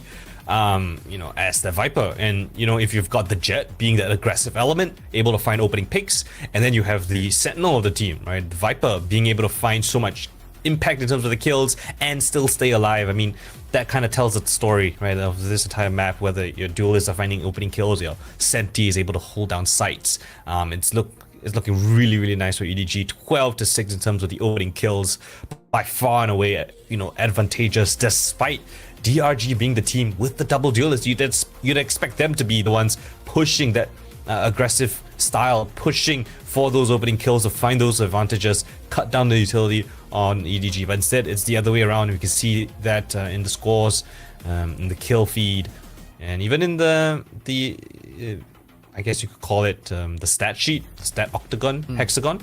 Sorry, the geometry is not the best. Octagon, hexagon.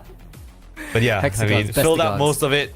Chichu, I mean, this guy, if it's not Kang, it's Chichu to put up this kind of performance.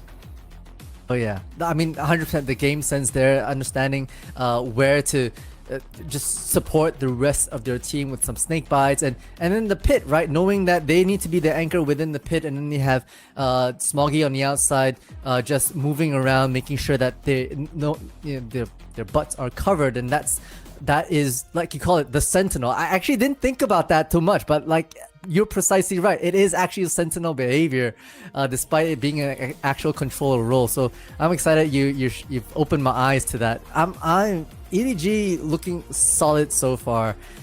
Stealing away the map pick from DRG, just their record in terms of map wins is still pristine.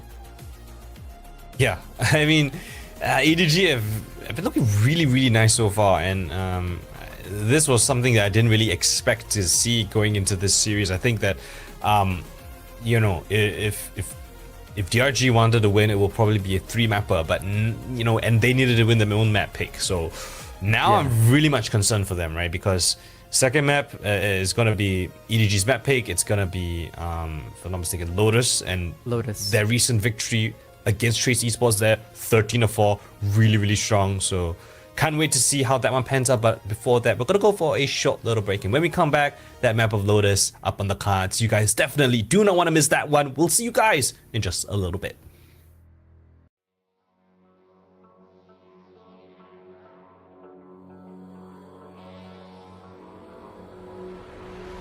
Some things aren't meant to be fair. I know you left me down and out, and now the red is red. Got that hit on your head. Should've buried your dead. Should've listened to me and said, oh, how will you know? You better watch out, my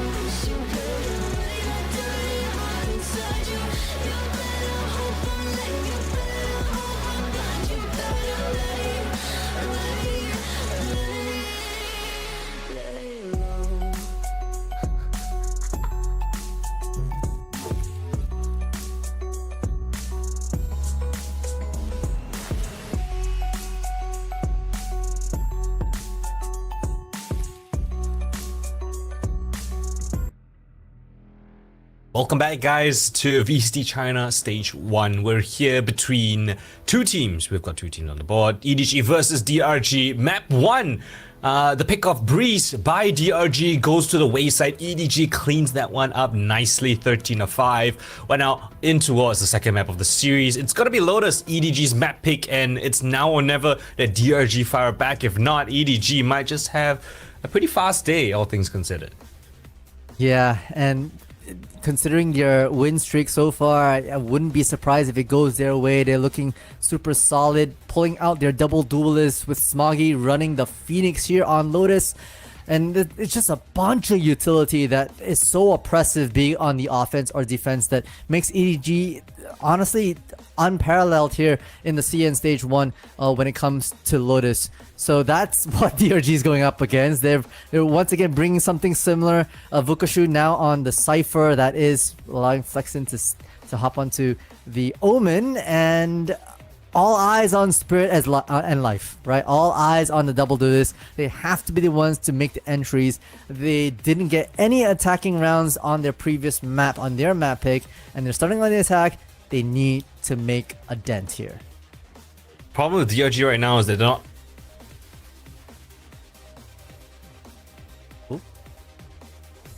in the server, right? I don't see that kind of energy, that life and spirit that we need to have here if you want to take down a team such as EDG, and neither of the players themselves are showing me that they have that caliber to take down EDG. It has to be a mental reset and a strategical one too, because we've been seeing instances on Breeze where one duelist goes in, the second doesn't really do so. They took a timeout, they tried to do it again, but they were so telegraphed, they were so readable. EDG was just so able to stay further back, avoid all of that double duelist. Yeah. On the map of Lotus. And I'd say, you know, one of the things I think about for duelists as well is it's not necessarily first bloods that are first kills rather that a duelist must be known for, but you have to get in, you have to die, you might die, you probably will die, but the trade must be there, and that's where we didn't quite see DRG come strong in terms of it was left to the likes of Vokashu and Flexin to really save the day. So we'll see how they want to play this pretty early on as well here in the 3-sided maps.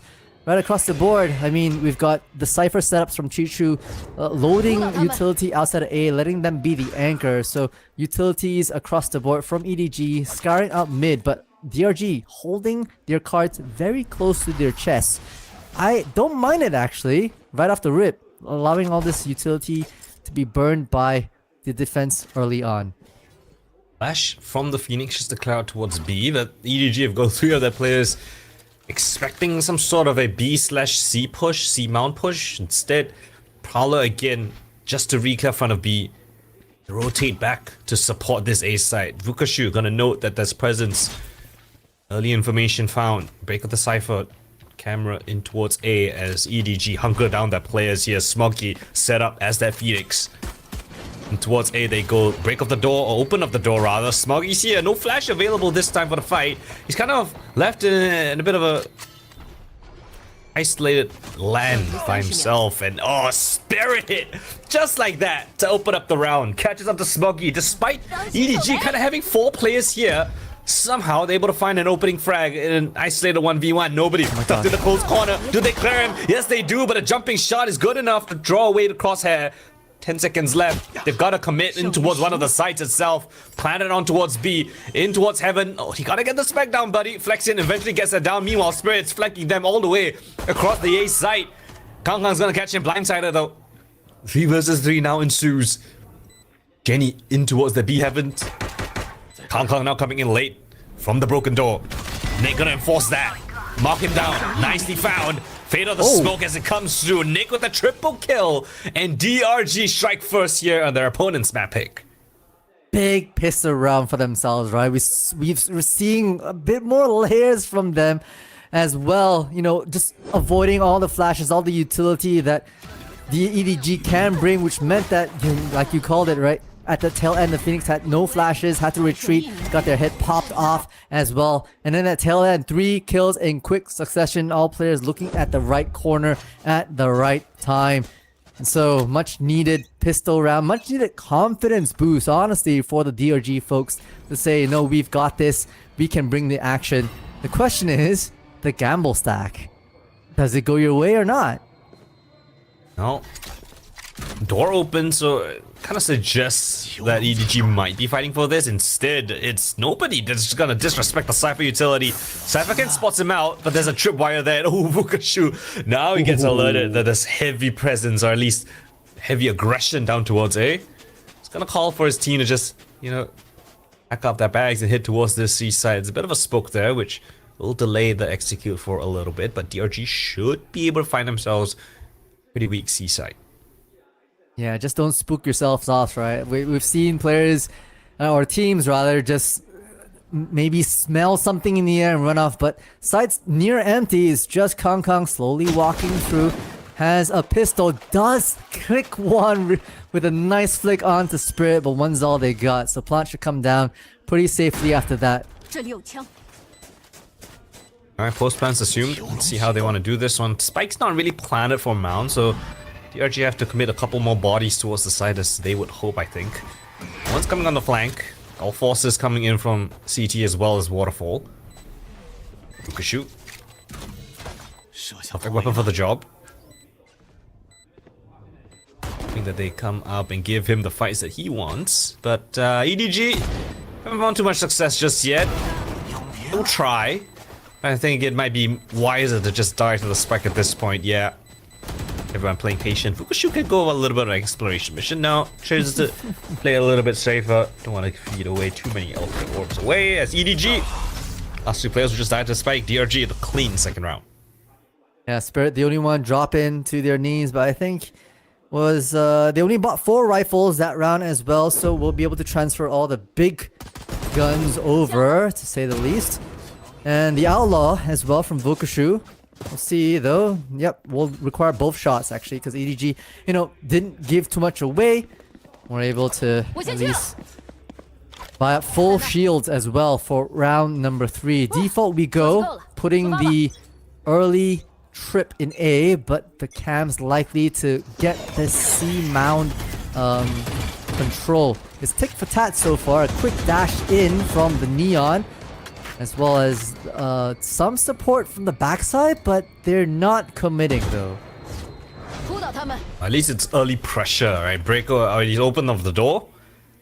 Forces out another Prowler. Neon already deep in towards A early on. It gets extracted in the midst. Does EDG re-clear that? That's the question.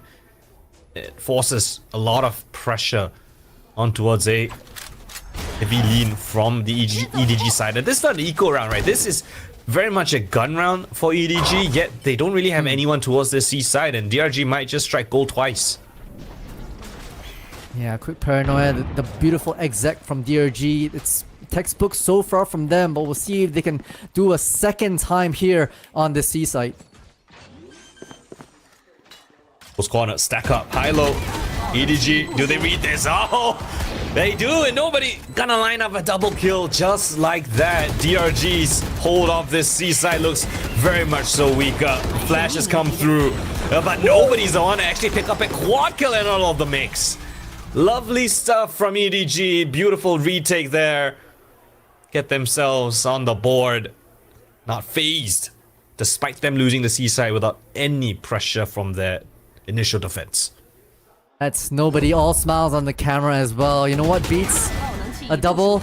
Just another double, to be honest. The swings coming out from them were beautiful to throw the crosshairs off. The timing from all the utility at this moment with the boom bots as well. The flashes, some, yep, team flashes here and there, but that is the collateral that you're willing to take. Nobody with that nice 4K already on their Nightfall as well, so that might be a bit of an explosive one. I'm looking at how many people are on the right side of this map, Golden. Yeah, it's gonna be a slugfest here towards A main. Paranoia season A combo gets sent through. No smoke though. Allows DRG to peek through just a little bit, but EDG instantly realizes that DRG have pivoted towards this B side and they stack the players here as well. Hit by the trip. Down by Jenny. Gets that initial kill found. Molly there dissuades the push. Flash in for the fight. Oh, but Kangkang turns it.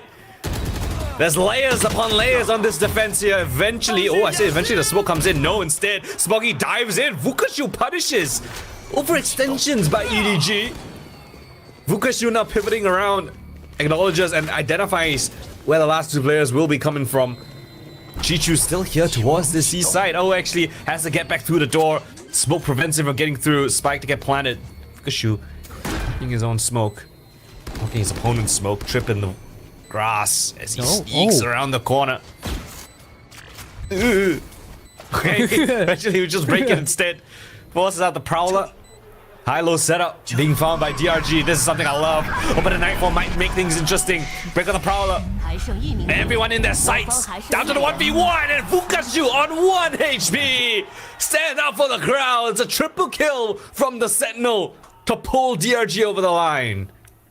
Despite there being a Nightfall directly in their faces, the saving grace at that tail end, right? It almost looked like EDG actually had them on a dime. The quick early aggression outside A, yeah, it forced the DRG members back, but then they were able to quickly pivot their way onto B, where they're met with more fights, more map presence effectively, and just came down to the wire at that tail end. Who had the faster flick? And it was Vukushu. We try things again. Life just aggressing through the smoke, disrespecting it. Smoggy claims one, but gets traded out immediately. So that's the A side cracked wide open for DRG. Yeah, big gaps in that A main fight there. There's just not enough utility from EDG to make them, or make DRG respect them. Kangkang will give it a look. Oh, life. Great shots being found. Triple kill from him in this round. Just found, just as his name indicates, a little bit of life here. As the last two players of EDG might just play a little bit more passive, perhaps die just to the spike. Spirit will go on a little bit of a hunt. Lie in the sand. Does he cross it? The big one so far, the bait. Trying to get someone into this cage here to really work the shorty gameplay. They must know. They must know. They have the intuition, and Nick's ready for it. A quick flash out. They're looking for just hunger right now. Are they feeding any orbs? No, Nick's already got these Seekers online, but they'll take one for the stat books. Mm-hmm. Oh, hello. Surprise. I love it. I love it. You're right. A little bit more life, honestly, from the duelist right now. Yeah, it was a save round from the side of EDG, folks. That's fair, but you know, to be able to move together as a unit, swing out and aggress through that smoke together, forces the timeout from EDG. So we need to see a little bit more from life, right? The triple kill there, a little bit more conviction. Also feels like it's the first time the camera has been pointed in his direction today. Yeah. At least. So, understandably, he gets a little bit of a jump scare. Oh, first time. Huh. Alright, EDG calling the timeout. See what they have in store here. This is, of course, EDG's map pick, but at the same time, it is DRG's more favored side, right? Double duelist on attack. That's why they chose to start here. You can see why in terms of rounds so far, 4 in the hands of DRG. I will say that so far, I feel like EDG are actually reading DRG fairly well, right? There's only so much that DRG can do, and granted, EDG are the ones with a bunch of utility to suss out and gain a lot of information. So they more than generally have the read on where DRG are going. It's just that right now DRG are looking like a formidable team, right? They're playing together, a lot of great body positioning, caught off guard by EDG 1 or 2 times, but more often than not, able to come on top in terms of trades and wins. Yeah, it feels like whenever DRG actually want to gain control over a mount, they're actually able to. And case in point, alright, it was Life's turn in the round previous. This time Spirit just snaps together a double kill opening. Door opened in towards tree, finds that opening kill. Player behind the smoke gets another one. Pivot in towards B, this time for DRG. Got the pieces in the right place for EDG, but stuck behind a wall of smoke. Nate comes through. Oh, Vukashu! Just predictive shot through the smoke. It's a flawless, close to flawless round. Coming in from a DRG conviction. Great identification of the setups of EDG. And better shots off the back of that. Dismantling the timeout. They invested heavy, putting Kangkang on that boomstick, but couldn't even get a single shot out. It was Vukashu just ripping that head off. Ooh! And speaking of ripping head offs, I mean, Spirit spicy with it as well, right off the rip. There wasn't even much, I think, support from the rest of the team, but just able to hop onto him off guard on top of that rubble and find the heads as the door was opening. Beautifully done. Yeah, that's a bit of a change of pace we haven't seen so far. DRG perfectly timed off the back of that timeout. And Vukashu, yeah, identifies a heavy presence down towards A. What's the call? Do we pivot towards B? Do we hit towards C? Aren't gonna push the issue so far. DRG split their forces up. Send a couple down towards B. Expecting that kind of aggression. Oh, curveball through. And it nets them absolutely nothing. Vukashu just gonna reclaim that angle. Force back the players. Open up the door, TP away. Create some pressure on this defensive side, signaling that they could be in towards B main up close or even towards Mound. Yeah, this is tough for EDG, right? They actually had a decent amount of A main control, but they kind of lost it with nobody being a bit more egregious, which is why they now need to stand back a little bit. Maybe Gamble Stack might be the way in here, but honestly right now is going to be DRG's map pick, site pick to choose. They have a bunch of utility. They could or save for the next one. Looks like B will be on their target list here. Yeah, EDG are clueless in this round. They have no idea which side they're gonna be choosing. Phoenix just put up a wall down towards A. It's completely the wrong answer. Spike planted on towards B. Post plant setups. Gonna be a little bit scary because it is the B side on Lotus, of course. Close range angles allows for these close range weapons to find value. Run it back, invested. Oh, and they get absolutely nothing off the back of that one. No value, and Vukashu is just running straight in. Disrespect. And the final kill, only a single kill found by EDG, and that's just thanks to Vukashu overheating, literally, to the molly of the Phoenix. But still, this is beautiful protocols coming in from DRG. Spot out that aggression, spread out across the map, gain control over different positions, and then make an educated call towards one of these sites. Yeah, but it's also, I think, EDG looking a little frazzled. This is precisely why this timeout, the second timeout called right after round 7, right? Both being burned by EDG right now on their map pick. It's Turntail.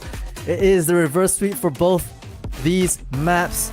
They look so frazzled in that last map, and I think Coach Autumn hopefully has a few calming words for their nerves. Yeah. See what he has in store for us, but DRG so far, the defaults have been looking sublime. It's very thought out. They break all the Cypher utility, they push back the B players, open up the door, feign that they could be towards Mound. Ensures that there's no presence from EDG towards A as well. I kind of would like if EDG placed one of the players deep A, so at least they have a little bit of information, right? So that they know that, hey, there could or there could not be players down towards A. If you don't have anyone there, makes the map feel a lot tighter. Yeah, I mean, there's a reason why, if you think about quid pro quo, it's always the attackers taking C-mount and defenders fighting for A rubble itself. But now we look to the third letter of the alphabet coming up from a second timeout from EDG. It is their buy rounds. Hopefully they're able to put up a bit of a defensive stronghold here with this curveball. Purple and Paranoia sent through. This is lovely stuff. Kong, the showstopper, will land at the foot of Nick. It's a great trap play coming in from EDG. Beautifully timed as well. Smoke pops right in his face, but Flexen's still able to find that frag, despite being aired out like laundry. Spike kind of stuck in that corner though. That's a bit of an issue. Flexen has the from the shadow, so if he really wants, he can use that to pick up that ult, but Neural Theft will reveal the last two positions of these players. EDG man advantage. Yeah, okay, look at this. DRG are just gonna head over towards that A side, use the from the shadows to pick up that spike eventually. And that is a great call. EDG none the wiser to that opportunity for the time being. I mean, that's actually pretty smart gameplay, right? Flexen not using the from the shadows until Chichu finishes using the Neural Theft, and now the Penny will have drop plant down, safe and sound. The question is, how will they set this up? They don't have any trips. They have the oh, sorry, I'm looking at the wrong one. They have a cam at the very least and a Paranoia. They want to be a bit more aggressive here to bring the numbers well within their control. At the same time, nobody has a full belt of utility as the Fade. Is he gonna use that to clear out these close corners? Vukashu, a bit of a predicted spot. Scan does not yield out anything, and Vukashu just rips apart two players in a blink of an eye. Nobody left alone.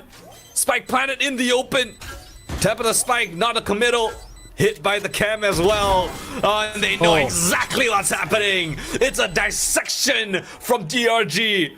Vukashu with all 3 kills.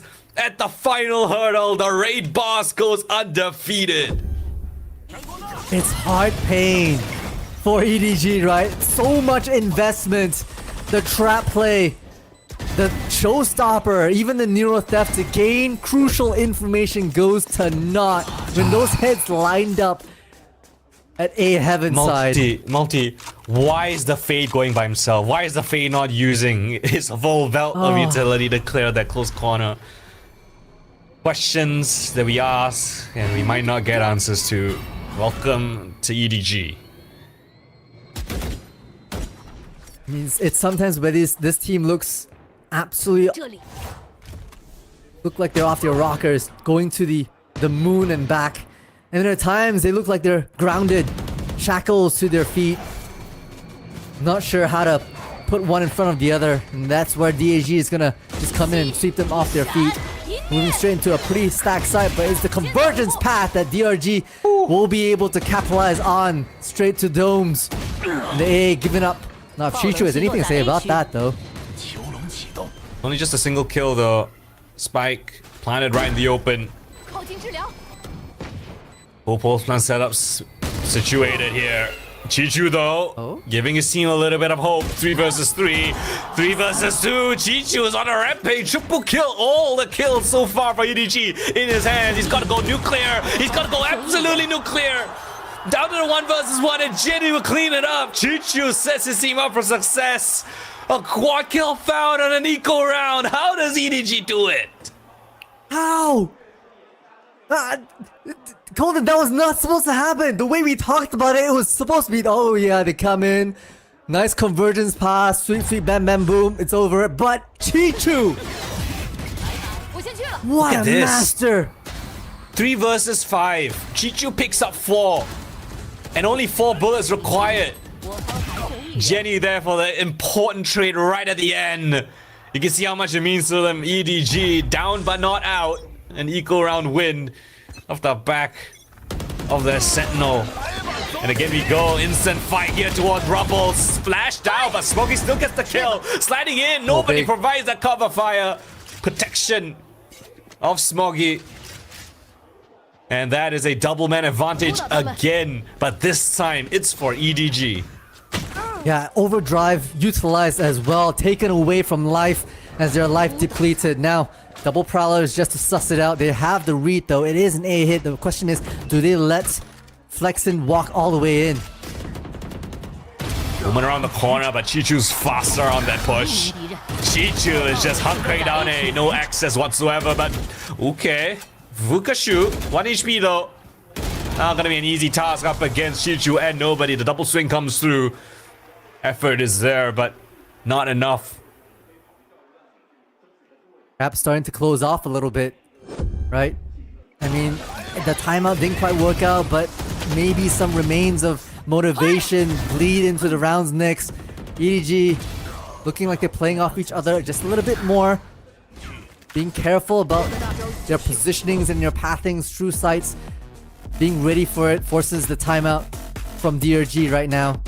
The first one, so far a comfortable lead of 4 over their opponents, but they don't want any momentum to creep up on, or else something worse might happen. 3 timeouts being taken in the first half. When does that happen? Yeah.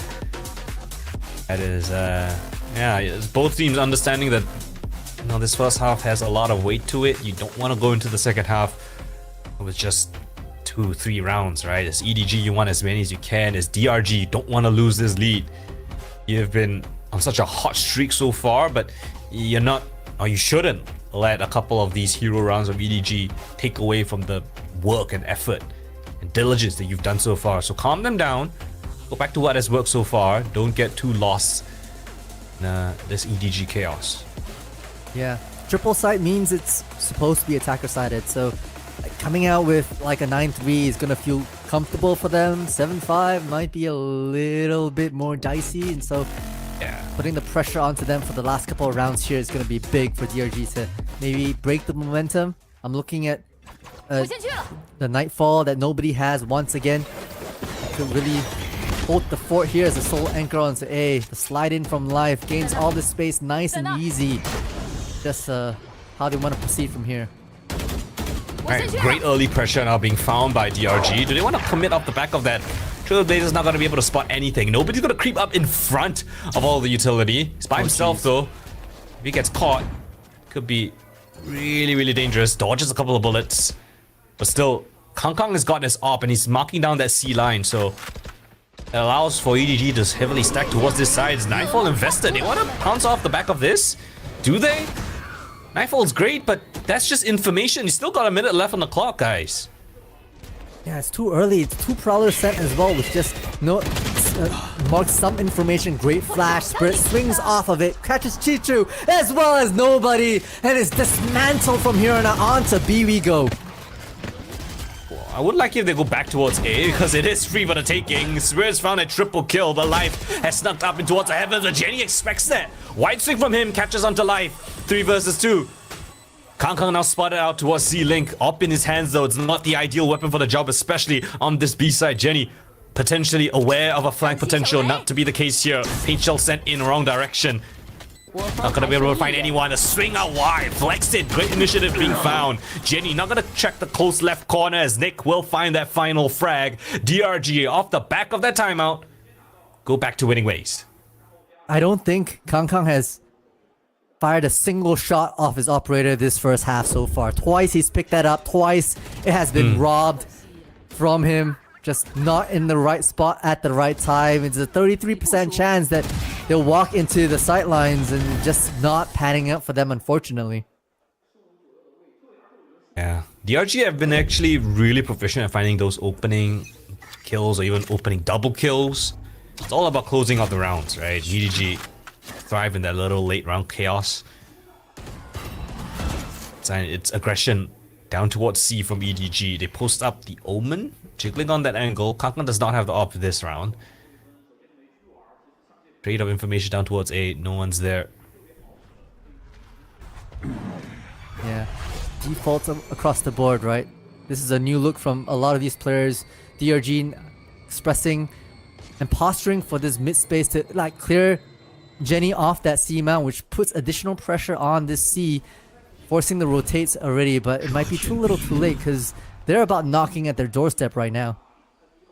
Gotta move fast. If not, EDG are just gonna have too many players here on this C side. But just as that happens, right, Prowler clears towards A, and there's no one there. They can just stack towards C. You've got Kangkang in towards B, doesn't spot or anything. DRG walking towards a stack. Flash in, double duelist and through. They find an opening kill. Double opening kill again. The duelist finding success there. Kangkang falls back on a safer angle. Paintshell gets locked through, but Spirit just gonna hold the angle. High-low setup with Vukashu. And off the back of that double opening kill, DRG close out the half 9-3. They don't let things run away for EDG. Keep it at an honest 3 rounds. And they themselves with a convincing first half here on Lotus. Yeah, Vukashu, I think 16 kills in this first half is absolutely the anchor for the team, both score-wise as well as probably mentally, right? Being able to bring the hype and push the charge as an aggressive Sentinel means that it enables the rest of the team to be as aggressive as the Cypher. So great conversions, great mid-round callings from DRG in that mid-space. It got a little dicey that last round. I mean, they had the right read to pivot onto that C side. They just waited too long, maybe waiting for some of the utilities to refresh, but they did manage to put that one away. A little... Okay, we've got a little bit of interview here.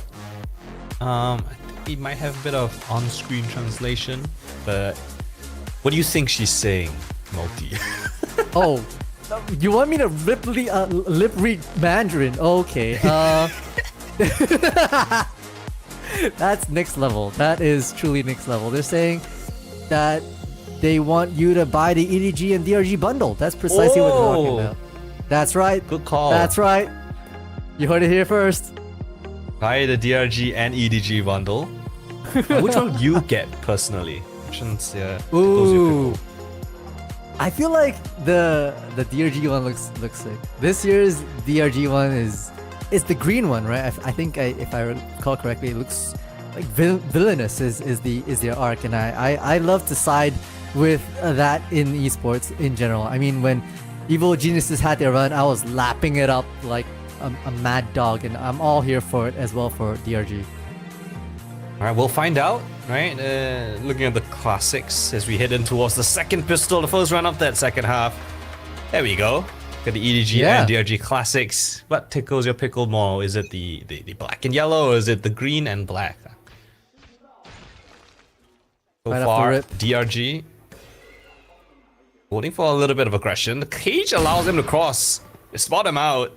A little bit of a interesting setup here from DRG. They're just walking out contact playstyle. Not aware that there's so many EDG players right around the corner. It's a silent walk up. It's deadly as well. It's only just Vukashu left alone on an island. He's able to find the first, but not without taking a boatload of damage. This one might be a done deal already as EDG gets that spike planet. Unless Vukashu can do the impossible. He landed a dink, double dinks through the boxes. Both players on a single point of HP. I don't think I've ever seen this before. Reload has to be a 4-4. Oh, and Vukashu tears them apart. Time and time again, you question the Sentinel of DRG, and time again, he will prove you wrong. 1 HP each, but a dream to be shared between the two.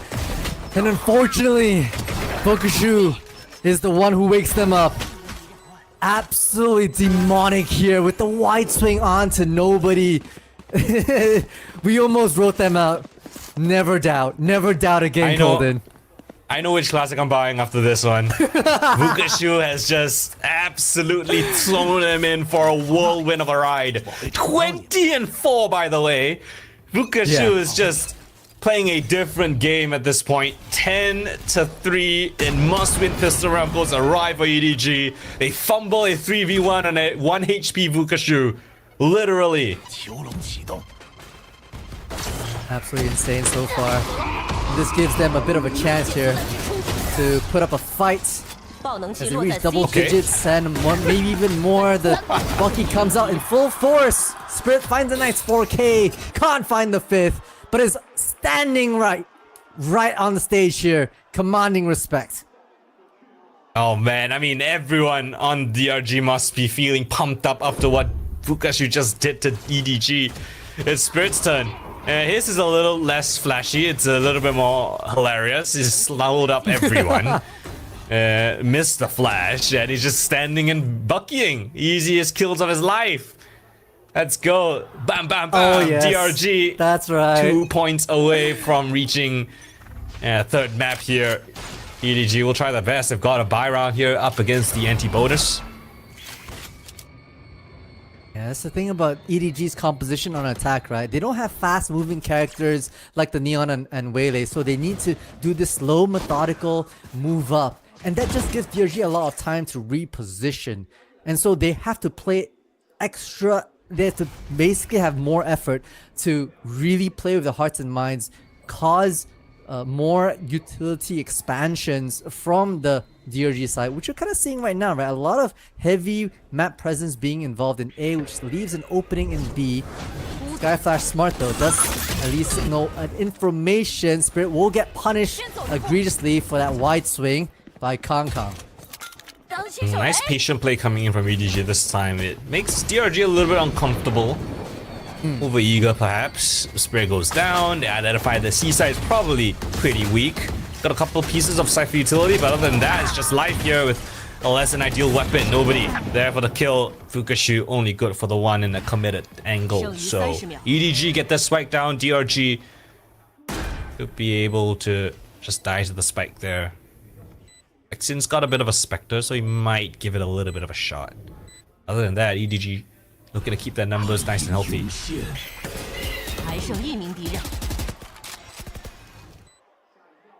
Now, it's just Flexin. Does have the Spectre though, but the long range in Kong Kong is just based on timing though. They don't want to drop their weapons too far away from anywhere else to give Flexin a chance, but now the head spotted, they'll be hunting for it. They don't want Flexin any space, especially because Kong Kong's already a couple away from that showstopper. It's gonna be Jenny right up the tail of Big Brother Kong Kong to seal the deal for themselves. Now he won that fight with the Spectre at that range, but hey, shout out to him. This is how it all started off. Spirit got a little bit too inquisitive. Standard stuff in towards C, crossfire setup. Nobody swings off the flashes. Trade that for the final kill. 11-4. Right, this EDG. is it. Yep.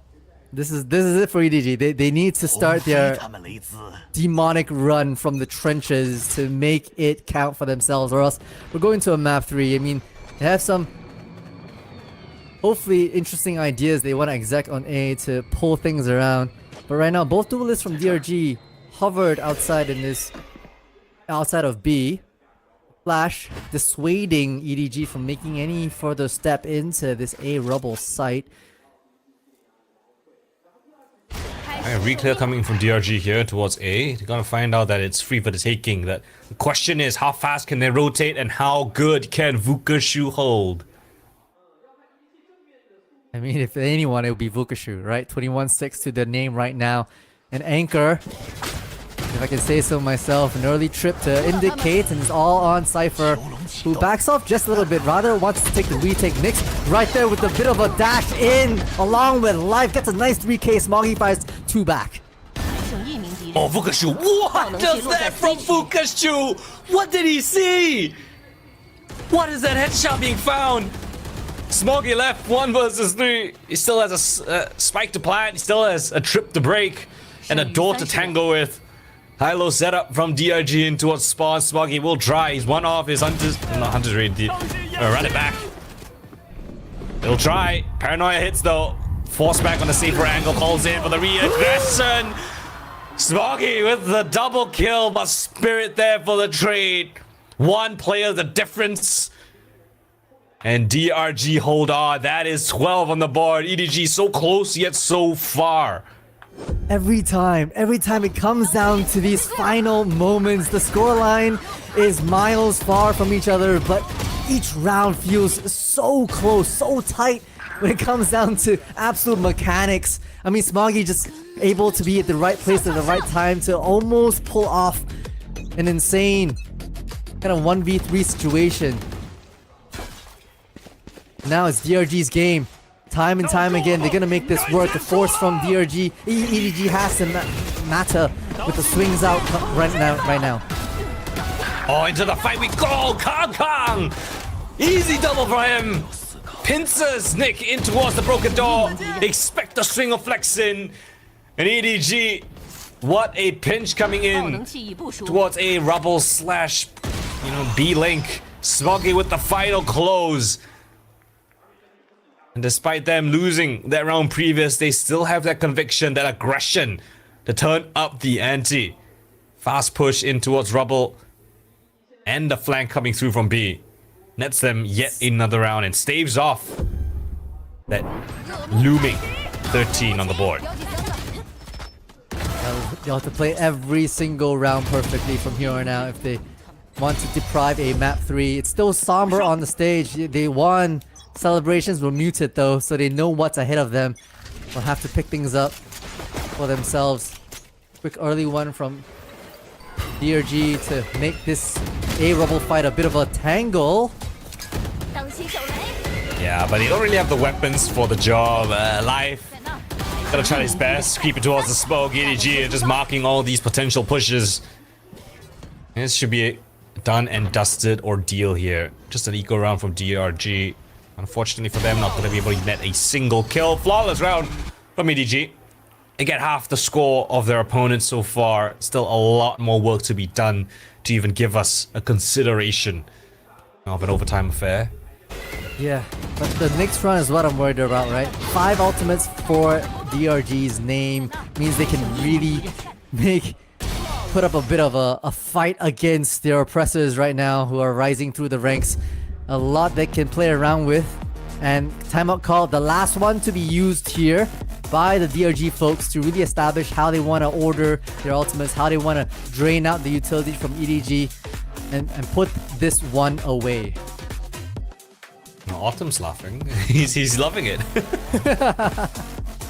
Alright, the final timeout for either of these teams, or both of these squads.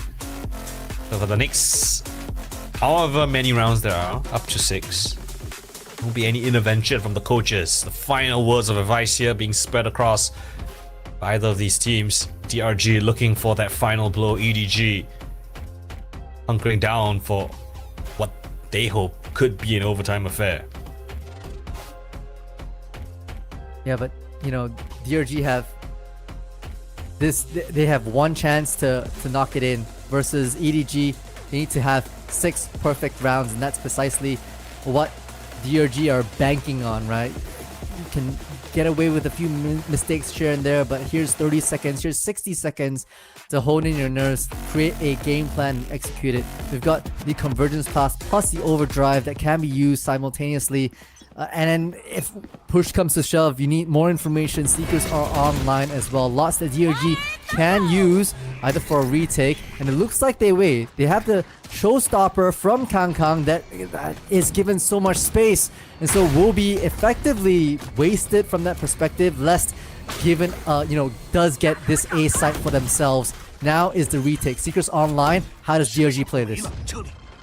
Look at the ultimates on DRG though. They've got the overdrive, they've got conversion paths from the shadows, theft, everything they could look for. Timeout was taken. Perhaps this was the call here. A retake set up here on this A site. Quad flank coming through. It's all onto Vukashu to keep them honest. And he cannot even find a single kill. Chichu will make mincemeat out of him. Oh, but Life will send electricity through the veins of her opponent. 2 versus 2. Spike in the open. Spirit identifies a player down towards hell. It's Kangkang, man of the hour. Tap of the spike. Not stuck onto it. Second tap is there. And Spirit will just beat him to the punch. DRG with a heavy flag attempt here on the retake. Nets them that crucial 13 on the board. And Lotus in their pocket sends us to a map number 3. It was Breeze that EDG took away from DRG, and DRG does the same on this triple-sighted map. They look like they were well in control from step 1, right? Winning the pistol, getting themselves ahead, I think like 6-1 in the first half, ending the first half at a 9-3 score, burning away both timeouts actually from EDG coach Autumn within the first half as well. All things considered, also put up a pretty decent defensive round with face checking, using their utilities, using their both Neon as well as Waylay for the most part. Great adaptations, and this is how their composition was meant to be played. Yeah, I mean, EDG, in the early stages of this first half, it showed that they were finding their groove. They had like, 2 rounds in a row after taking 2 timeouts of their own, right? But then DRG took their own timeout in that first half. We mentioned it, 3 timeouts in that first half. And yeah, credit to them. They found out that kind of recipe that EDG were cooking up. Found the perfect way to counter them. That aggression. At the same time, the defaults looking really, really sublime. Very diligent, marking down every single corner. It was heroics from EDG to eventually get them those couple of rounds, but other than that, it's been the DRG show. It has been indeed. And one biggest player on that DRG side, at least for this map, is Volkashu. Looking at this highlight reel, this is the moment. I'm still getting goosebumps about this, Colden. That 1v1, 1 HP each. Volkashu on their feet after that. It was so beautifully done. Just knowing where to be lurking around, calling for the rotates as and when needed was Volkashu, but not afraid to lead the charge either, right? As a Cypher, understanding that, hey, if there's space to be taken on your attack side into defender's spawn, you do that, you take that, you make it painful for them. And that's Volkashu in a nutshell. Yeah, my man Volkashu. Looking well-oiled machine there. 准备 ready 吗？来，可以了。Ready 3, 2, 1, go。准备给你。看吧，来，准备3、2、1，我看左边，你看右边。我看到，我打。门口有一个。window 了。看闪。我追他。我躲闪的。我有 timing 别急。Nice， 还有一个。好，打给。先打2楼欧门。喂。 补你枪 ，window and ceiling， 补你枪。哦。Fuck man, I can't fix it. Maybe better. So, I'm double P 一辆 ，1, 2。还剩1人。到了，don't pick. Nice! One more guys. Let's go. 55. I check for you. 爆能器已部署。Fed. 一名敌人。丢波了。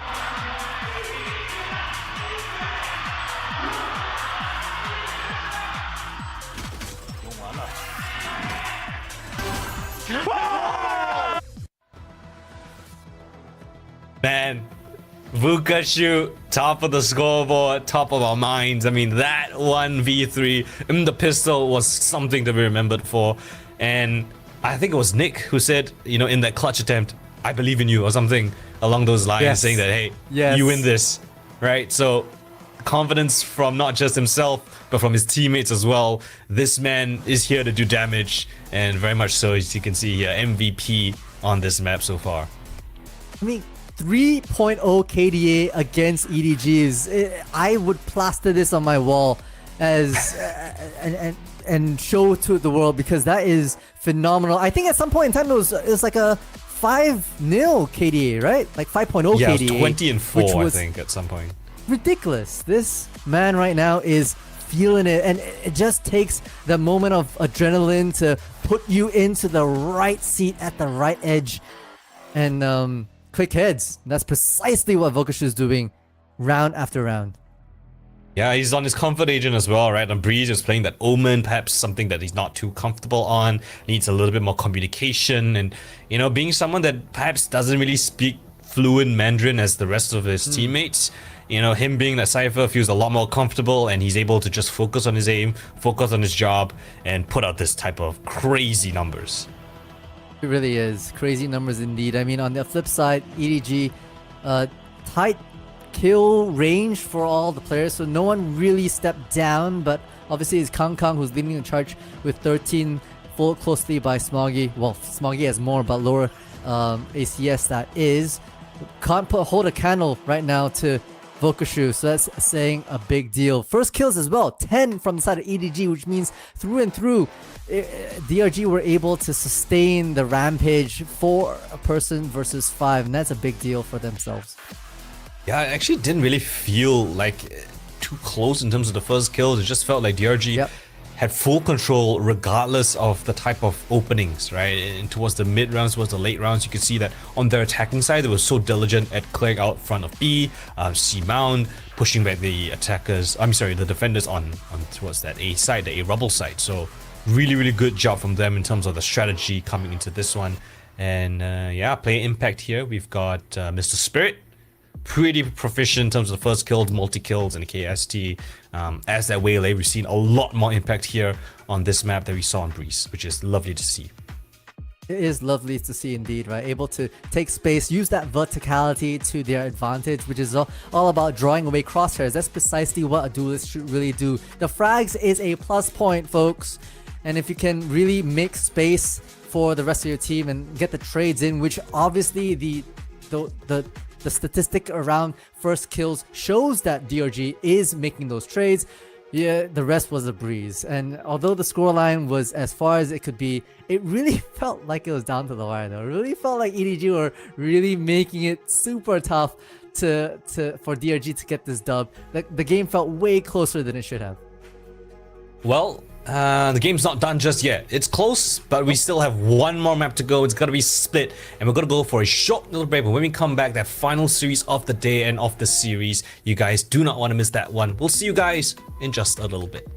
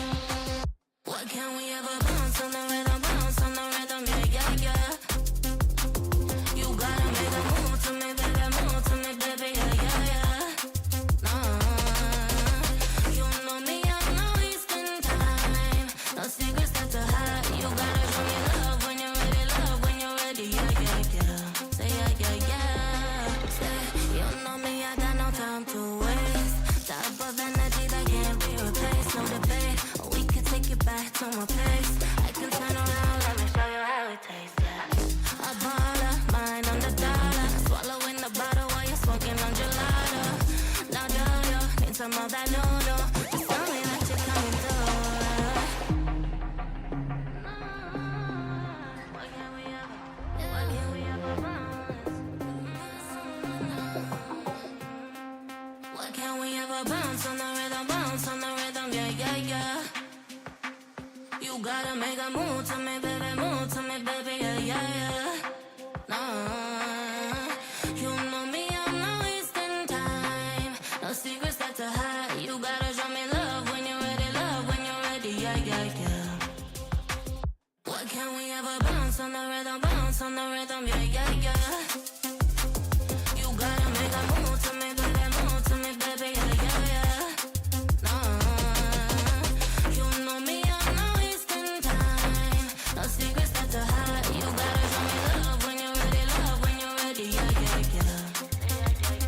Why can't we ever bounce on the rhythm?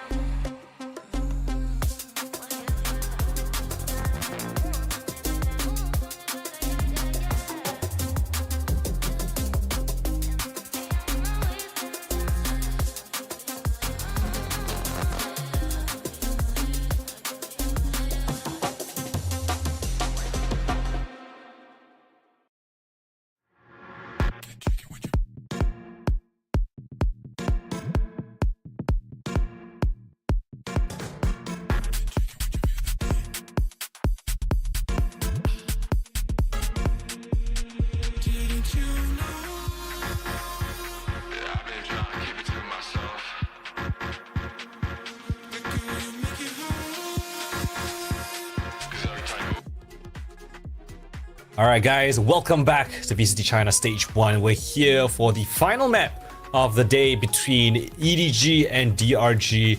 Both teams taking each other's map picks as classic China's goes. But we're here for the final map. It's gonna be split. We're here for a banger. I think this one's gonna be interesting because both of these squads, have not played split in this event just yet. So interesting proposition, I guess, to see if they're gonna be picking similar agents that they did in the previous in kickoff.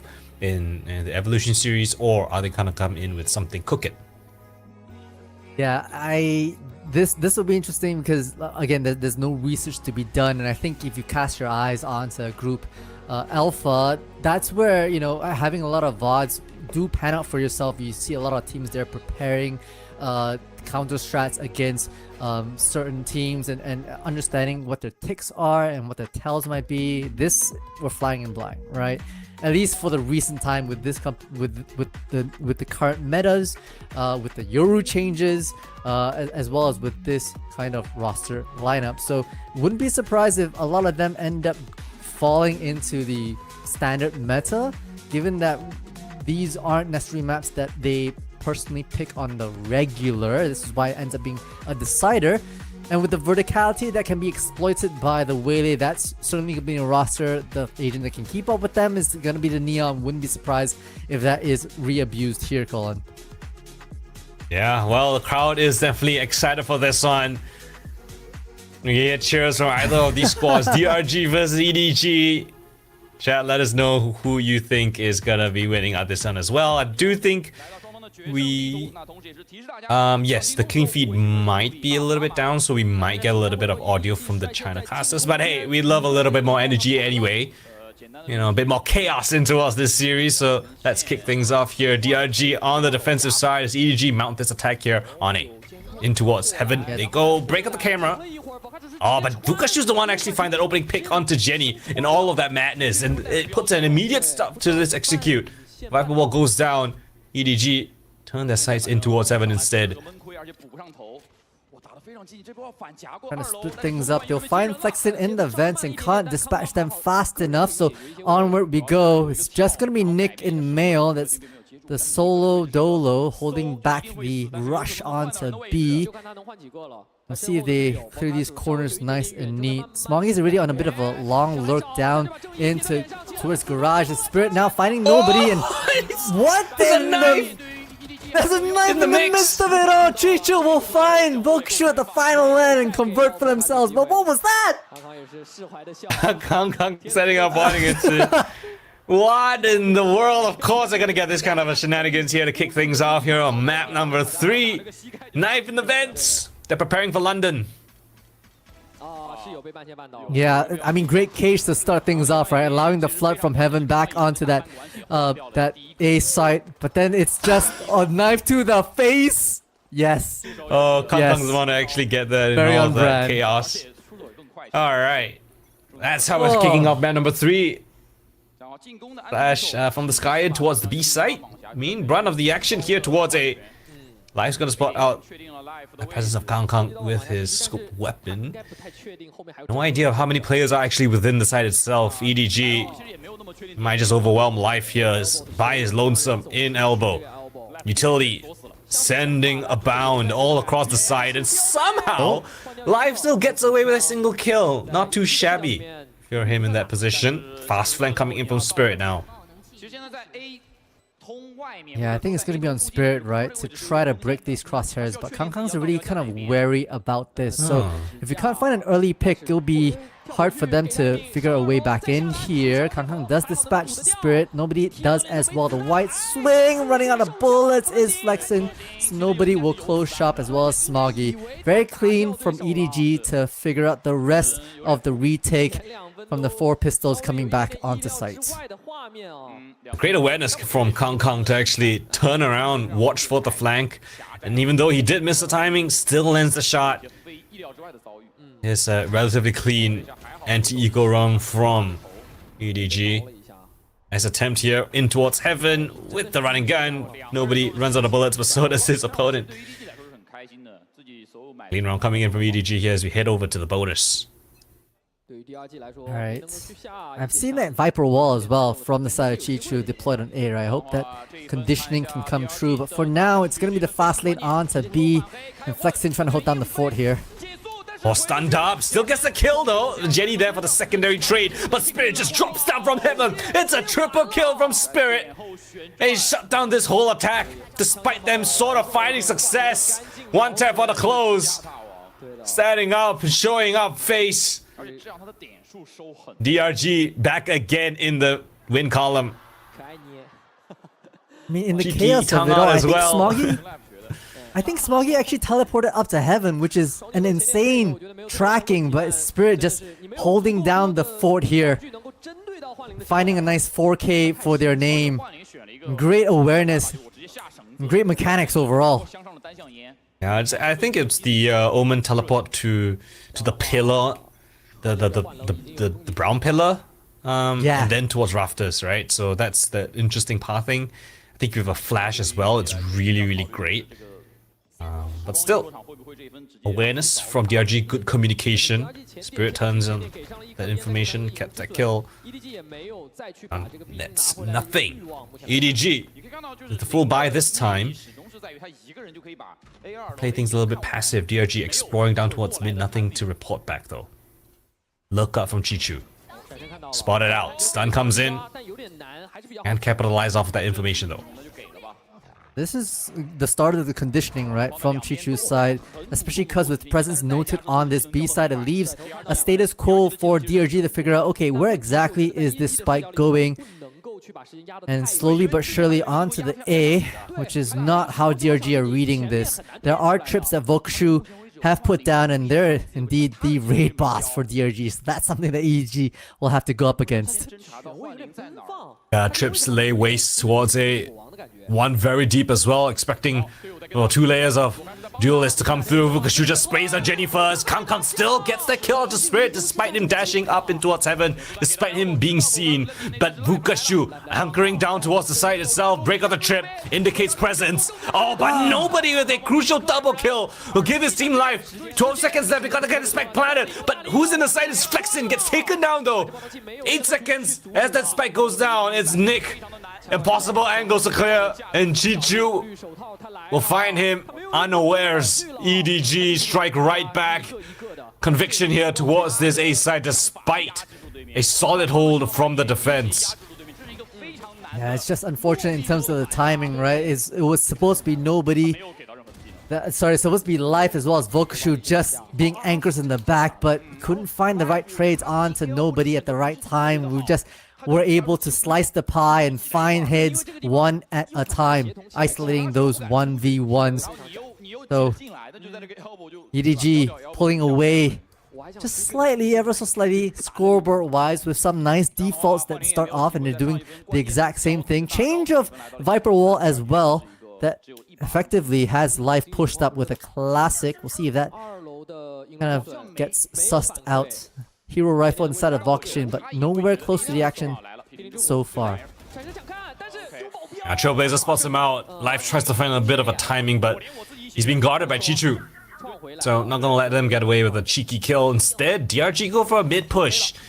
Gonna leave the B side weakly guarded. Seeker's invested, in fact, in towards spawn, so it's gonna spot out these two aggressive players. Spirit trying to find an isolator fight, drops a spike, spins around, gets a second one out of that.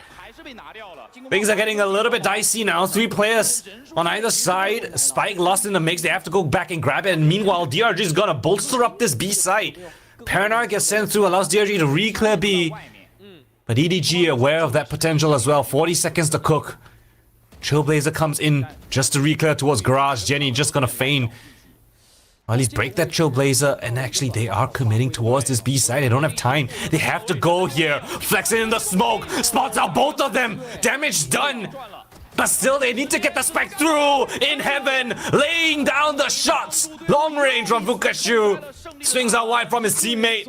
And DRG put chaos into motion. They tear apart the attack before it even happens. You can feel the panic on EDG just oozing through the screens as that timer ticks down, right? We saw the Trailblazer come out from the defensive side, from the B into Garage, and yet the Neon chose not to sprint out. It was all on the backs of some insane share of shots to convert that Thrifty for themselves, and I believe break the economy for... No, not just yet. EDG is still able to buy up, but this might be their last round if they... economy-wise, if they lose this. Oh, big miss there, but at least that's information. Second layer of the attack comes through. Vukachu's playing offside this time. Scan out Jenny, but unable to catch him behind the flower pot. Gonna have to wait for the rest of the team to come in for this retake.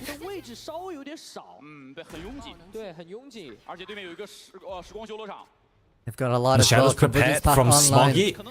He wants to go back in the spawn. This is crazy stuff. All right, commits off the back of that. Zaxi comes in. The crisscross onto the lost side. Paranoid gets sent through. Vukashu with the first kill live in. Smoggy with the double though. Nick from the heavens here with it up. Kakak in the side gets taken down by Spirit. Vukashu now chimes in as well. A flurry of frags, but DRG again is gonna just thrive in that chaos. Absolutely thriving in the mess of it all. This is where they take their opponents and pull them down to their level, right? Because once you give EDG an inch to execute their plans, they're gonna take their war by storm. But with so much confusion on the side, they're just dancing around their opponents, and the 5 of them come up strong. They look way too comfortable in all of this craziness.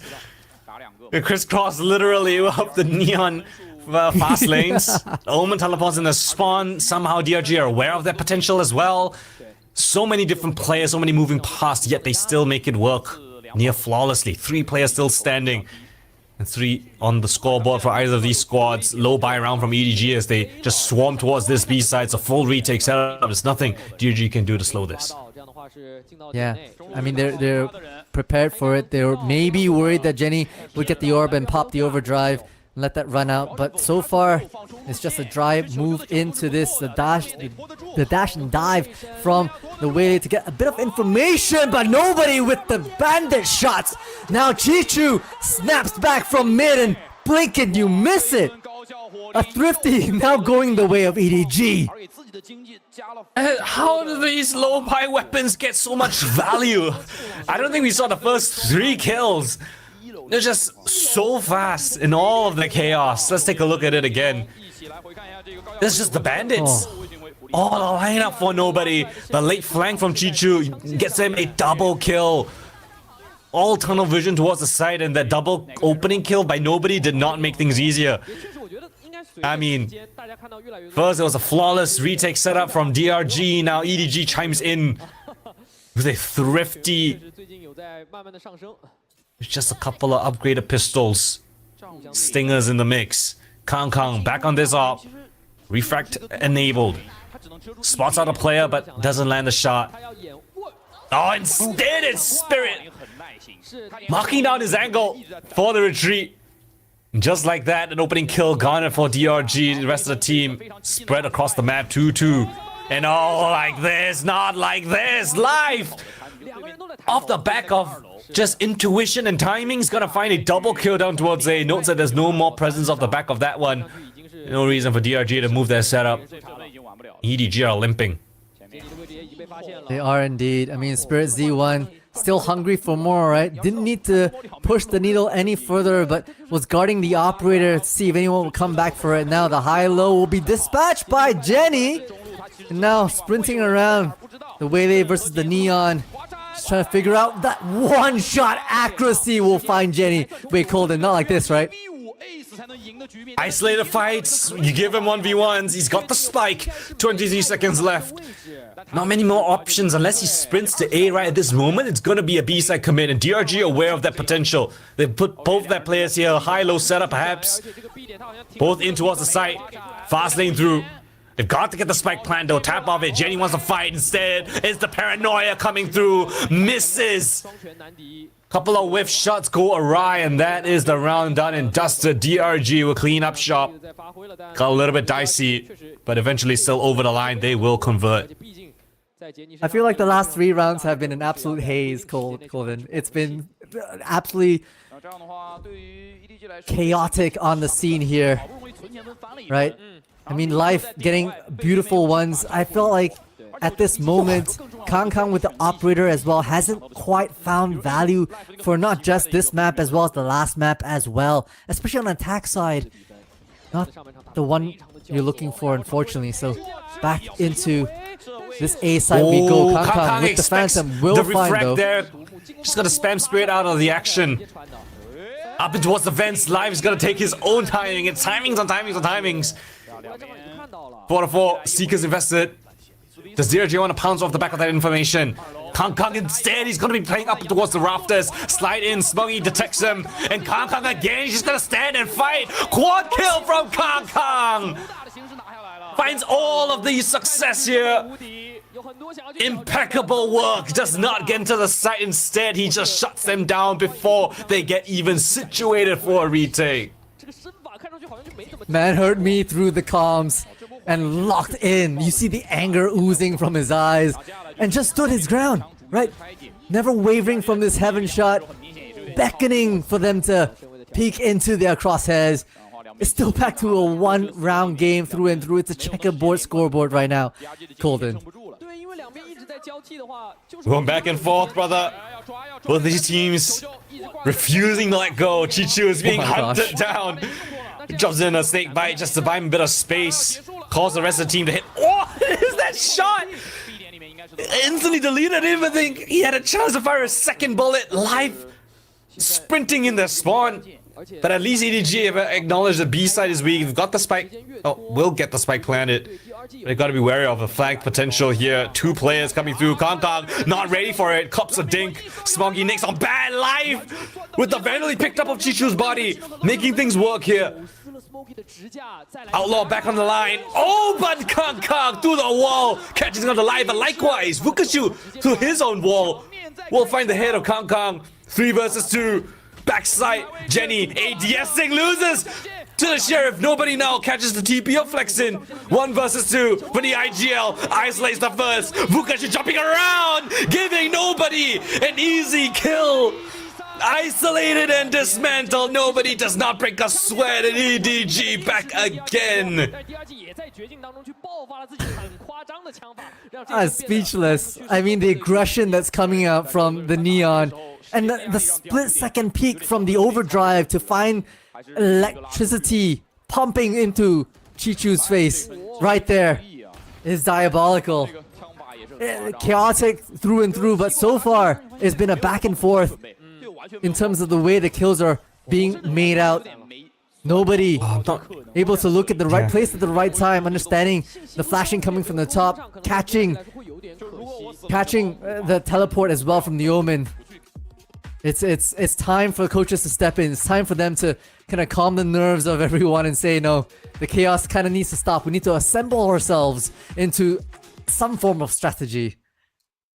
It's time for us to step in, you know? Things have gotten too awry. We're gonna take a timeout of our own. The caster's time. Hello, guys. Nice to see you again.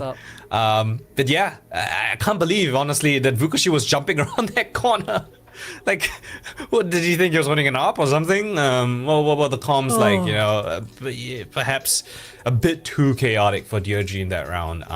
But yeah, that's how the cookie crumbles. 6-4, EDG leading by 2 rounds. Gun round again. We're gonna go for a fast one. Both players on either side flashing through. And Flexin slowed down, but eventually gets out of harm's way. Convergent paths recommitted coming in from EDG. Got control over the side. Jenny now with the lightning fingers gonna clear things out. But again, it's gotta be a retake setup. Chichu's really fast on this flank though. They've gotta be wary of his late positioning. Do they check this close corner? Vukashu none the wiser. Chichu's fast placements. Gonna catch DRG off guard. Dashing towards the side itself. Spirit flicking upon the dimes. Live gonna catch the last late flank coming in from mid. Chichu down. Live again with a double. Live with the triple and Flexing with the close. DRG. Again, they lose that opening pick. But still, they rally back. The duelists finding incredible impact.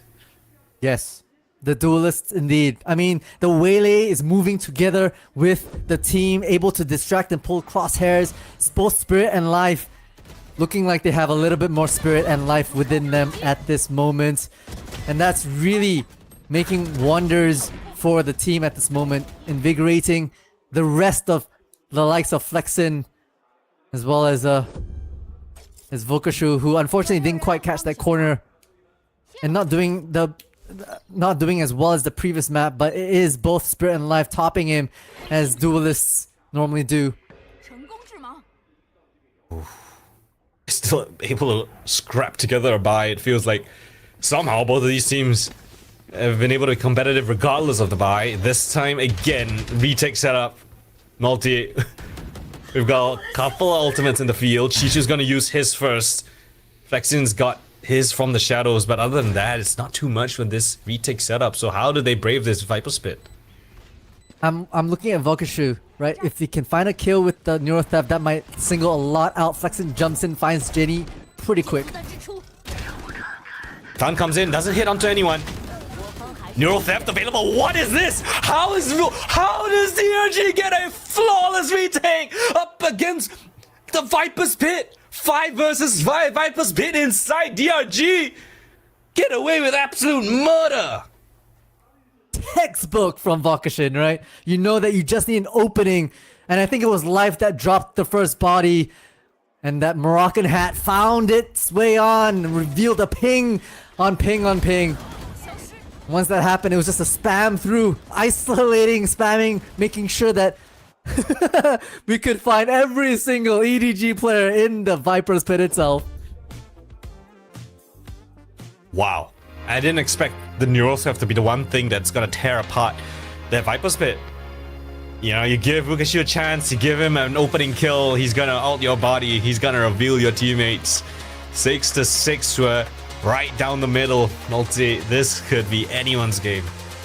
And we asked for chaos, we got chaos. Well, a knife to a face. An operator shot that goes nowhere, but then Kang responds with a 4K on a Phantom thereafter. A Thrifty followed by another Thrifty. I mean, back and forth. These teams are figuring out as we go along, and we're all here for it. And do you prefer? By the way, no one likes Fracture. I don't know if you can tell on the polls right now. Oh my gosh, nobody likes do Fracture. not get me started. Do not get me started. I pick Fracture. I know, Fracture is the best map. You tell him. I've said it. You tell him. Chad, you can disagree with me. You can disagree with me, Multi, but Fracture is by far the most fun map. Strategically and as a viewer. Tell me, when have you seen 5 players fall to their death on a zipline? There you go. Well, I Case did. closed. I have. When G2 played Abyss. Remember that? Remember that, Colden? Oh, they didn't fall off a zipline though. They did it on their own volition. Yeah, that's fair. That is true. That is true. Fracture fans, stand up proud. Hopefully we'll get to see more of that map as we head deeper in towards the season. And we'll see. As the scoreline right now is anything but fractured. It's glued 6-6. Bears dropped his DRG. Aggressive as they are, set their sights on the first letter of the alphabet. Goes in. He goes in. He wants a taste of this. All right, let's stand and bang. Wall's gonna drop eventually. 4 duelists on either side of this. Jenny goes down first. Still, Kang Kang is worried. Oh, he has to turn around. Gets a headshot, but not the kill. Flexing with the shotgun's gonna be able to do it. Double man advantage for DRG. Heal available from the sky as well. Peeking in one by one. That is a little bit ambitious. Eventually, they will find that kill. Oh, this interesting toxic screen from the defensive side allows him to creep up close first. Vukashu, the linchpin. He's going to be able to find a couple of backs turn if he plays it patiently. Wall drops. Nobody finds a nice kill. Oh my gosh. EDG just filled the feet. EDG go flawless in the 3v4. What a turnaround. And that's Viper's Pit. The Viper's Wall, my apologies, able to allow that creep up to a flower pot, get all this map space, and then when it drops, you have multiple angles, multiple crossfires on the DRG folks. And it was a firing squad to begin with. Kang Kang a little egregious at that tail end, at that front end, right? Nobody to support, but knew they had to at least put up a bit of a fight as the anchor on that A site. Fair enough. And EDG get away with a pistol for themselves, able to buy up only 3 rifles. That is... They're worried. Yeah. They're worried about what DRG can bring to the fight. They're not underestimating their opponents now. 9, 6, 7. As we head over to the second round here for EDG. It's gonna mow down the execute from DRG, trying to whimper themselves in towards this B site. Easy as you like. Not a single death. They always have to prove me wrong.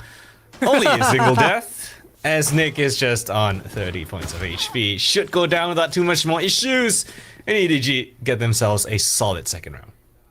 And because they only bought 3 rifles, their bonus is going to be pretty stacked. They're going to give DRG a bit of run for the money. This might be their game plan to basically try to peel away score-wise from DRG's side. I'm a little traumatized right now from DRG's attack side, from Lotus, so I'm really wanting to see a bit more from them. A lot more push and pull, a lot more mid-presence. I mean, to quote Omen, you don't know the meaning of split. This is about heaven control that makes the site a lot easier to manage, and I hope they set their sides into the mid space. Alright, not too much in the way of this bonus round for UDG, right? The only threatening thing, Bulldogs, maybe a Bucky close range. Where's that Bucky? Oh, of course it's nobody that's using the Bucky, the Sky of all characters, not the duelists or the smokers. But hey, Nick's gonna fully clear out towards vents. They're gonna have a little bit of an insert there. There's a little bit of a different style of attacking play that we see DRG embody, right? EDG's very much full sending, very committal. But DRG, as they did on Lotus, they're gonna explore the map, have a couple of inserts, push back the defenders before they actually make the decision. Yeah, and you know they're gambling on this B side, which Spirit's actually holding their attention to be fair. They've sent a solo Jenny onto the other side of the map. It's a lot of a ploy here as Spirit's still able to find 1 and 2. Wait, this was not meant to be the plan. Kang Kang finally puts them to the ground, but now too little too late. A, it's been cracked wide open. Oof, Jenny, lucky to be alive there. One step further and his head would have been popped. But great fake being thrown in from DRG. Spirit gets sent through, finds a double kill. That's lovely stuff. Sets his team up for a man advantage in this post plan. Nick rotates around, watches the flank. 2 players within the sites itself. Live playing around his opponent's wall. He's got to be careful though, he's in the open, exposed. As Nick finds his own sort of timing. Edges onto Kang Kang, sliding in towards elbow, 1 by 1. EDG gets cut apart. DRG, the first round of the second half. Finally a little depth to DRG's execute. You know, playing around, having that mid presence a little bit, which tends to lead towards one side or the other. They had that beautiful pump fake on to be a full committal of Spirit plus an Omen Smoke in B Heaven as well kind of sold the deal, even pulling off Jenny, I think, from that A site just enough for the rest of their folks to walk in on A and get the plant down. Spirit getting 2, that was just a cherry on top, and that's just Spirit doing Spirit things. Spirit doing Spirit things.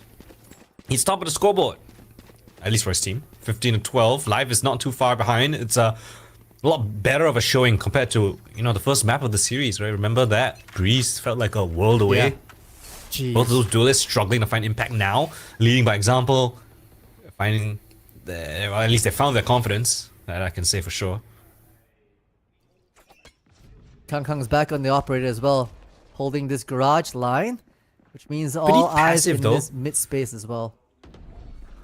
That up line, it's not really gonna command too much space control. Gets hit by the paranoia, reflects back. A little bit of information of what he saw. But at least they still have Vents control. There's a lot of pressure on this EDG defense.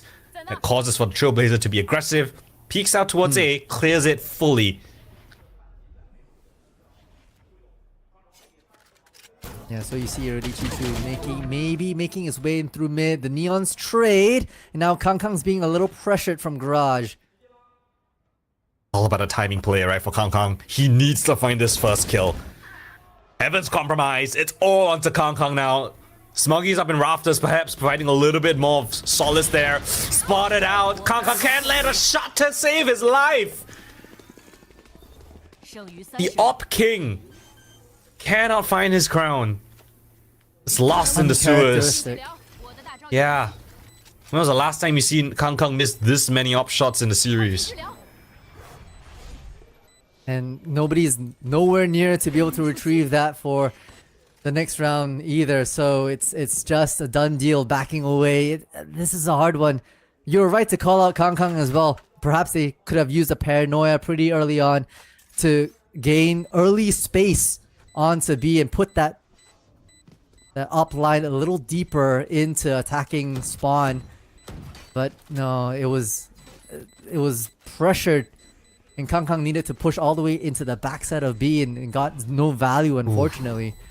I would really love to see Kangkang be in a more aggressive line, right? You need to find those opening kills. You can't wait until the execute comes in where you're being wrapped from Heaven as well as Garage to finally fire your first shot. We need to see more proactiveness from Kangkang. We need more setups for him. Yeah, it's a tough one so far from EDG, star player. But at least they were able to get the pistol early as well, which still makes it a tied game. This calls for, the timeout from Coach Autumn, just to be able to, think about a few things here for themselves. Think about how they want to maybe aggressively take that space. You want to set up some of your star players like Kangkang, like even Nobody, right? In those good positions together as a duo and get a bit more information for themselves. Both teams taking their first timeouts already, and we're still pretty tight up in terms of the scoreline, 8-8. I will say that DRG is looking a little better on their attack side, right? They're trying to do these stronger, so it feels a little bit more thought out attacks. Yeah, and which is a little surprising because Breeze was their map, and they didn't bring much to the table, unfortunately, for that particular map pick. But this one, at the very least, the one that we haven't seen them play at all with this particular patch, this particular stage, they seem to be having a few layers to their attack. I say that, and now they put all 5 onto A. Let's see how they want to rush this. Granted, EDG, no, it's a buy round. Kangkang's back on the operator here. Is it a buy round? It's kind of like a half buy in a sort of way. It's heavily invested towards a couple of these players. So you're really looking at Kangkang as well as Nobody as the two with actual weapons and rifles to find success here. And they're both in the same place. In towards Heaven, flash in towards the side itself, but there's not much they can do with an op in hand. So yes, he pops the refract, but there's not much he could do. You just have to relinquish the site, opt for a retake, and we all know how good, quotation marks, an op is on the retake. Let's see how they muster up this one. Trailblazer in. 5 versus 5 is gonna be difficult. Oh, and he just spots out a flying Neon. Nobody drops out with the Bucky. Jenny with the rifle. And they're finding success off the back of the initial fight. Viper Wall goes down. DRG Nick in the corner picks up a triple kill. Spraying them all down in the elbow. Funneled in and shot out. Smoggy is able to find one more, but is that gonna be enough? 2 versus 2 now. And Kaka gets caught on the jump up. Oh, first kill's found. Flexin up against his counterpart. Omen v Omen. Who's better? Who can land the shots? And Flexin does not falter. Converts the 1v1. Gets DRG back on that favored side. Back on that advantage. It's an explosion onto a side, and Nick just not. You don't normally see his name light up in that kill feed too often, but was able to just mow them down here in a nice 3K and converting the round for themselves, holding and staving off the aggression. Great adjustments, great adaptations from DRG, but mechanically, that was all Nick through and through. Multi, Kang still hasn't fired an op shot, it feels. I know. I know. And the retake setup, I saw him throw a saturate. Some sort of throw a saturate, dance around in heaven, and then just die. We haven't had him been able to find, an opportunity to get an opening pick, to get a kill. He's got a rifle instead for this round, no op, right? Imagine if he saved the round prior and brought an op into this round. Discussions to be had. Retake setup here towards B. They want to aggress. This is the aggression good. Oh, nice paranoia, but the pre-fire from Spirit Z. Nick's right there with them. Hello? The trap play dismantled from EDG. He lands a perfect hit shot on the trap play while paranoia. They're just gonna capitalize off the back of it. Their own paranoia being sent through and the convergent path. Chichu's in the open. Chichu just stands his ground. Omen teleports above him. Smoggy aware, hears it. Turns around, still alive. 2 versus 2. They're trying to find him, but can't peek too wide. This smoke allows him to play around it. 3 bullets left. Has to opt for the classic instead. Jumping, right click.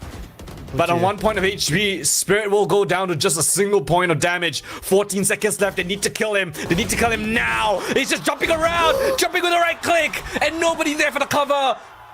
What has happened to DRG? They had the opportunity to get the spike down, even find the kill. But ends in their pants, they got too scared, too tunnel visioned, and EDG punished them dearly. And it's also Smoggy just being able to play in the right corner at the right time. First playing aim labs with the 180 up top against a teleporting Omen. But then, and Chichu as well. All these individual heroics coming from these players. It is back and forth so far. I feel like nobody has quite a good read on how to react to these plays. And when it comes down to it, it falls back on mechanics. Push comes to shove, you gotta shoot your way out of different situations you find yourself in. Despite them losing that initial pincer maneuver, that initial crunch down towards B main, EDG still net themselves a win. 9-9, flash in. They're just gonna commit off the back of that. Flashing through, dashing through. Kang. Finally an opening kill to his name. Not the op, but just the Vandal. Regardless, he'll take it. Damage done onto Spirit as well. Forces them back a little bit. I mean, pretty good execute from Life and Spirit, right? They moved together, they tried their best, but the snakebite was a bit too much to bear. Saturate comes through. Wanna comment off the back of this. 3 players here on this B side. DRG, how confident are you? Well, corners to be checked.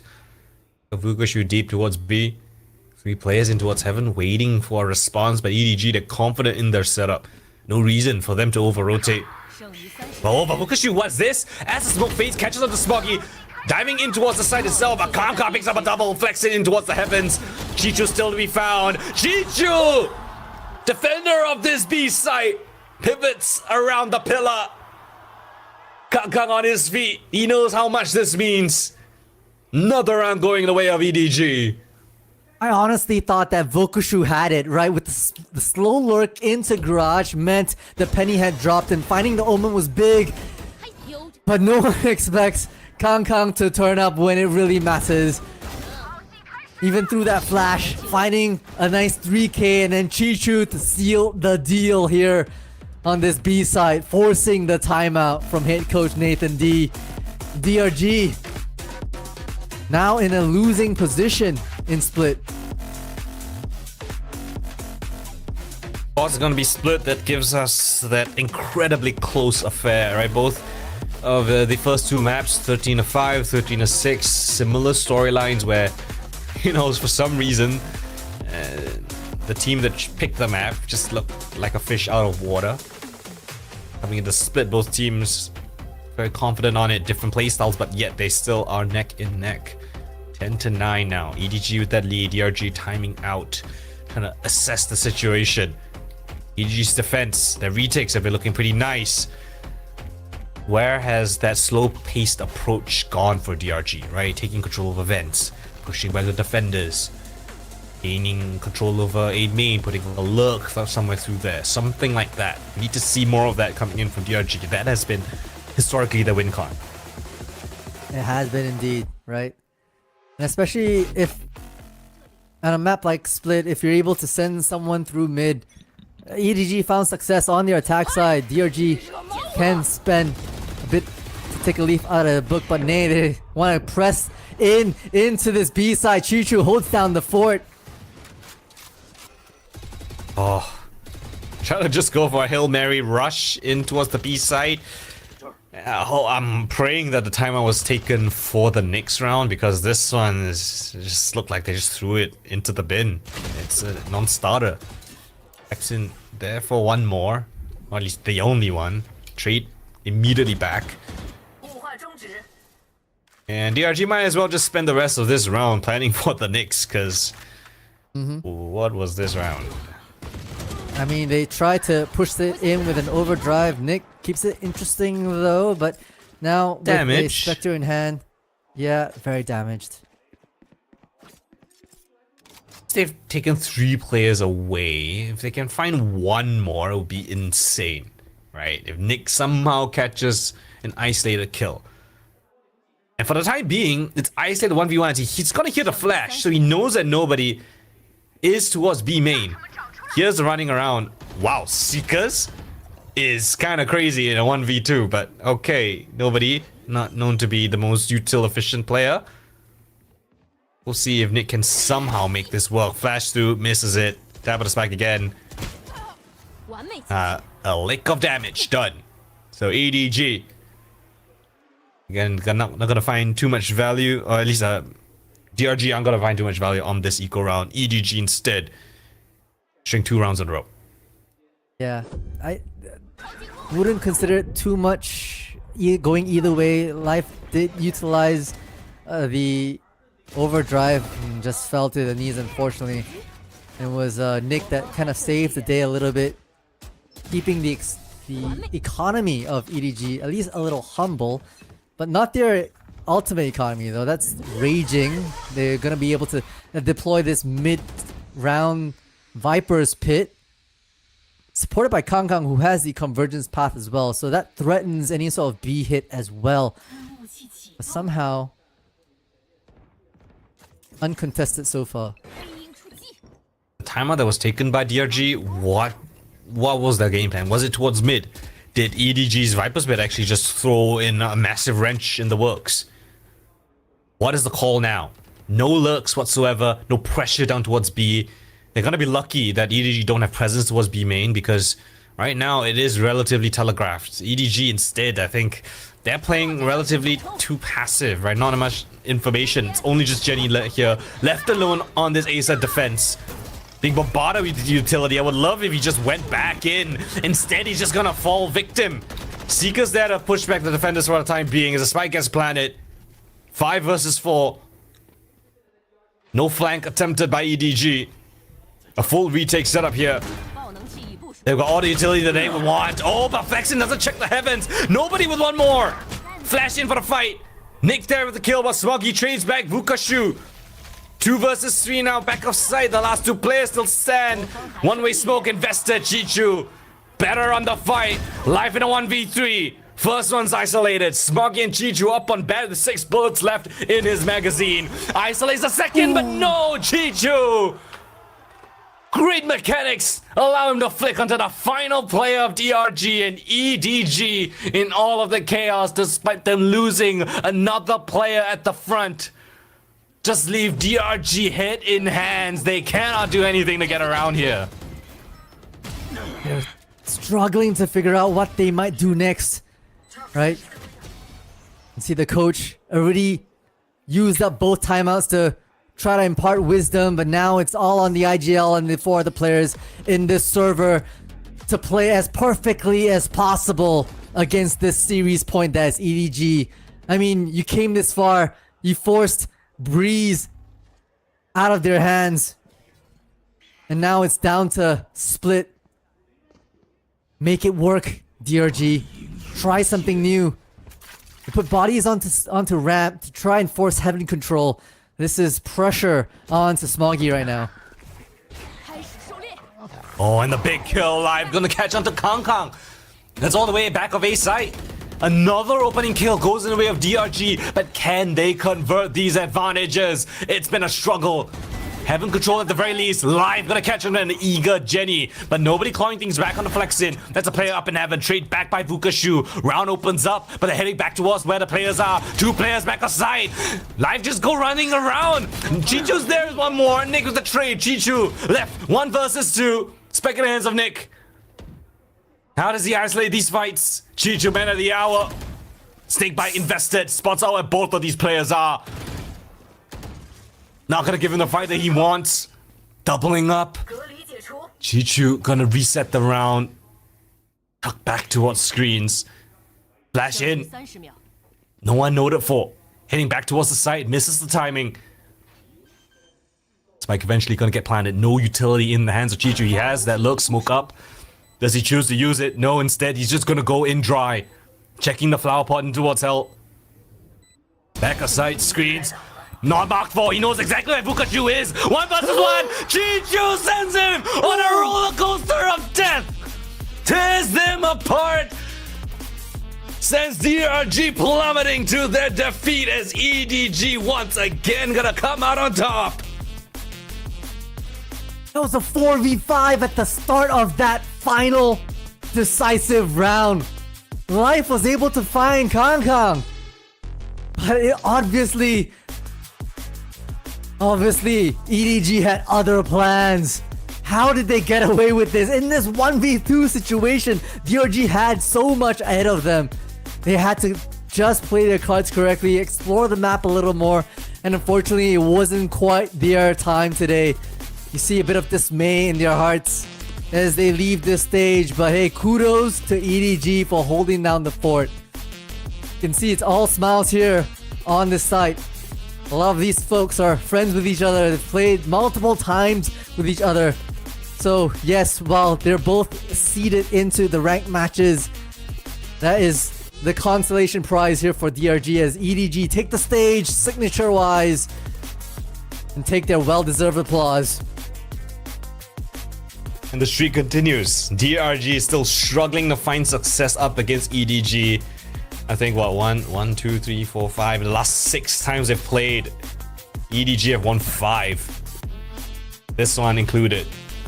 So again, when it comes down to it, when it comes down to the final few rounds, to crunch time, you can see the championship caliber players, Chichu stepping up to the plate, finding that impact.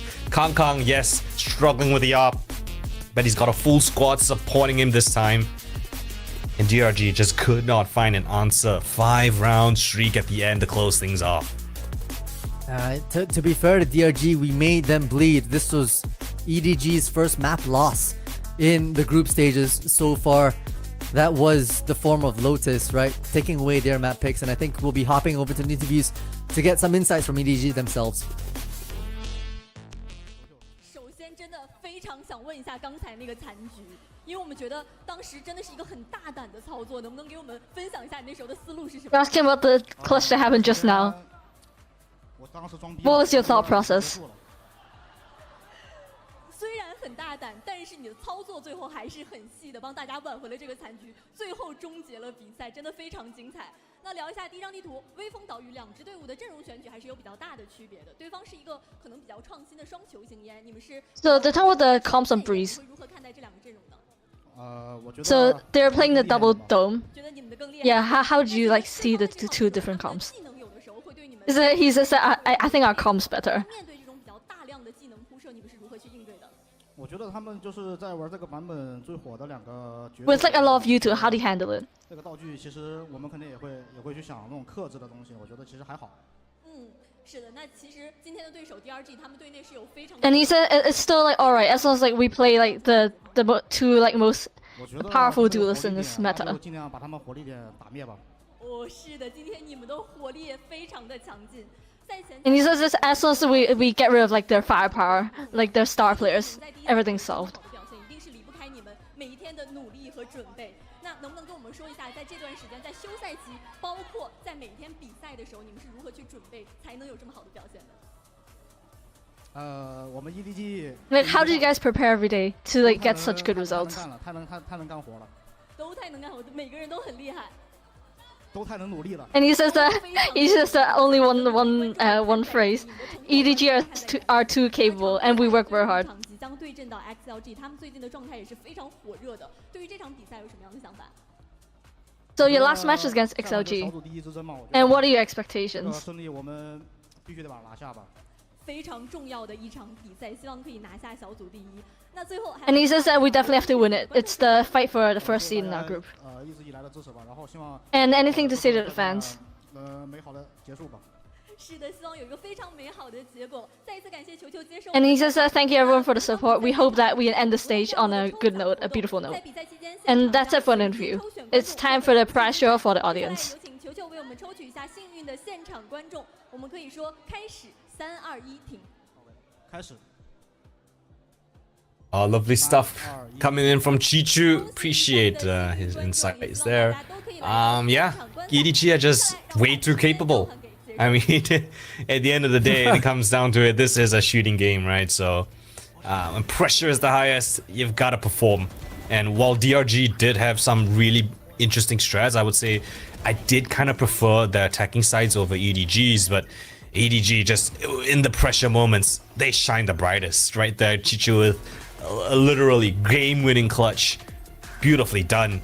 That was more than enough to set EDG back on that win column and fighting for a top seed in that group, secured at least top 2 so far.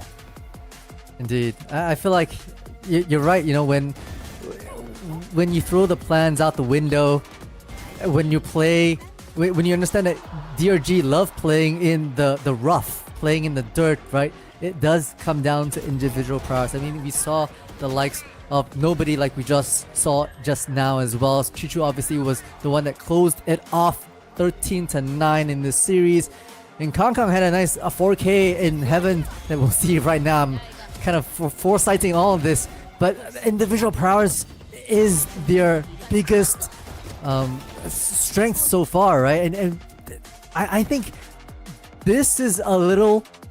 I want to precursor this, Colvin, because I'm still a little worried about EDG. Yes, they have had a fair number of great performances so far, but I think there's still more to be had if they want to regain their kind of Masters Bangkok Champions 2024 level of expertise.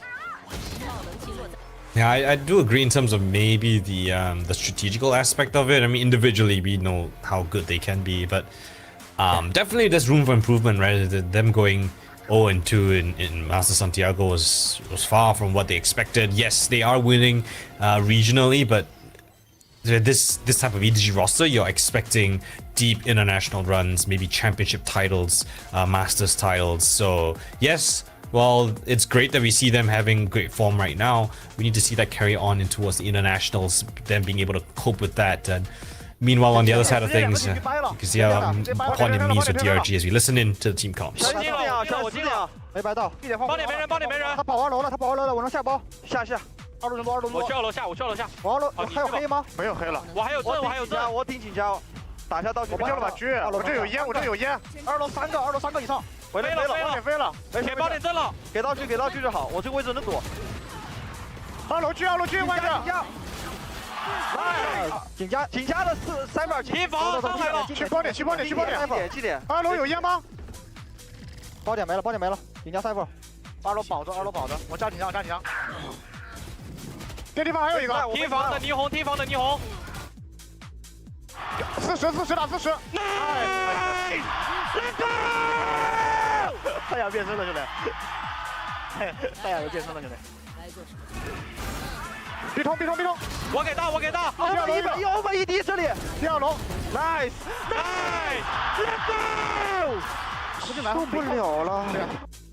受不了了。All right, Kong Kong taking the MVP. 300 ACS, what a perfectly clean number for him. 6 multi-kills as well. I mean, this man, yes, he did struggle on finding impact with the operator, but you know, he's still able to put up pretty solid scoreline, all things considered, with the rifle in his hands. And yeah, honestly, sometimes I might just feel like I want to give it to Chichu, you know, at the end of this match, especially the kind of impact that he had. But Kong Kong, I mean, his frags cannot be understated. There are so many rounds where you're just on a rampage, able to pick up crazy number of kills and set his team up for success. So yeah, well deserved for EDG. Well deserved indeed. I mean, give the man a Vandal or a Phantom any day and you'll see him frag out, supporting the rest of their team as you expect from a star player like Kong Kong themselves. Leading that with a nice 300. No one else is close actually to that kind of ACS. 21-18 to 8 is that KDA. But I also want to call out, like you said, call out Chichu as well. Right up with there in terms of kills. Slightly less deaths as well. Able to really work the map with some very well placed Viper walls. I want to say that EDG's Viper walls were not telegraphed at all. I was always on my toes to try and figure out, okay, where is Chichu's Viper wall gonna be next, and why was that put there to try and give them space? So I think that was big kind of map control tactics that Chichu was bringing to the table. Yeah, it was dynamic in terms of the Viper utility, and look at the first kills as well. DRG actually did have the upper hand in terms of that, and it was a difference from Lotus, right, where it was a little bit more even. This time, DRG did have a great advantage in terms of the first kills, but still struggled a lot in the mid to late rounds. EDG just looked a lot more clutch. 2 clutches, as a matter of fact, over the none of DRG. Both teams fighting 50s, but at the end of the day, EDG just a little bit more proficient when it came down to the madness.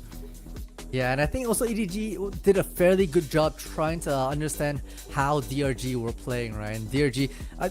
yeah, they had a couple of rounds where there were layers to their stuff, but for the most part, they will telegraph quite easily with some of the simple utilities that EDG were throwing out. And of course, like you called it, player impact, right? Going straight to Chichu. I mean, the stats, yes, higher than average, obviously, but you just think about the amount of pressure that this Viper is putting on with very, very well-timed Viper's pits, plus those Venoms, as well as a good utility for walls, even in that retake scenario, in that pistol round early on, to just give EDG so much map space for themselves.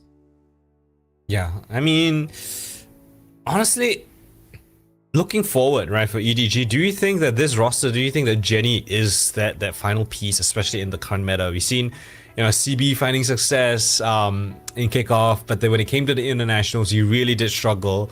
Jenny now coming into the mix here. He's looking really solid on EDG. Yes, not the most crazy impact, but I don't think EDG needs someone to be that.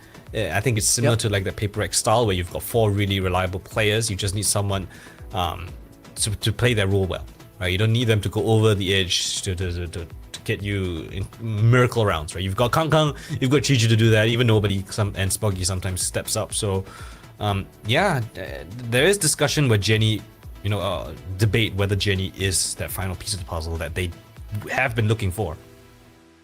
I think there's still some time to be had to decide. I think Jenny is still finding their place actually with the 5-stack, and it must be nerve-wracking to play against 4 national heroes basically that won China the champions back in 2024. But I think so far Jenny has had their shine out moments, their pop off moments.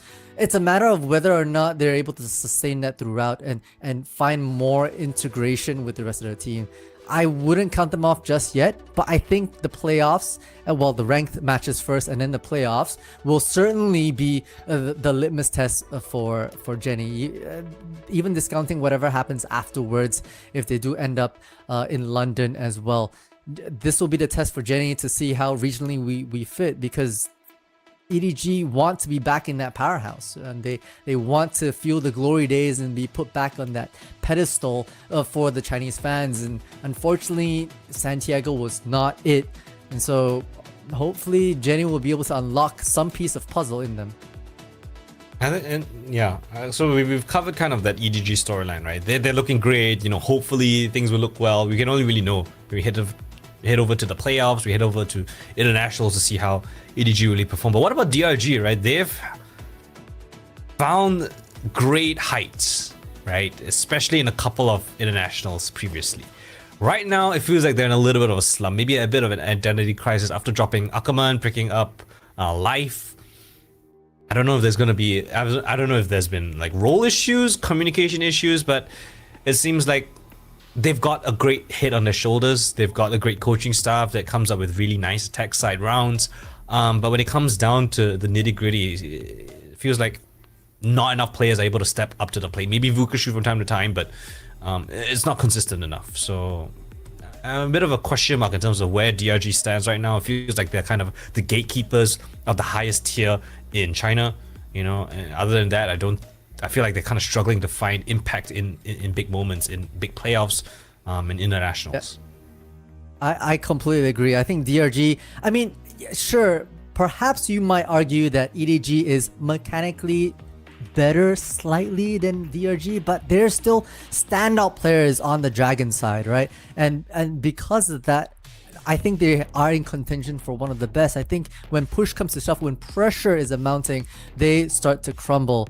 And I think because of today's matchups, EDG will be, I believe we just confirmed it, that they are confirmed going to be the first seed here.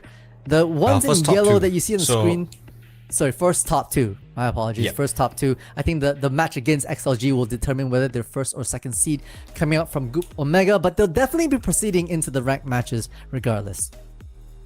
Yeah, I mean, this is a great start for EDG. I don't think you could ask for a better start so far. Oh yeah. I think the matchup against XLG is going to really test their current power level. I think for both of these squads, actually. I think both of them so far, I mean, the Group Omega is not the strongest group, you know, I'm looking at it right now.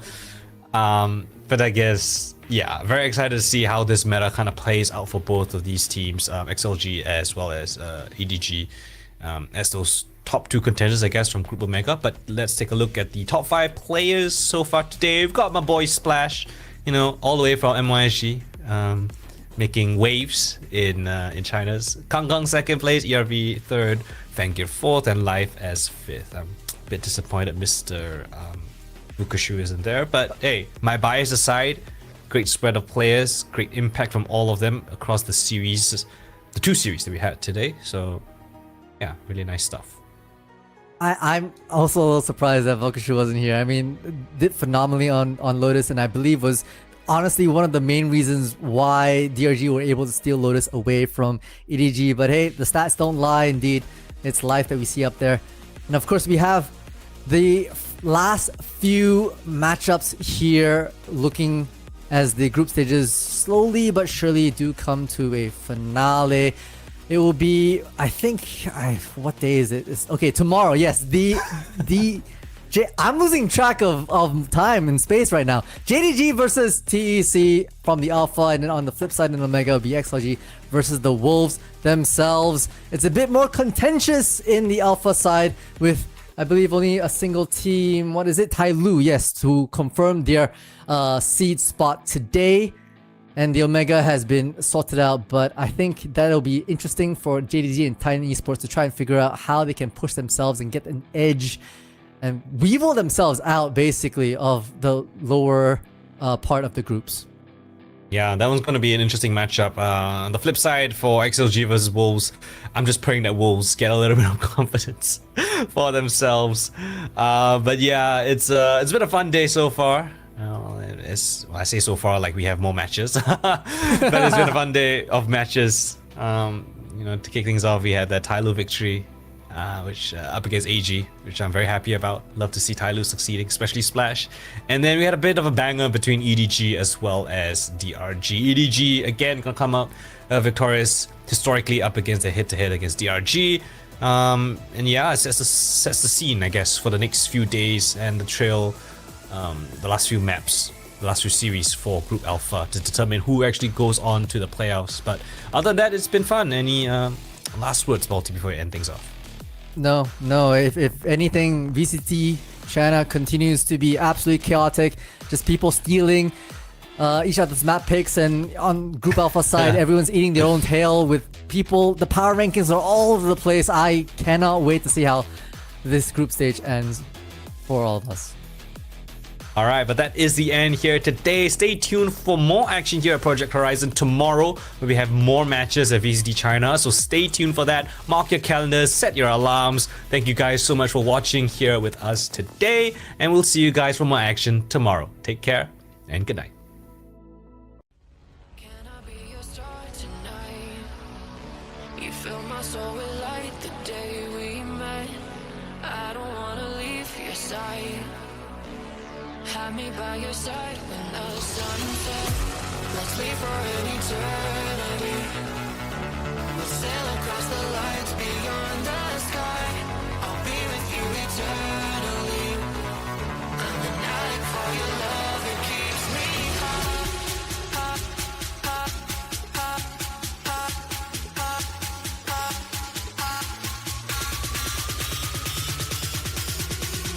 Tell them what your name is.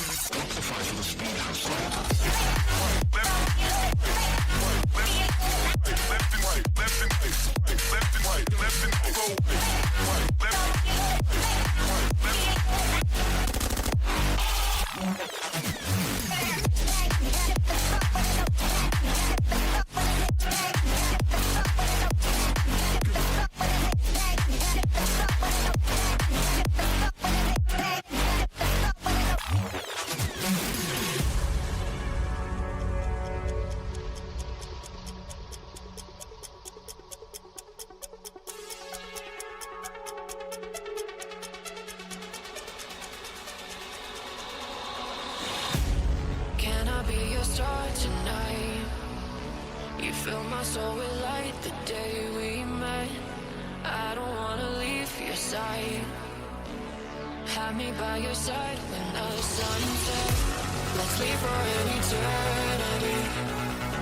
We'll sail across the lights beyond the sky. I'll be with you eternally. I'm an addict for your love, it keeps me high.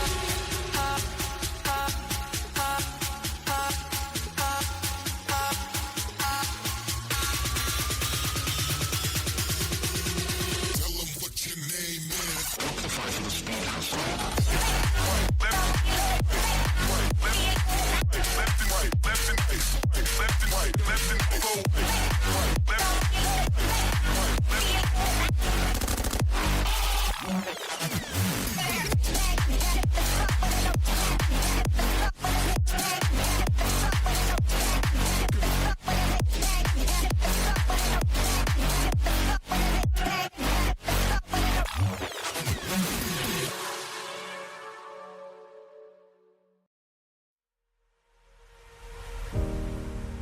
Nothing could have prepared me for the high stakes heartbreak that surrounds me. You want me, you won't let me go. So I burn so. I can feel you coming like a wildfire. I'm just a fuel.